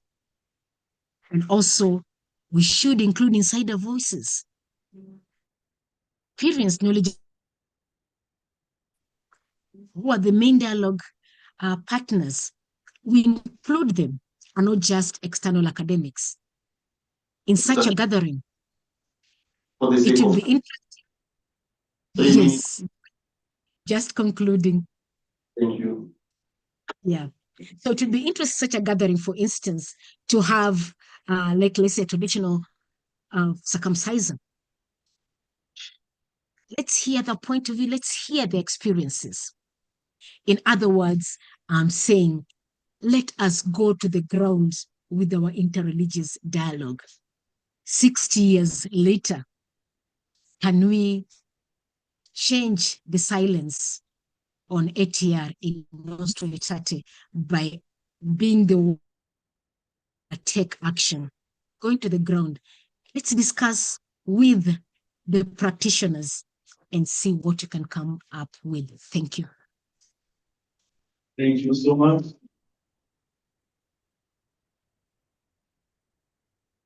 Thank you, Dr. Edith, for this wonderful presentation.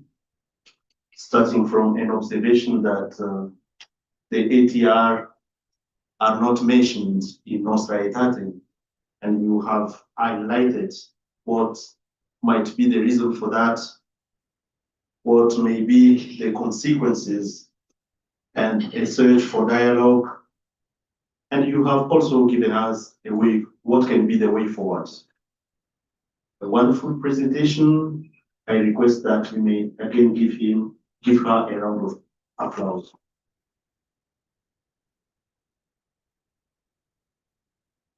So now we are going to listen to the second speaker, because the questions will come at the end of all the presentations. And the second speaker is Camille Mukoso, who is a Congolese Jesuit.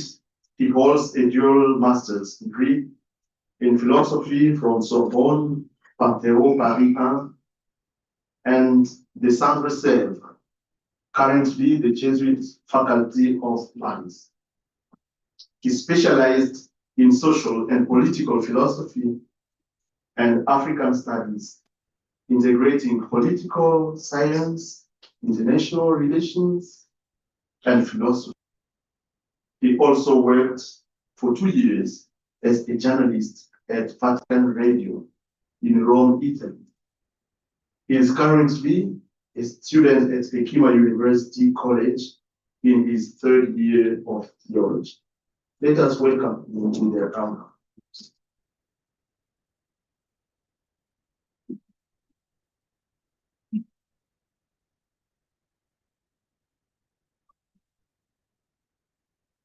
Good afternoon, everyone. It is truly an honor for me to be in front of you today It is truly an honor for me to share this space with such remarkable and distinguished speakers. One of them is my lecturer right there. I might begin by saying that I am the least qualified on this panel. What I will share with you are not conclusions, they are drafts. So I'm hoping that with your questions and feedback, you will help me improving this paper. A few years ago, while studying in Paris, I was invited to attend Sunday Mass. After the liturgy, an elderly woman greeted me at the door. Smiling, she said, "How wonderful to see that Africa is now receiving the faith. But tell me, how did Africans pray before they became Christians?" I smiled. How did my ancestors pray before the missionaries arrived? As if God had been a stranger until carried in someone's luggage. As if the word became flesh everywhere, except under African skin. As if the creator of all needed an introduction to his own creation. When Nostra Aetate was published in 1965, it was a turning point in the church relationship with other religions. For the first time, the church spoke a new language, not of opposition, but of respect, not of conversion, but of dialogue. The document mentioned Judaism, Islam, Hinduism, and Buddhism. And yet, in this universal vision, one great spiritual continent remained in the shadows. Africa, the home of ancient and living wisdom, was not mentioned. Our traditions, our way of praying, our sense of the sacred, all were left in silence. This silence raises a simple but an important question. Can a document that claims to speak to all humanity be truly complete if it leaves out the voice of a whole continent? That is exactly where my reflection begins. Nostra Aetate opened the door to dialogue, but for Africa, the conversation never really started. That is why I call my presentation Nostra Aetate and African Religions an Unfinished Dialogue, or to be a bit provocative, a dialogue that has hardly ever started. My argument is that the reception of Nostra Aetate in Africa cannot be fruitful without a genuine theological wake of memory regarding the complex and often painful encounters between Christianity and African religions. Such a process demands an ecclesial conversion, a shift from domination to encounter, from certainty to humility, from monologue to reciprocity. So my reflection unfolds in 3 steps. First, I will try to understand the silence of Nostra Aetate regarding Africa. Second, I will try to analyze some obstacles hindering dialogue on the continent. And third, I will propose some theological perspective for a genuine African theology of dialogue. For us to understand the silence of Nostra Aetate regarding Africa, we must recall briefly how this document came to be. Nostra Aetate was born out of a meeting in 1960 between Jules Isaac in French, a Holocaust survivor, and Pope John XXIII. Isaac urged the Pope to confront the Christian roots of anti-Semitism and to reform the church teaching on Judaism. For Isaac, the central question was the Jewish question. In response to that, the Pope established a commission led by Cardinal Augustin Beyer to analyze this issue. And very quickly, the commission realized that it was necessary to go beyond the Jewish question and to think more broadly about the church relationship with all non-Christian religions. What is often overlooked, what is often forgotten, is that bishops from Africa, Asia, and Middle East also contributed to this expansion. They insisted that the documents reflect the plural religious realities of their local context. Here we witness an important shift from the particular to the universal, from the Judaism on the Jews to Nostra Aetate, meaning in our time, a document that speaks to all humanity. And it is very interesting to read the opening lines of Nostra Aetate. The text observes that people everywhere are becoming more connected, and therefore the church must look with respect upon different religions. Nostra Aetate clearly states that the church rejects nothing that is true and holy in other religions.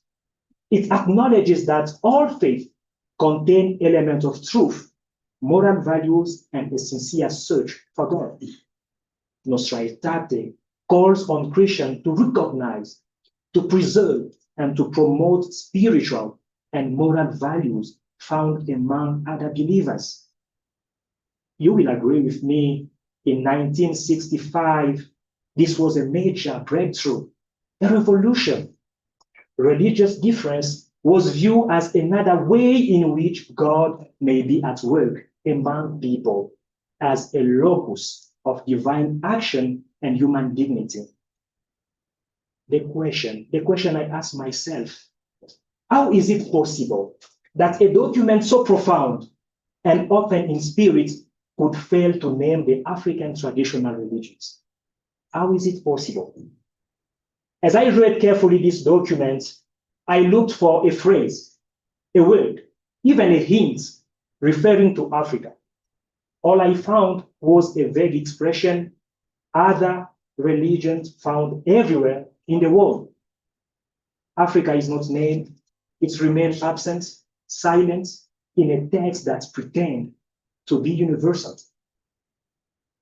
The Tanzanian theologian Laurenti Magesa points out that this silence is not just an historical mystery. This silence is not a footnote of history.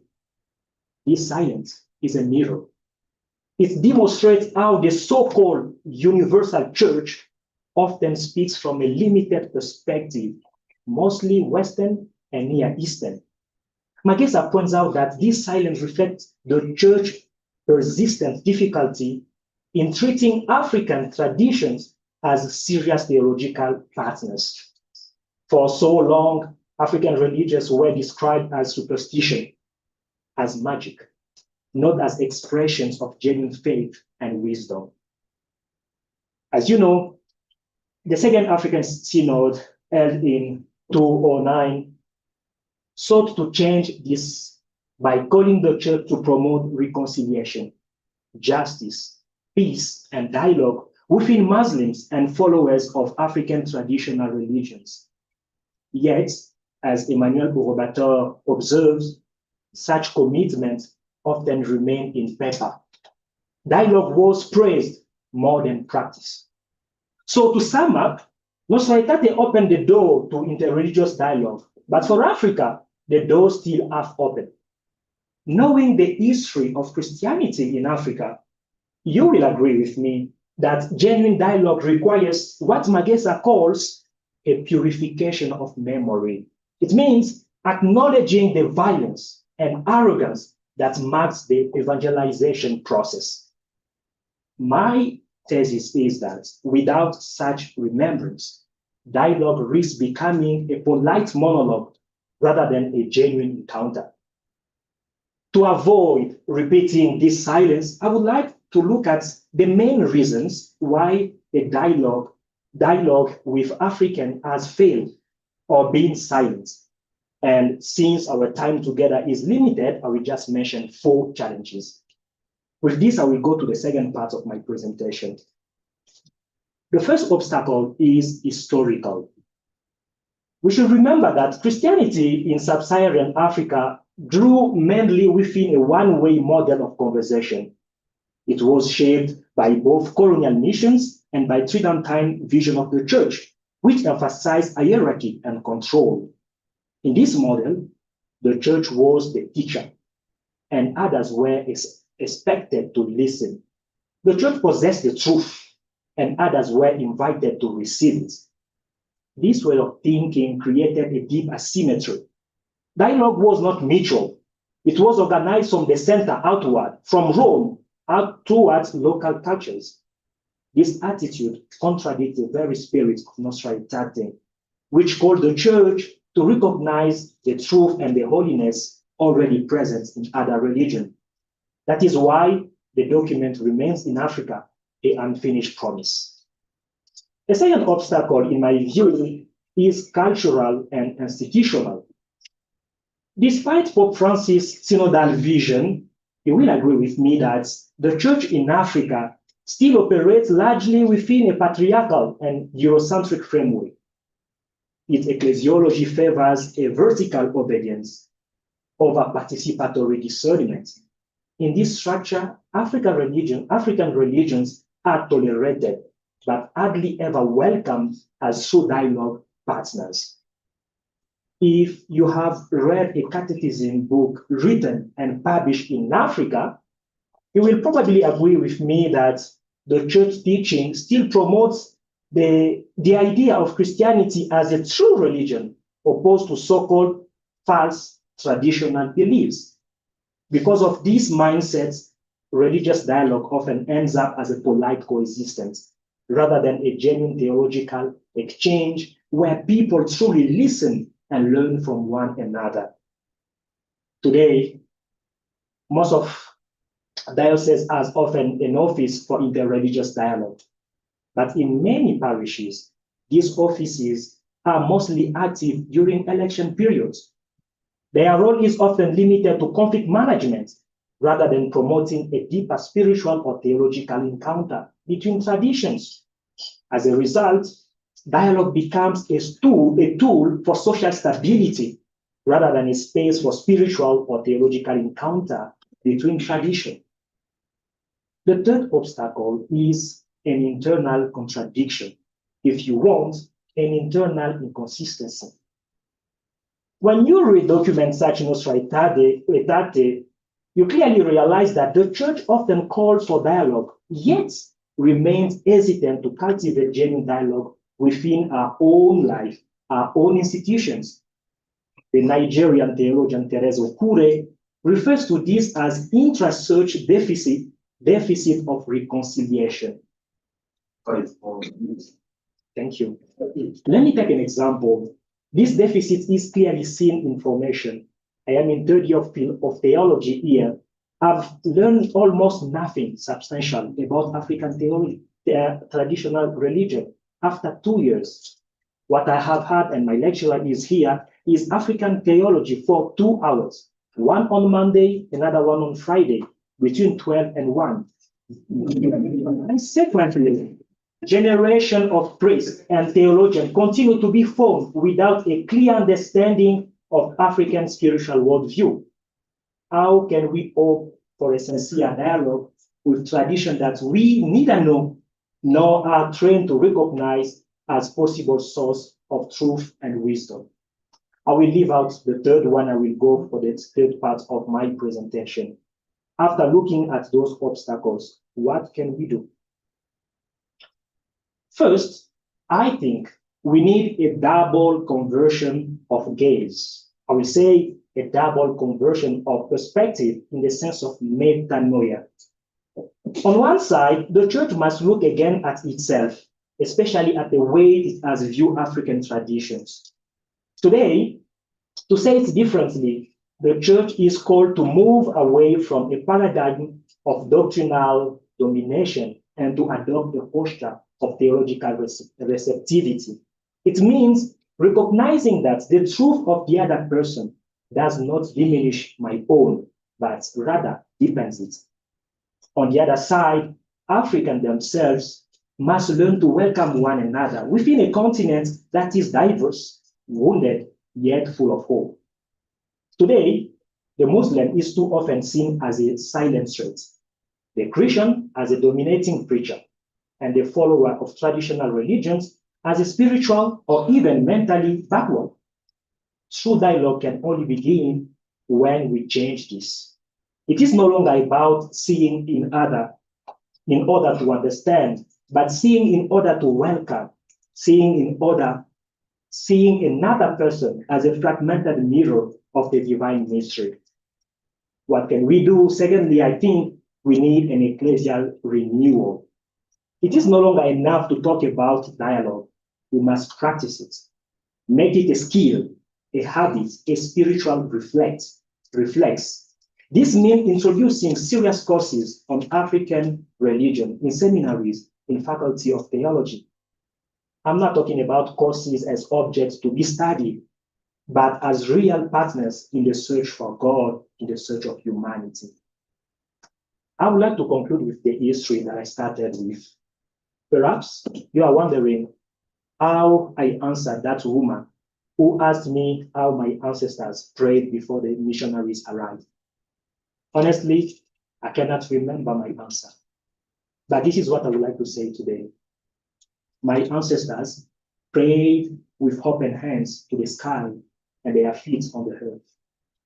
They prayed not to an unknown God, but to the one who was already there, present in Africa, present in the river, in the birth of a child, in the wind that carries life. They did not need anyone to tell them that God exists. They only needed to be reminded that God never left Africa. And perhaps that is where exactly our unfinished dialogue must begin. Not in documents, but in remembrance. Not in doctrines, but in living memory of a God who has never left Africa. A God who continues to speak in many languages and who waits for his church to listen. Thank you.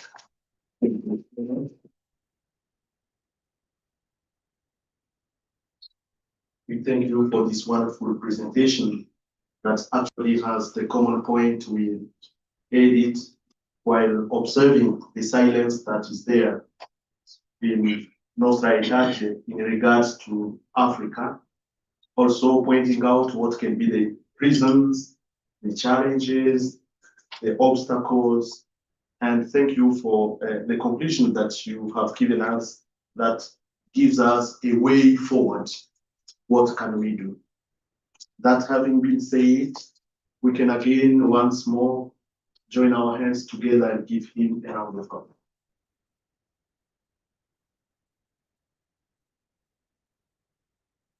I'm now inviting the third speaker of the day, who will address enculturation versus interreligious dialogue, Nostra Aetate, silent challenge to Africa, traditional religions. And this is Dr. Dominic Tomuseni, who is a Jesuit priest and theologian from Zimbabwe.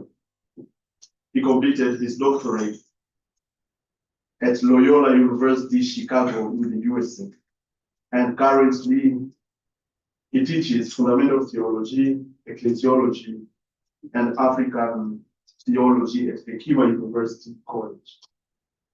His research interests revolved around the use of African narrative in theological discourse, but also the significance of contemporary African urban experience in theological reflection. With another round of applause, let us welcome Father Dominic.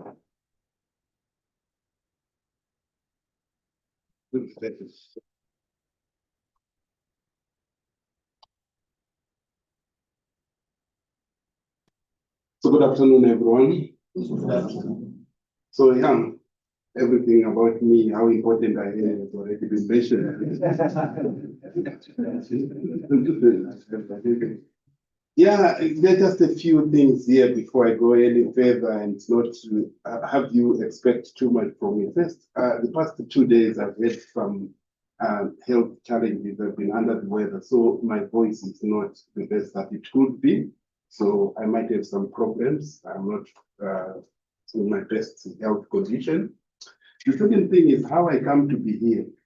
And 2 weeks ago, I met Father Nobel in Abidjan, and I was just sharing about my own interest in African theology. And from Norway, he said, now can you give a talk on Nostra Aetate and African traditional religion? I said, no, I'm not going to do that. I'm on sabbatical. And I thought, this thing was a joke, he said. Then I met him on Tuesday last week and said, you have not given me your topic. I said, I did not say that I'm going to present it, but I bought you a shirt.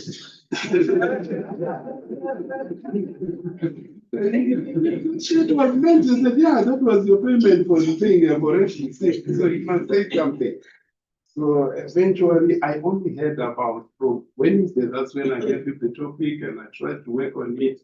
So I feel like today, this is my tridium, whereby I've gone through the passion and death, and I hope today will be the resurrection.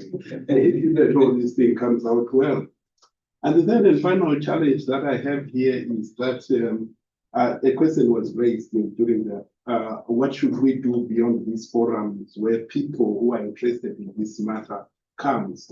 And I think the answer was that, people have got different interests and default setting, and everyone has been fitting. We ought to be more practical, be grounded and everything. But just for me, I must confess that my fundamental theological default setting is something to do about the rational basis of the Christian faith. I am not grounded. I don't know anything about interreligious dialogue, and I have not studied anything. I don't know any scholars.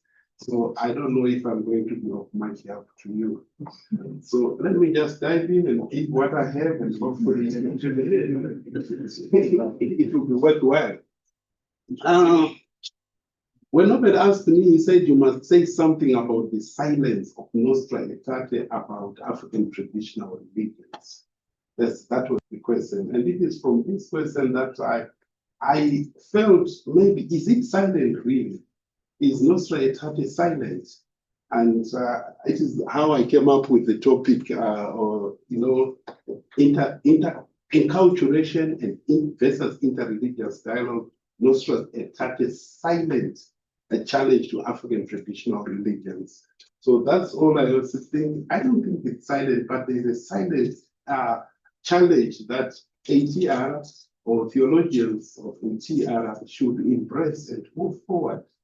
Maybe the first thing is to talk about why the silence. We have had some possible reasons why there was that so-called silence. But I have got some, I think we've got one already given by Professor Kuhn in the morning, why probably it was silent. But I don't believe that it was really silent. Of course, there's something about Hinduism, there's something about Buddhism, there's something about Islam, there's something about Judaism. And Africa probably is included in that very phrase that, other religions found everywhere, which try to counter the restlessness of the human heart, each in its own manner, by proposing ways of comprising of teachings, rules of life, and sacred rites. So I think African traditional religion is mentioned, but it's not explicitly mentioned, as I said, that it is not named. And as we have heard from the first presentation, the naming might be problematic because it is putting you aside.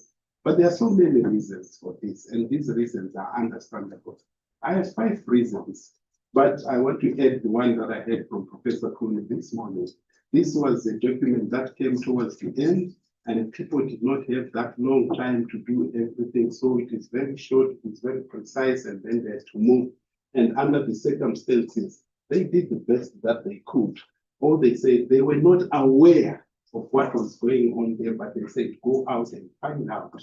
So it's understandable that it was not, why it was not explicitly mentioned, not that they are silent about. The 5 reasons that I have was something that to do with the time of the conference, others has to understanding of the world during that time, and the third one has to do with the people who were there at the time or were involved in that council. And the colonial mentality, which we have heard from Camille very well, and also what I think is also important, the theological development at the time and what happened later. First of all, let's just look at the time. Vatican Council II for me is a moment in the Western sort of theological timeline or the Western experience of the Enlightenment and modernity. And you see, Vatican II is coming as a kind of a conclusion to Vatican I. Vatican I is preoccupied with modernity and Enlightenment, and now they did not finish. We are told they didn't finish that council, only they come back, and now from a different perspective, they were no longer fighting with that whole modern onslaught on the faith. So this is the time that what really preoccupied them was what was happening in the Western world. So this is the document of this time. This is just a point in the timeline. And so issues that had to do with Africa probably were not as that prominent, not that they were not important, but this is a bigger issue that they were dealing with. So the Jewish question, which forms the foundation of this document, was part of this modern experience that they were struggling with. We have heard how anti-Semitism and the Holocaust informed this document.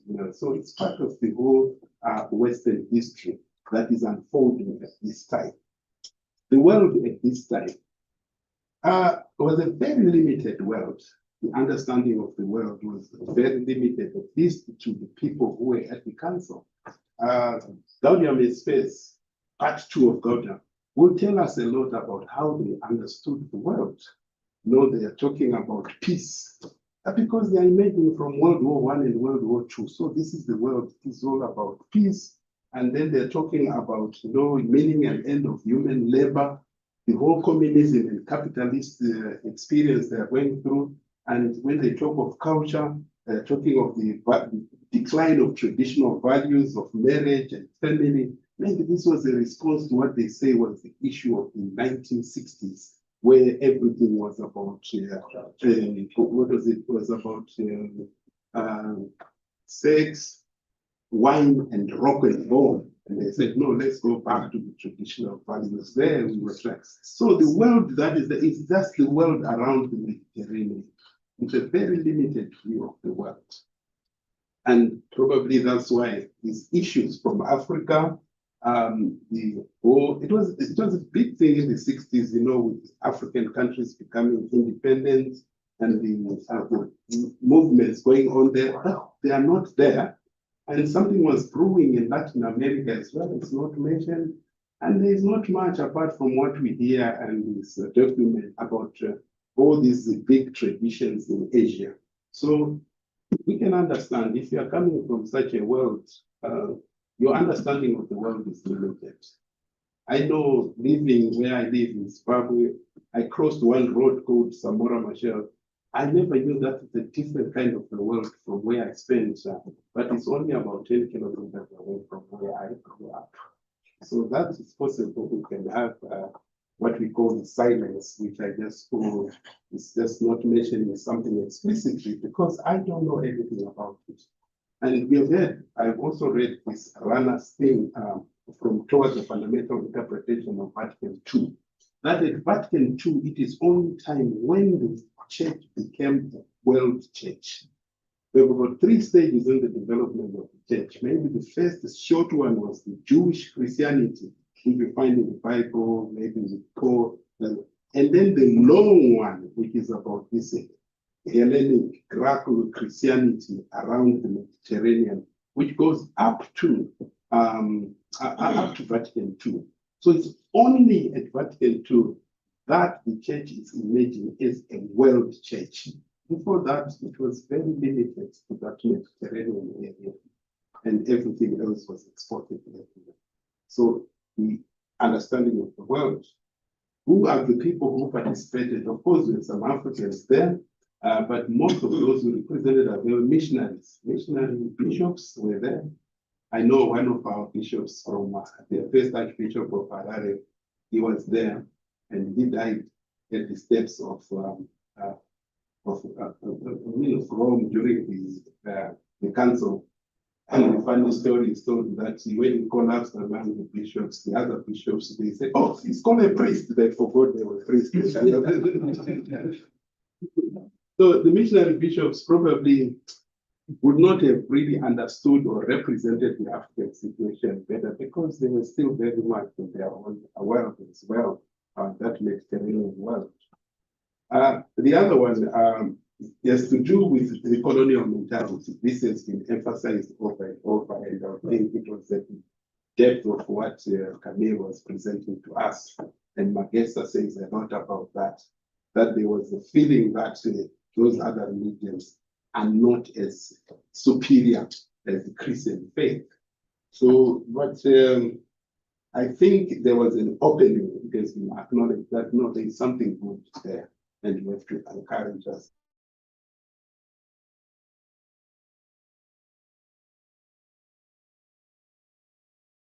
It was not probably as developed as it has come to us at the moment. So there was nothing to engage with.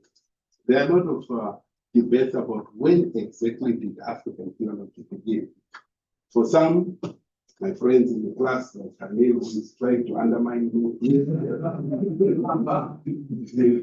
they say, no, African theology started in the early church with Augustine and Tertullian, and those were Africans. So this is where African theology goes back. Yes, but that was the theology tied to that other world there. Maybe let's talk of sub-Sahara. No, why not? Why sub-Sahara? Africa is the same from here to the other end, but well, we can. For others, like me, who always to think of 1945 at the end of Second World War II, especially with Temple's publication of the Bantu philosophy, we see a kind of a movement towards thinking about what it means to be African. Well, we have all different views about Temples, whether he was African or not, but there's some kind of movement around that which opened us to a new way of doing African theology.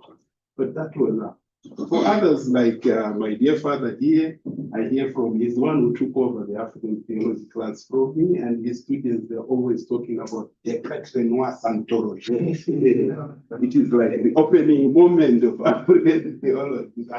1956 with the publication of the Prêtre Noir Sartoringer. Is that the way to pronounce it? Yeah. You know, if you want to speak French, don't worry about the pronunciation. You must worry about the facial expression.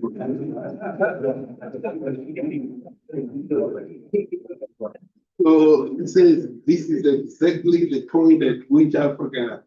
But whatever you want to say, wherever you want to say African theology begins, for me, it is not after Vatican II, especially the 70s. That's when we have the well-developed, sustained, and systematic reflection of the Christian faith on the continent, with the rise of the people like the Brahmites and the Nyamitis, the Jan Makela. At that moment, I felt, Heidegger. So this is the moment when we begin to see a development in African Christian theology that probably would have, if it was there during the council, maybe that so-called silence would not have been there, but something developed afterwards. Now, my issue is what happened now with this whole growth in African theology? The dominant theme that has come in African theology was enculturation. It was all about enculturation, and this is the dominant trend, how to make the gospel African, how to be African and Christian at the same time. What are the things in the African faith, and the African culture that can also speak to me as a Christian? Other trends came up, liberation, which for some was not very different from enculturation. It was a continuation of enculturation when we talk of liberation. Then we have the reconstruction of people like Mugambi and Kamana. That we need now to look forward. I consider that enculturation because it was thinking of Africa in a different form of culture, not just going to pre-colonial experience, as also a continuation of that. The Orobatos, they're talking of transformation, continuation of liberation, how theology has to transform our societies and I consider that enculturation. So enculturation remains a very dominant trend and a dominant theme in African theology. Some people are trying to move away from enculturation and talk of interculturality, that these are different cultures which have to come together and talk as partners. But I think that cannot take away the fact that enculturation, making the gospel part of who we are, still remains, because Christians today, they still identify with what happened in Israel during the time of Christ, and they still identify with the incarnation. So enculturation remains important. And enculturation is good, and it can be traced to many parts of the Council's documents, and you see that in these two synods on Africa, that they always talk of enculturation and they relate it to what happened there at the council. And in layman's language, it is about, I think it missed something of Nostra Aetate, which I want to call the challenge, that of interreligious dialogue. Thank you very much. Thank you very much. So what is it that it has missed? I'm coming to the conclusion. What is it that it has missed there? The interreligious dialogue. The interreligious dialogue, at least as I've understood it in layman's language, is that it acknowledges the otherness of the other. That, this is someone that's different, but we have some points of convergence and then we have some points of divergence, and then we can dialogue. But what has happened with enculturation is that it has just looked at the broader processes of culture. Of course, people like Magesa and Kuti, they don't want to separate religious experience. They say that, culture, religion is part of a culture. That's whole collapsing of culture and religion together is very difficult there, because the otherness of African traditional is lost with this move towards enculturation. And the religious tradition and its difference is kind of blared. It is taken as part of as an essential part of a culture. I think that's where we are. We are no longer having a bit of interreligious dialogue. And you see what happens, most of these people who came with the enculturation, they were Christians who were reading their own African heritage into their faith, and then something was lost about the otherness of African traditional religions. And Mbiti is just a good example of that. In his book, The Concept of God in Africa, he just goes and says, if you look at the concept of God, they are just the same as what we find in Christianity. God is omnipotent, is omnipresent, is omniscient, and he has been accused by Okot PPK of Hellenizing African traditional religions. Just removing African tradition through the perspective or through the lenses of Christianity, and the otherness of it's lost. People like Magesa, when they are, what is not sacred? So they say everything there is sacred, and this is how we can use that whole sacredness of the culture to interpret this. This is where I think, now I don't have time, I think where we have the problem, because we are not really giving African tradition. This is traditions, religions, their own space and their own understanding. And of course, Camille was accusing me of teaching only 2 hours. Well, I am the one who also said, and this is I got from Magesa, we should have, first of all, I said, it was called African theology. And I said we should distinguish between African theology and African Christian theology. Because African theology is broader. It's all this religious experience and how it understands itself and how it articulates itself, versus how Christianity is interpreting African traditional religion. So that separation and distinction should actually be acknowledged. And Magesa is the one who said, before we teach African Christian theology, we must have a course on African traditional religion, separate from this. And then from there, we can move into talking about how Christianity can take this. people were saying, some were saying we should focus on commonality, what we have in common and build on there. But I'm a disciple of René Girard, who says our problem is not so much what we have in common, but what is it that we differ. If we are not really taking note of our differences, then we have a problem. And I think this is the silent challenge to African traditional religions of African Christian theology, that we are not really looking at interreligious dialogue. Enculturation has disturbed interreligious dialogue.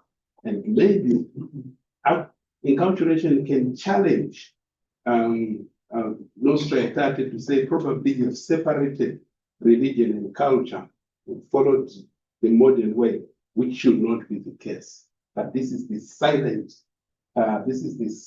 challenge that is in Nostra Aetate. And that's what we should focus on. Not so much, why was it silent? And look at this silence, what has it done to us? But what is this silent challenge about interreligious dialogue and enculturation? And if we can manage to see that distinction and work on that difference, probably we'll be somewhere. I hope I've redirected. Thank you.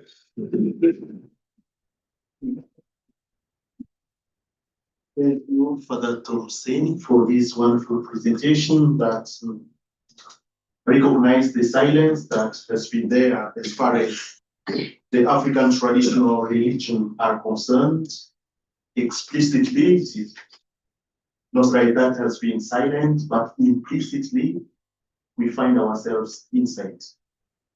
And the presentation doesn't blame anyone about the silence, but considers, first of all, the context within which we should understand, but also the presentation considered it to be a challenge that can lead us to develop the theology of enculturation within which interreligious dialogue is also found. Right now, I will just invite the two presenters who are present, and I hope Dr. Edith, you're around for receiving some questions. Thank you so much. Now we'll ask Camille and Dr. Hussein to come forward. Now we are going to proceed receiving a round of 3 questions. And when you ask a question, you mention to whom the question is directed. And later on, we give time for our speakers to respond to those questions. Thank you. Okay, thank you. My name is Edward Madova. I'm a student who studies in the international relations. I have at least 2 questions, which I would like to prosecute. At least 2. And it's directed to all the panelists, the presenters. One, basing on our monotheistic faith, that is Judaism, Islamic, Christianity, and at large, the African traditional religion, which we have just reflected on, and also Muslim and what have you. I would like to know, in the reflection of Nostra Aetate, we understand even in the book of Torah, caring for the stranger, the world is Christ also faced with the post-migration in the interfaith dialogue and the relationship. How do you address this pertinent issue? Because we address violence, but post-migration is outcome of violence and conflict. Second question, we have looked at God being a common kind of reference in our interactions in the religious dialogue, and in all monotheistic religions, that's Judaism, Islam, and Christianity. I could hear people reflecting on God, commonality, and also Jesus, commonality. But I didn't hear anything about the Holy Spirit, because God, we also have brought intuitive, the Holy Spirit, but I didn't get it. And the last question, I said at least two, this will be the very last one. Can you bear with me? The very last one, in our ATR, African Traditional Religion, we have some good values that we would like to incorporate. For example, the marriage rights, initiation rights, how can we incorporate or inculcate them in our interfaith so that we can bring more good than harm in our daily existence? Thank you so much.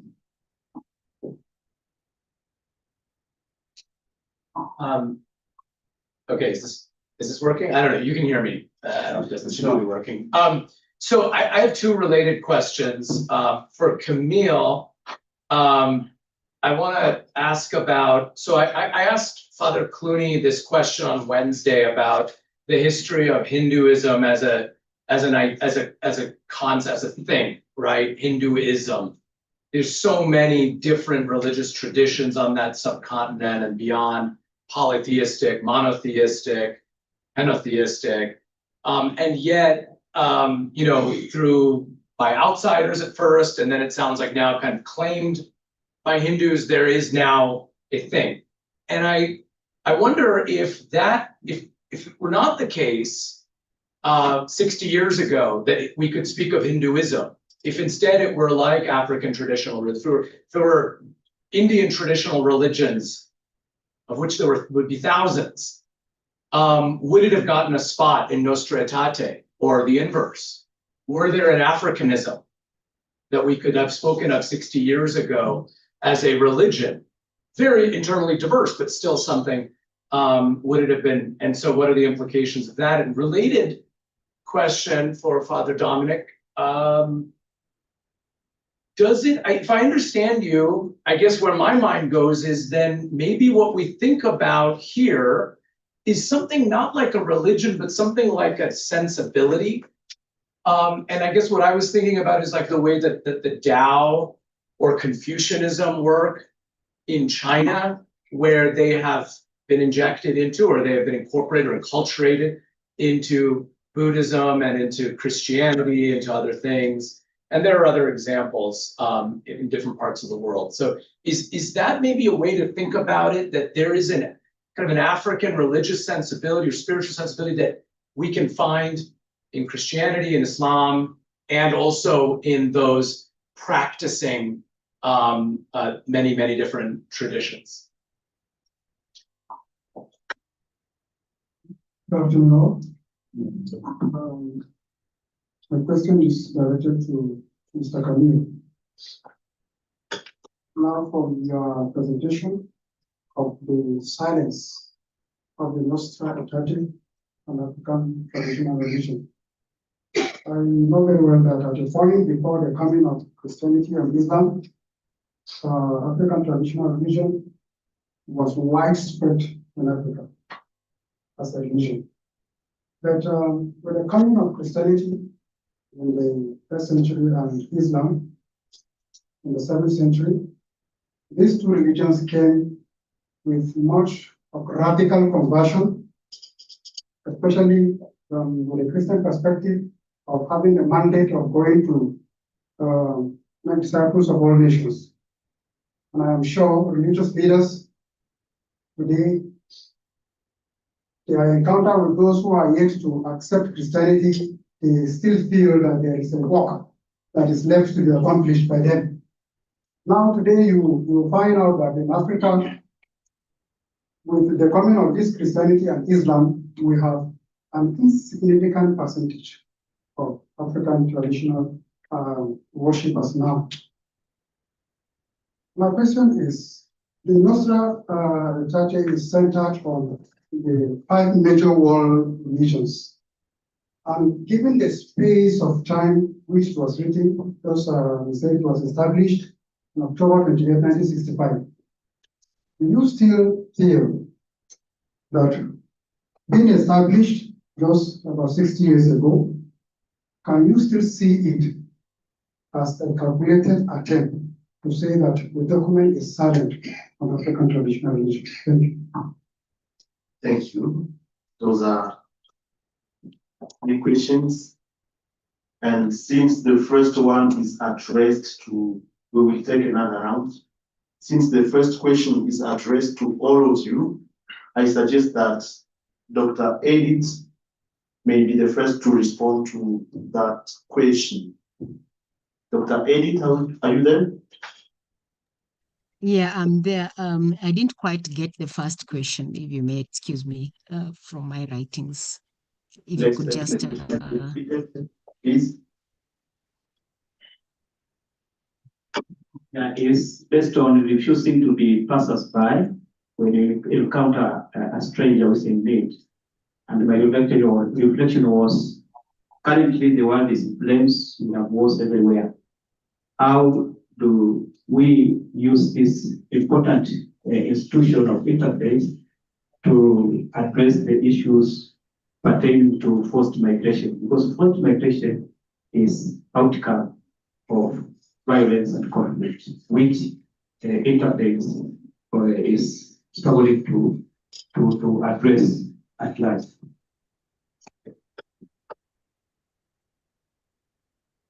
Yes, Dr. Edith.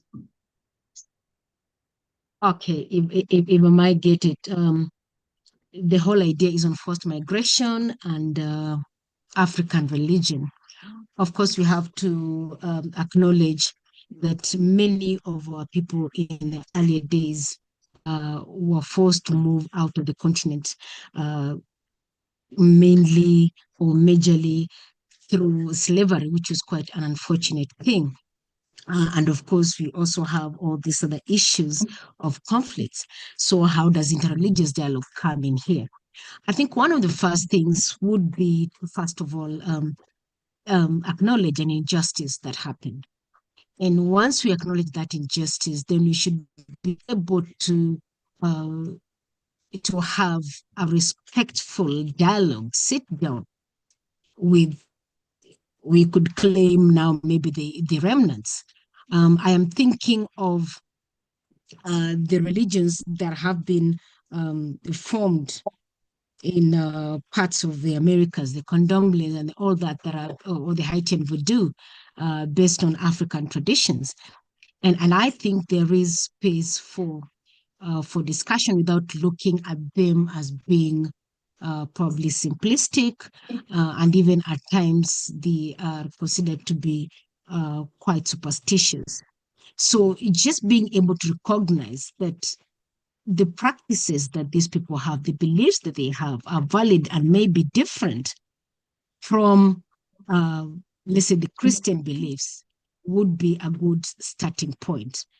I'm not really sure I got the question, but that's what I would say in terms of the beginning. Thank you, Dr. Thank you, Dr. Edith.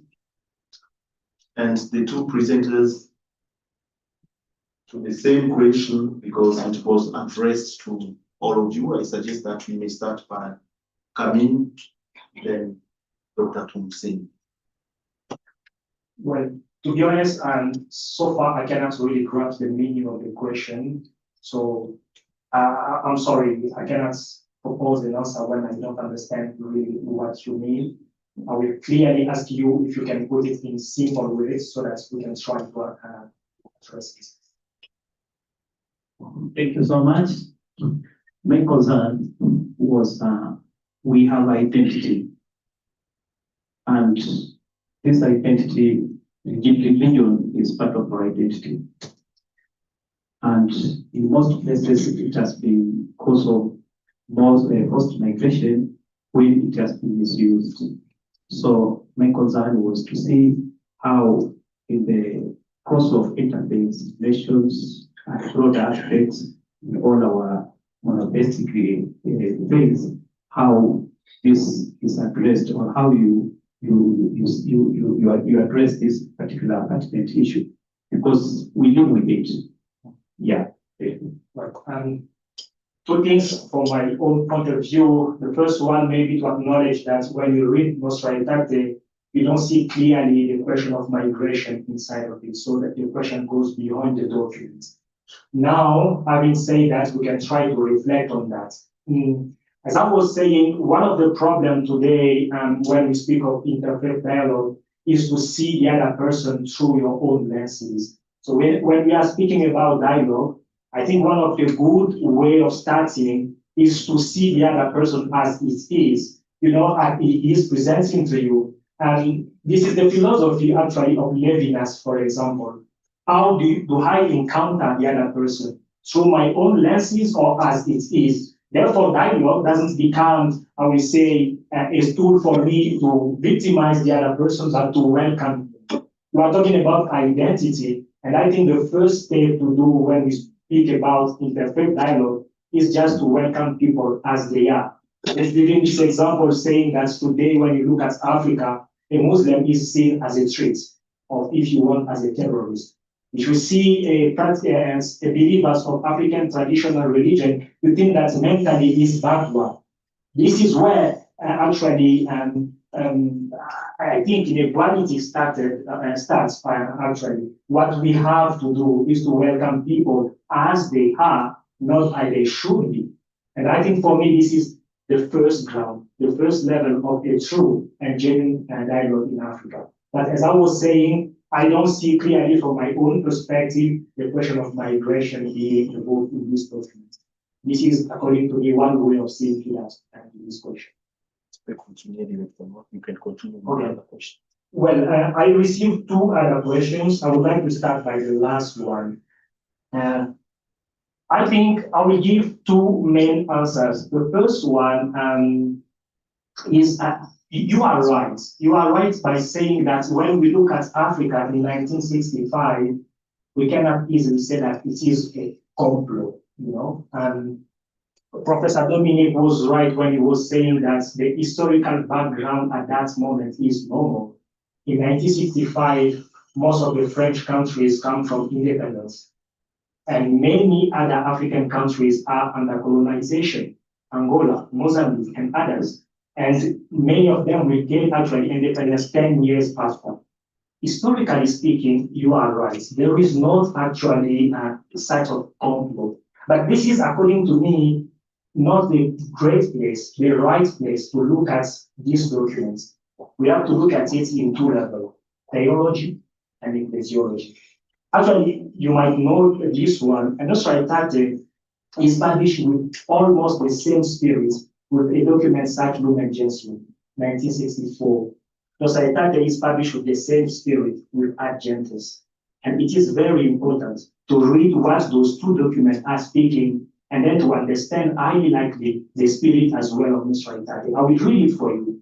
Those two documents, I'm bringing it on my own words. The Holy Spirit is seen as already at work even before the explicit proclamation of the gospel in the people, in their rights, aspiration, and religion institutions. This is the theology behind. If the Holy Spirit is already there, if the Holy Spirit is at work in those traditions, I cannot understand how we were left. It is not about the history, and even about the history. If you take the Second Council, actually there are almost already many African bishops present. Let us think of Malula. In Congo, I don't know where you come from. I come from Congo. We have this particular way of praying, the Zairon rites. This rite was introduced in the church. The first draft was already introduced in 1962, meaning before the publication of Nostra Aetate. So they knew about our beliefs. They knew about our values. They knew about who we are. This is where the silence is. Historically speaking, we can justify the documents, of course. In 1965, you don't have many bishops, and most of them were trained in Europe. It's normal. But when you look at the theology beyond Lumen Gentium, you look at the theology beyond Ad Gentes, you cannot understand this silence. I'm not talking about a complot, but this silence is a mirror and invites us to start a new reflection. Now, the question of my fellow companion on the history of RTR, African traditional religion. This is what I will say simply. Today, I believe it is very hard for us to have a concrete history of African traditional religions for one reason. Most of those religions are not qualified. They are oral. They are lived with communities. Most of them, we don't have like Christianity that you can find, even if it changes the context, the countries, the setting, that you can see some things, some substance that remains. The African religions are lived according to the countries, according to the people, and they are many. However, you can see that there are particular elements that actually come in each of those religions. You have, for example, the idea of Ubuntu, I am because you are. In Tanzania, you have this idea of Ujama. So what I want just to say is it is very hard for us today to do a mystery of those religions, just because they are oral. But it doesn't mean that we cannot dialogue with them, we cannot enter a dialogue with them since they are oral. I mean, the starting point cannot be what those religions means, but what do they have in common that can actually engage us in the dialogue. That will be my answer, and I hope that was your question. Yes, welcome to the Dominic, responding to the questions that were addressed to you. Okay, first of all, the first question, which was actually 3 questions. I want to say something about the 3 questions there. And I say maybe they are very good questions because they address this whole thing of silence. Actually, you know, from what we've presented and from what we find in Nostra Aetate, you find that you cannot say everything. Our presentations were really not so much about forced migration, in as much as forced migration is also an important part to address from an interreligious dialogue. But given the time and the circumstances, we could not address that. And I think it is very important. But if you want to know about how interreligious dialogue and how, you know, can help in forced migration, you need to go people who are practicing. That's why I said people were saying we must be grounded alive. Last year, we had Professor O'Neill here, was working with JRIS, and he was talking about how he goes to refugee camps in Kakuma and all this, and how they are trying to, from a very faith perspective, and people of different faith, and they come together and they address those things. So, in as much as they are not mentioned explicitly or not at all, and in as much as we do not mention them, there is quite a lot that is happening in post-migration from the perspective of interreligious dialogue. And the other question you mentioned said, in all our talk, where is the Holy Spirit? That's another good question. We need to maybe another conference on the Holy Spirit. But I think it was mentioned in passing in a previous presentation and said we should actually put prayer first. Because if it is all about our effort, we are going to miss it. So when we talk of prayer, the Holy Spirit is there. That is all I can say on that. And the third question was about how do we incorporate the good in our African traditional religion. That again, I would say, go back to the whole experience, practical experience. Every time I'm going for Mass, and I see a lot of the liturgies and what is happening there, there's a lot of African traditional experience that you don't find when you're in Europe or in America, because they have a way of that they've already incorporated. So maybe these things, they don't have a kind of a theological, highly theological platform where they are discussed, but they are happening. And we just need to go to the ground.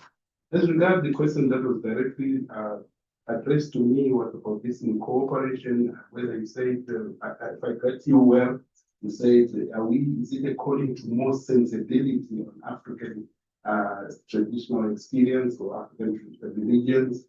The answer is sensibility is good, but what I'm really trying to say is that we should go beyond sensibility and look at these religious experiences in their own right as a practice, because there are people, what exactly do you believe? The whole discussion we had is that where exactly do you draw the line between, crossing over being a Jew and a Christian at the same time? Or that is where we should go, that you understand this is an experience of his own kind, with his own ways of doing things, which is different. And from that different, we can now move towards a kind of a dialogue where we see where do we converge and where do we diverge. So just to be sensible and say, no, I understand, and this is not enough. We just have to acknowledge the rights and the privilege of each religious experience. Thank you, Father Dominic. And before the final remarks, I I want you to allow that to take 3 more questions. Then Matthew is my name, but I don't really like just to have your knowledge of this. 2 years after the implementation of the Nostra, another document was published. That is the very first magisterial document to make mention of the religious traditions of African people. And in a positive light, for that matter, is African Terror of Bokor the 6th, issued on October 29, 1967. And in this document, Bokor the 6th made the following unprecedented statement. Many customs and rites, once considered to be strange, are seen today in the light of technology and science as integral parts of various social systems, value of scale and commanding expect.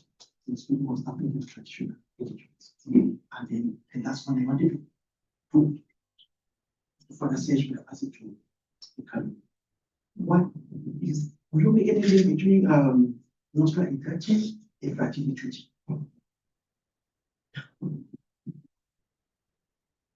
My question to Camille, you said that this document, Nostra Aetate, left African tradition, African religion out. But my question is really there something that we can say is African religion? Because if you take, for instance, here in Kenya, we have different tribes, and each tribe, if you look at their religious history, each tribe ascribes to a certain god, and the practice and everything to do with their religion differs from another tribe, and that's just in one country. Now we are talking about the whole continent of Africa, even your own country, Congo, which is very big. I am sure that each tribe has their own god. So if you are to invite African to the table of dialogue, of religious dialogue, so who will you invite to that table? So is there really something like African traditional religion? My question is almost related to hers, and it's addressed to Camille and Dr. Edwards. Do you think African traditional religion or religions was accessible to the world by that time? Because we are talking of 60 years ago, and we are talking of dialogue with other religions like Judaism, which was very elaborate, it had its theology, doctrines, and whatever. What about ADR at that time? What was its theology? What were the doctrines of ADR? What were the proposed what were the teaching? Thank you so much. Those are 3 questions. And maybe the last one. Let it be brief and direct. Okay, I hope I'll be able to be brief and direct. I'd like to ask, we spoke about a little bit on syncretism. I think it was Dr. Aetate. Perhaps Father Dominic can also comment on this. Nostra Aetate may have been silent on African traditional religions, but in the southern parts of Africa, we have a prevalent phenomenon of sangomas, and I think Father Dominic is aware. These are traditional healers who could be even diviners or mediators. Now, what do you do as a minister, especially as a Catholic priest? What do you do when you find a faithfully devoted young person who's called into this, and you see that they are under the attack of illness? Because when they are called into such things, they are often very sick and probably could even go to the point of dying. Now, this person can only be healed by doing some practices that are done in the ATR. Does that now not speak of syncretic practices? What do you do in such instances? Also, even some priests, you find that this is a priest and ordained minister, but now he's under this attack. Should this person respond or ignore the call? Thank you. All the questions are addressed either to Camille or Dominic? Dr. Edith, yes. If we can start from you, Dr. Edith. Yeah, let me start with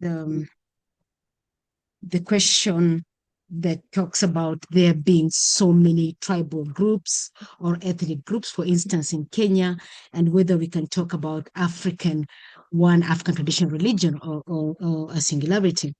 I think one of the things that we need to recognize is that as much as I may refer to God as Nyasaye in my community, and another person refers to God as Ngai in their community, and the other does not necessarily mean that there is a divergence of ideas. If anything, we have a lot of common themes across the different ethnic groups, even that traverse different countries. The only difference then being is how are you practicing it? How are you doing it? But when you look at the values that underlie the practice, for instance, or the belief, you find that they are shared values.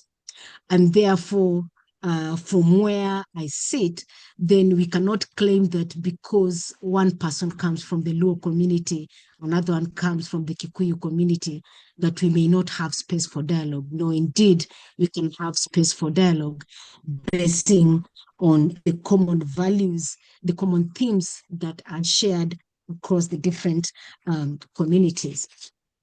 Then there was this question on whether we had ATR at the time when the Second Vatican Council was taking place. Indeed, we did have, and even right now, we still have ATR.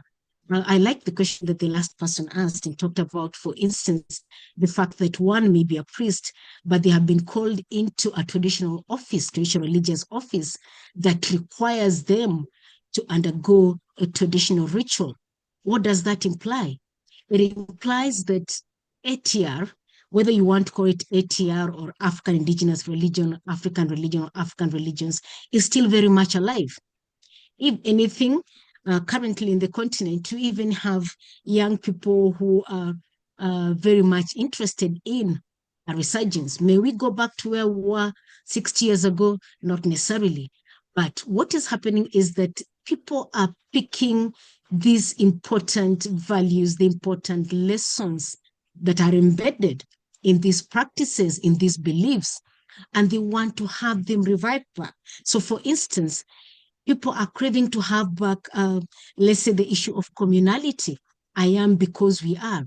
Why? Because they see the value that is embedded in that.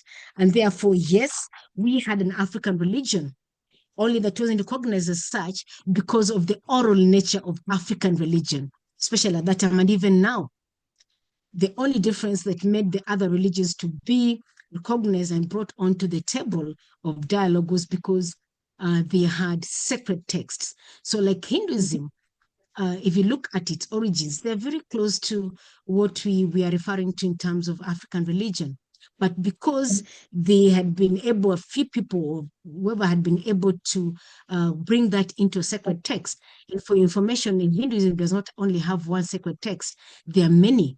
But by the fact that they had at least what can be considered as a sacred text, then that gave them more of a sitting space on the interreligious dialogue.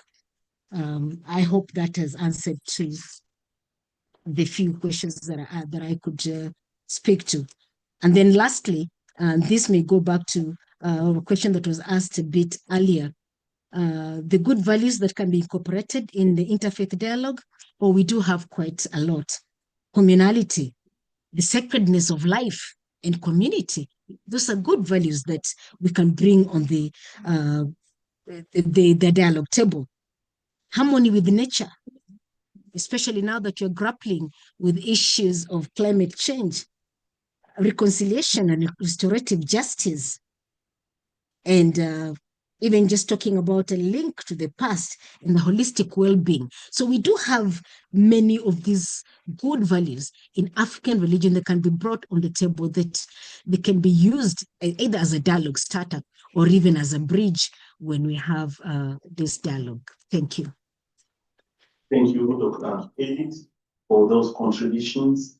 And now we will hear from our brother Camille, responding to the questions that were addressed to you. Thank you. I've received 3 questions. Father Matthew has asked me what's the relationship between Fratelli Tutti and Nostra Aetate. I will say if we have to bring the 2 documents together, what is at the heart of them is the respect of the human being as a person with dignity. So you see the 2 perspectives, both in Nostra Aetate and in Fratelli Tutti. By the way you speak Italian, you know that tutti in Italian has a very different and heavy meaning than tous that we have in French, for example. By saying that all of us, we are fratelli, not fratello, the plural is very important. It means that there is a dimension of inclusion of Muslims, African traditional religion believers, Hinduism, all. Why are we equal? Not because of the differences that we have, because all of us, we are created as imago Dei, image of God, and then I am able to recognize that image in the other person. I can treat him with dignity. If I can treat him with dignity, it means I can listen to him. If I can listen to him, it means that I can build a dialogue based on the peace. So this is, I think, at the heart of the 2 documents. Of course, we can actually go cite another aspect, but I will just go with that aspect of dignity. And I think there is another document of the church on the human dignity, which is also important. Actually, we can bring them together. Fratelli Tutti, Nostra Aetate, and I think Dignitatis Humanae. Now, another question was the question of Pamela, who asked me basically what is the common ground. There are so many. You are right. There are so many. In Congo, we have more than 5 that I know who are active today. And I think it is not about how diverse they are. It is about what is in common with all those religions that we can bring at the table and dialogue with them. And I think the answer was almost given. Let me just give 3 or 4 examples. In all those traditional religions, you see something in common, moral values, the respect of life. You see a certain connectivity, relationship with the cosmos. You see this value of Ubuntu or Ujamaa, depending on Ubuntu South Africa, as we know, Ujamaa with Tanzania. You see the sense of the family. Can we bring those elements together on the table? Yes. I mean, here in dialogue, we don't look at how different they are, how many they are. We look at how common they are and what can we bring at the table as partner of dialogue. It is a fact that we cannot summarize them in one, but it is also a fact that they have something in common. And those things in common are many, really many. Now, I like the last question on as our RTR was accessible at that moment. When we dialogue, we don't dialogue with system. We dialogue with people, with persons, with their experience of God. In the beginning here, in the morning, we brought this question of the religions of the wolves. I like that question because somehow it can be also, brought here. Look at Judaism. We call it religion of the book because, as a book, there is the Torah. As someone, a public figure, a key figure, we can say Moses. Christianity, the Bible, New Testament, Old Testament. At the heart of it, we have Christ. The other side, we have as a language, we can say Hebrew, Christianity, Greek, Hebrew, Aramean, and later on with the tradition of the Bible, we can add Latin. When you look at an African religious tradition, you cannot find those elements. Orality. We don't have one figure that you can say that this is the major figure. At the same moment, we don't have a language, a particular language, you should learn all of them, understand all their languages. Once again, as I was saying, those are differences. If you want to dialogue with someone, you dialogue with his experience. At that moment, in 1965, it was possible to dialogue with a living experience inside of the person, not inside of the system. Yes, I agree with you. For you to dialogue with a person, you have to understand his system. So both go hand to hand. First, the living experience of a particular person. Second, you understand his system. And that system is accessible through our programs, through our music, through our way of living. So I think those would be my answers. Thank you, Elias, Kamu. And now we give the mic to Dr. Hussein. It's good to go into the last to speak. So thank you. Thank you very much for that reference. I was not aware of it.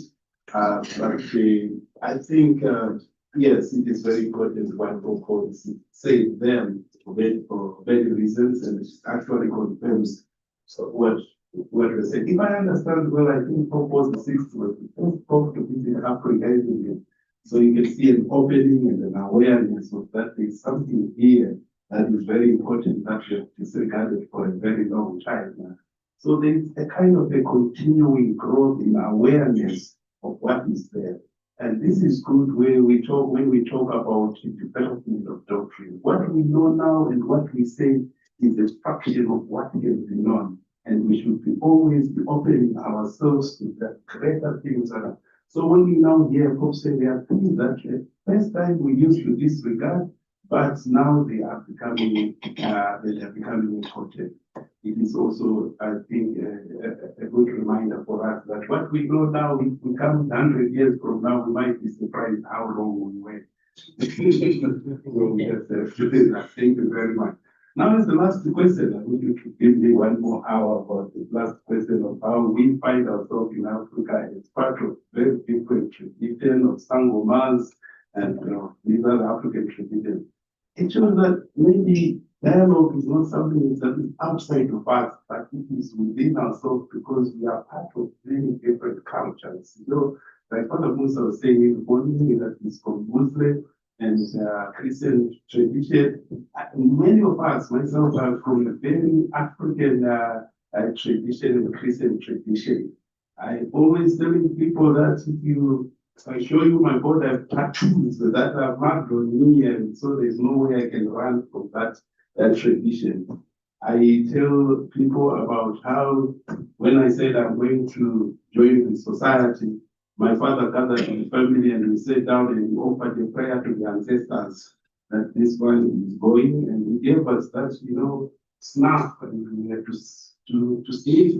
And when you sneeze, he said the ancestors have answered, you are going to be where you are going.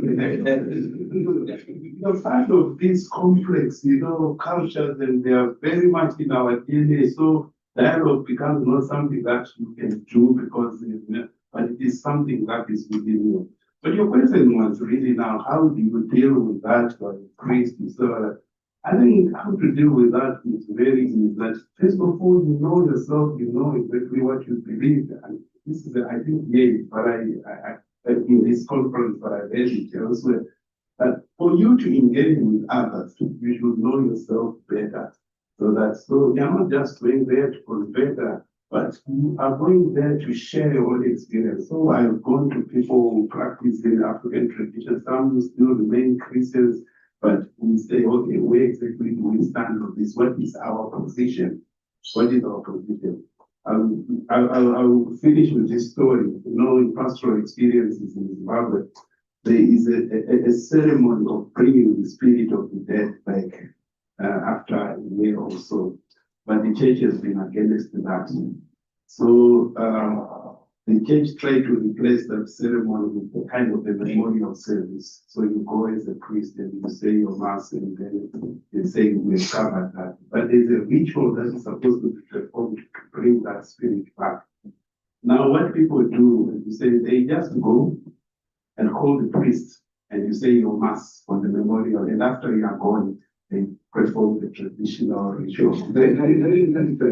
But I'm aware of that, so when I go there, this is what we have to do, and I talk to them, and many times I've been, because that ritual involves a lot of beer, traditional beer that is filled, and many times I've been invited to bless that beer as well, and I've taken it. As soon as they know that you respect them and you understand that, they will invite you. So it's possible, just going there with respect, giving a say, this is who we are, and this is where I'm going to do this because of these are the things, yes, we can go ahead if you so wish, but it's still controversial. If the bishop hears that I blessed that prayer, I might be in trouble. So please. Thank you so much, Father Dominic, and thank you, all of you, starting from Dr. Edith, Brother Camille, for your contribution. And I think to appreciate them, let us bring our hands together and give them a round.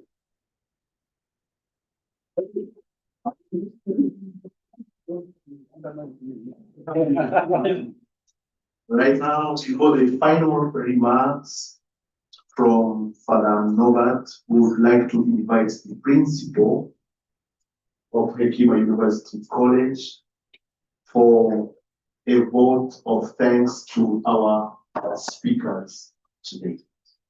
As he comes, let us also give him a round of applause.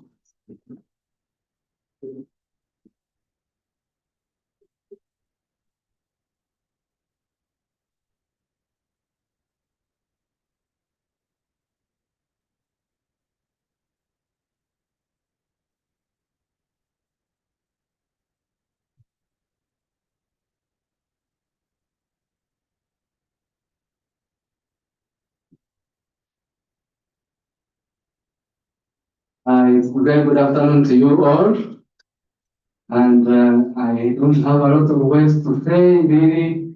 Mine is one word of gratitude. And as the French proverb puts it, la gratitude est la mémoire du cœur. Gratitude is the memory of the heart. Gratitude in a sense, first of all, for the interest shown up to this time. On a day when we are mourning the late Baba of the nation, Raila, that you have been here, you would have had this day off to do some of your work, and you have been here throughout the whole day. That itself is a testimony. So why don't you give yourself a round of applause? And gratitude to all the presenters. I followed online. I didn't want to stay here because I arrived early in the morning at 4 a.m. And so I would have been sleeping here. It's better to sleep prudently. I followed online in my office. But then I came back and I was amazed by the wonderful conversations that were going on.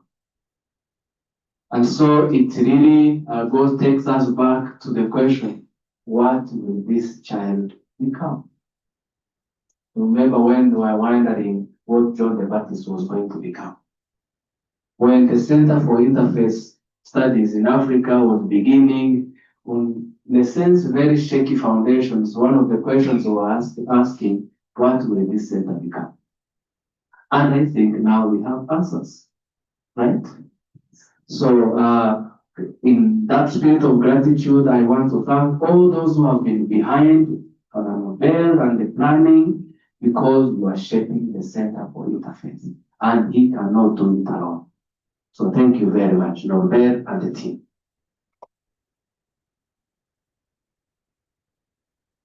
And obviously, we have had many encounters because of the center. And so if we call on you next time, know that there is something beautiful that is going to happen.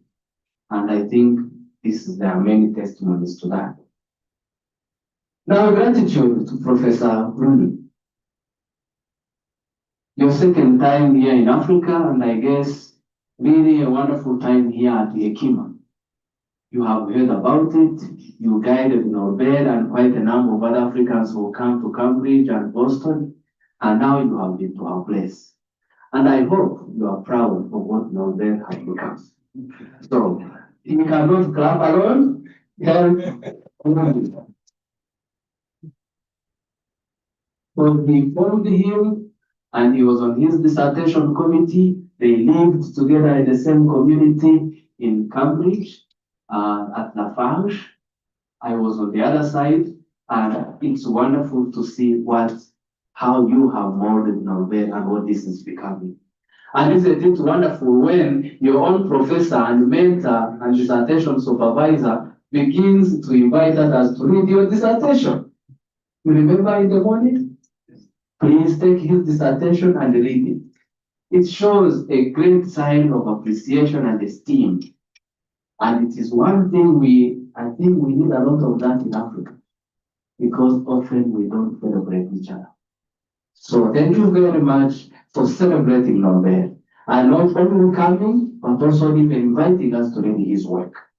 For me, it was a great sign of magnanimity.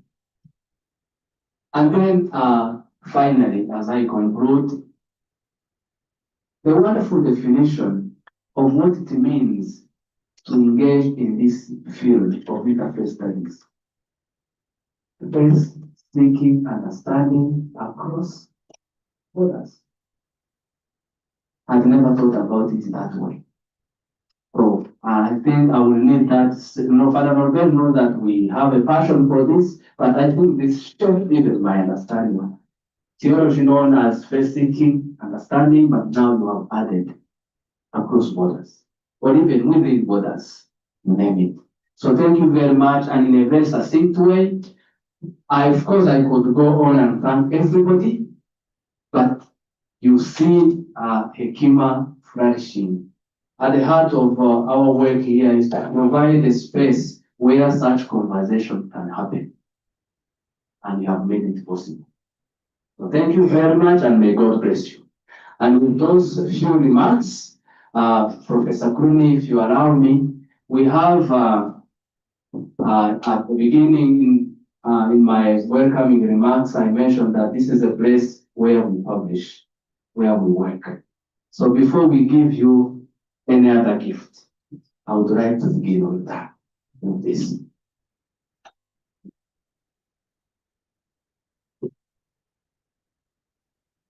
And I'm sure you've seen even some of our students in the way they answer questions, in the way they present.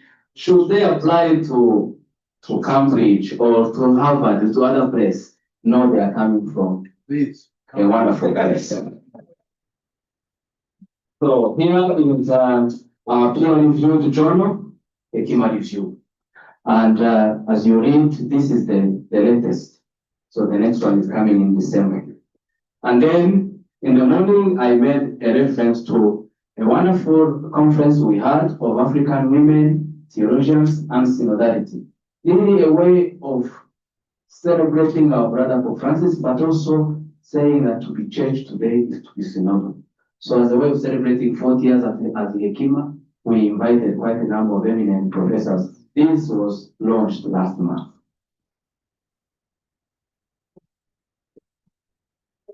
And here is another one, also a volume one that I brought, Living Together Differently. It comes from, it's a collection of different articles from our faculty members and from other Jesuits across the continent. As we know, Africa is a continent of many joys, but also with a lot of brokenness. How do we live together? So the Jesuits here are exploring that question.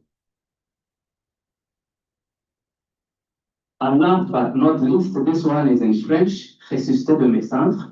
This one comes as a testimony of what it means when we fail as religions. And part of this, I look at the Catholic Church in Rwanda and how we failed as a church. It's my book. So these are our very good publications. All of these are less than 5 months. Just to show you. Part of my job as president of Hekima is to market the Hekima. And I make no apologies for it. But for this, it's just to show you that this is a place where people are working. And now, lastly, we have a small token of appreciation, a gift. I would like Pamela to bring it. I think where I was seated, I forgot my card. There's a card that is. No,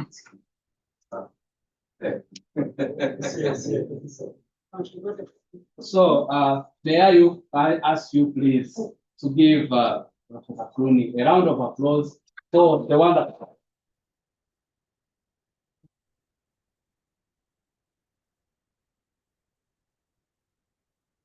While I have the microphone, I'd just like to thank you all for such a wonderful day, a very invigorating, exciting Nostra Aetate conference, meeting you at the coffee break and at lunch, such interesting conversations. And I wish I could have another hour to give my plenary again after having heard all your papers, because you raised so many interesting points that made me think. So thank you very much. I'm happy to be here with you.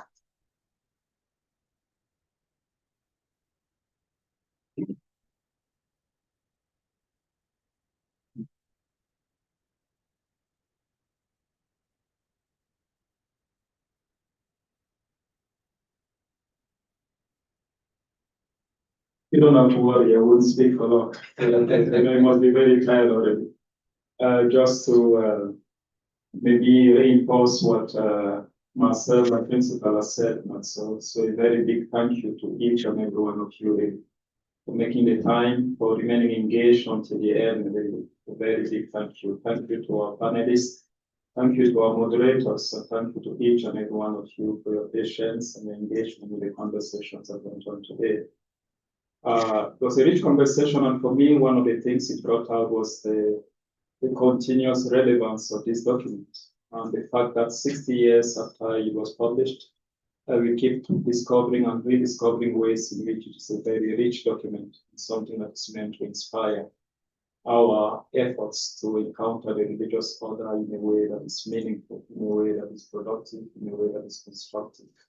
In itself, us being here present in our diversity of different traditions, different cultures, different, you name it, is already a testament. And so it bears witness to the fact that, okay, this is a document that keeps inspiring people, keeps helping us, empowering us to actually work for a better world, work for a world in which we are able to live together and seeing our differences not as obstacles to this human encounter, but as actually things that enrich us and enrich the encounter we have with each other. Thank you to Dr. Edith online. We have never met. We're supposed to meet today for the first time, but she has promised me that she's going to come to Ikima so that we meet. And where I come from, it is said that the promise is a debt, so you have to pay that debt, Dr. Edith. So we are certainly going to meet at some point or the other. So thank you very much for it. And I hope you took the time, a few seconds, to fill the registration form that was going around. Put your email, put your phone, and I'll be in touch at one moment or the other, building this interfaith family, if you want, together. A very special thank you to our friends of Irdis at Tangaza. When I arrived here and when I was entrusted with this mission of starting the center, one of the first people I approached and spoke with was Dr. Felix Pieri, the director of Irdis at Tangaza. He has been very supportive with any piece of advice I needed, and even helping me to understand the kind of interfaith scenery here in Kenya. I'm more familiar with the context in West Africa. As Frank noted, I did my dissertation in Senegal and I returned to Senegal very often. So I'm still learning and embracing the context here. Felix has been very instrumental in that regard. He has been there and continues to be there. And I look forward to ways in which we can continue working together to foster the mission of the interfaith relations. He came with Father Musa Sesh Traore, who presented, but he also came with a group of students from Tangaza. I greet all of you and I thank you for making the time to be here today. It shows your interest, your commitment to the work of the Interfaith Dialogue. Canon Scholar has gone because she has another webinar online. but she had planned to be here today with 20 of her students. But the university canceled the coming of the students yesterday evening after seeing some of what was happening in the city in connection to the funeral of the Right Honorable Raila Odinga. So out of an abundance of precaution, and I understand that. But I'm also grateful to her for that readiness to come and engage, but also bring the students. For our friends, for our brothers from Tangaza, brothers and sisters from Tangaza who are here today, one of the things I want you to take advantage of with regard to CISA, the Center for Interfaith Studies in Africa, here at the Kima, is that we have a good library on Islam and Muslim Christian relations, received through the generosity of the Jesuit, Dan Madigan, but also with his colleague, it's John or Joseph Borelli from, what is his first name of Borelli? John Borelli, Georgetown University. He's especially strong on the Quran. I think you can write a dissertation on the Quran based on the library we have here, and you can write a good master's thesis on Islam and Muslim Christian relations related to that. So take advantage of that if you are in need of maybe resources for your studies in interfaith relations. Reach out. The doors of CISA are open to you. I look forward to other opportunities to engage with each other, and I thank each and every one of you from the bottom of my heart for making the time, for the commitment. And a very, very, very big thank you to Frank. He wasn't only my lecturer, I wasn't only a fellow Jesuit. Frank has been my mentor for years. I can go on and on sharing about ways in which he has been by my side. As a good friend, as a great support to me, and in moments when I maybe went through the lows of life, Frank had been there for me. Through a word of encouragement, through the fact that he believed in me. He believed in me in moments when maybe I stopped believing in myself. So very big thank you for that, Frank, and thank you for making the journey all the way here. Thank you. In 2020, when he was in Abidjan, where we get together, there I served as his translator. He experienced the poverty that comes with the limitation of language.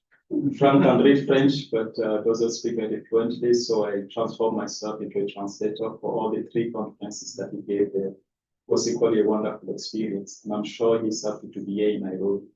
The different engagements he has had, I'm sure he'll carry them with him. When I saw you receiving the books from Marcel and everything else, I said to myself, from here, this man is going to Leuven, from Leuven, he's going to Kathmandu, from Kathmandu to 2 places in India before returning to the US. I hope you brought a second empty suitcase for all these things. So thank you very much to each and every one of you. And I'm going to invite one of us to conclude with a prayer, and this is going to be followed by the Felix Field.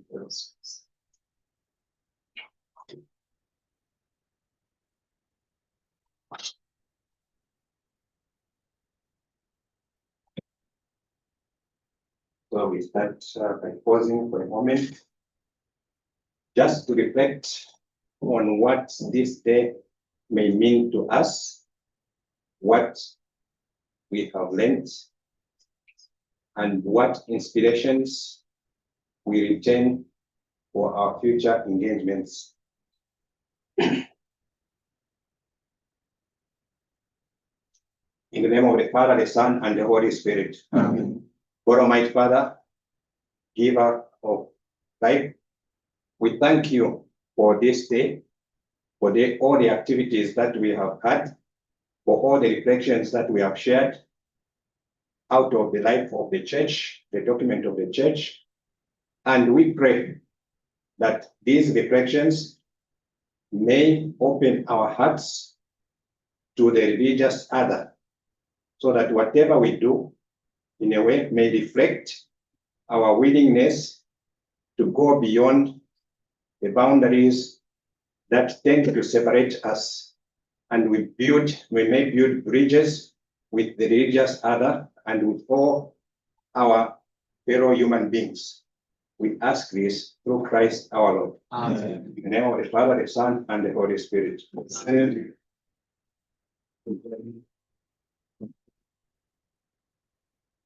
I would like to see, before you leave, I would like to briefly see some of our panelists in the office just next door before you go. Now, Dominic, that shirt, you need a job for the shirt.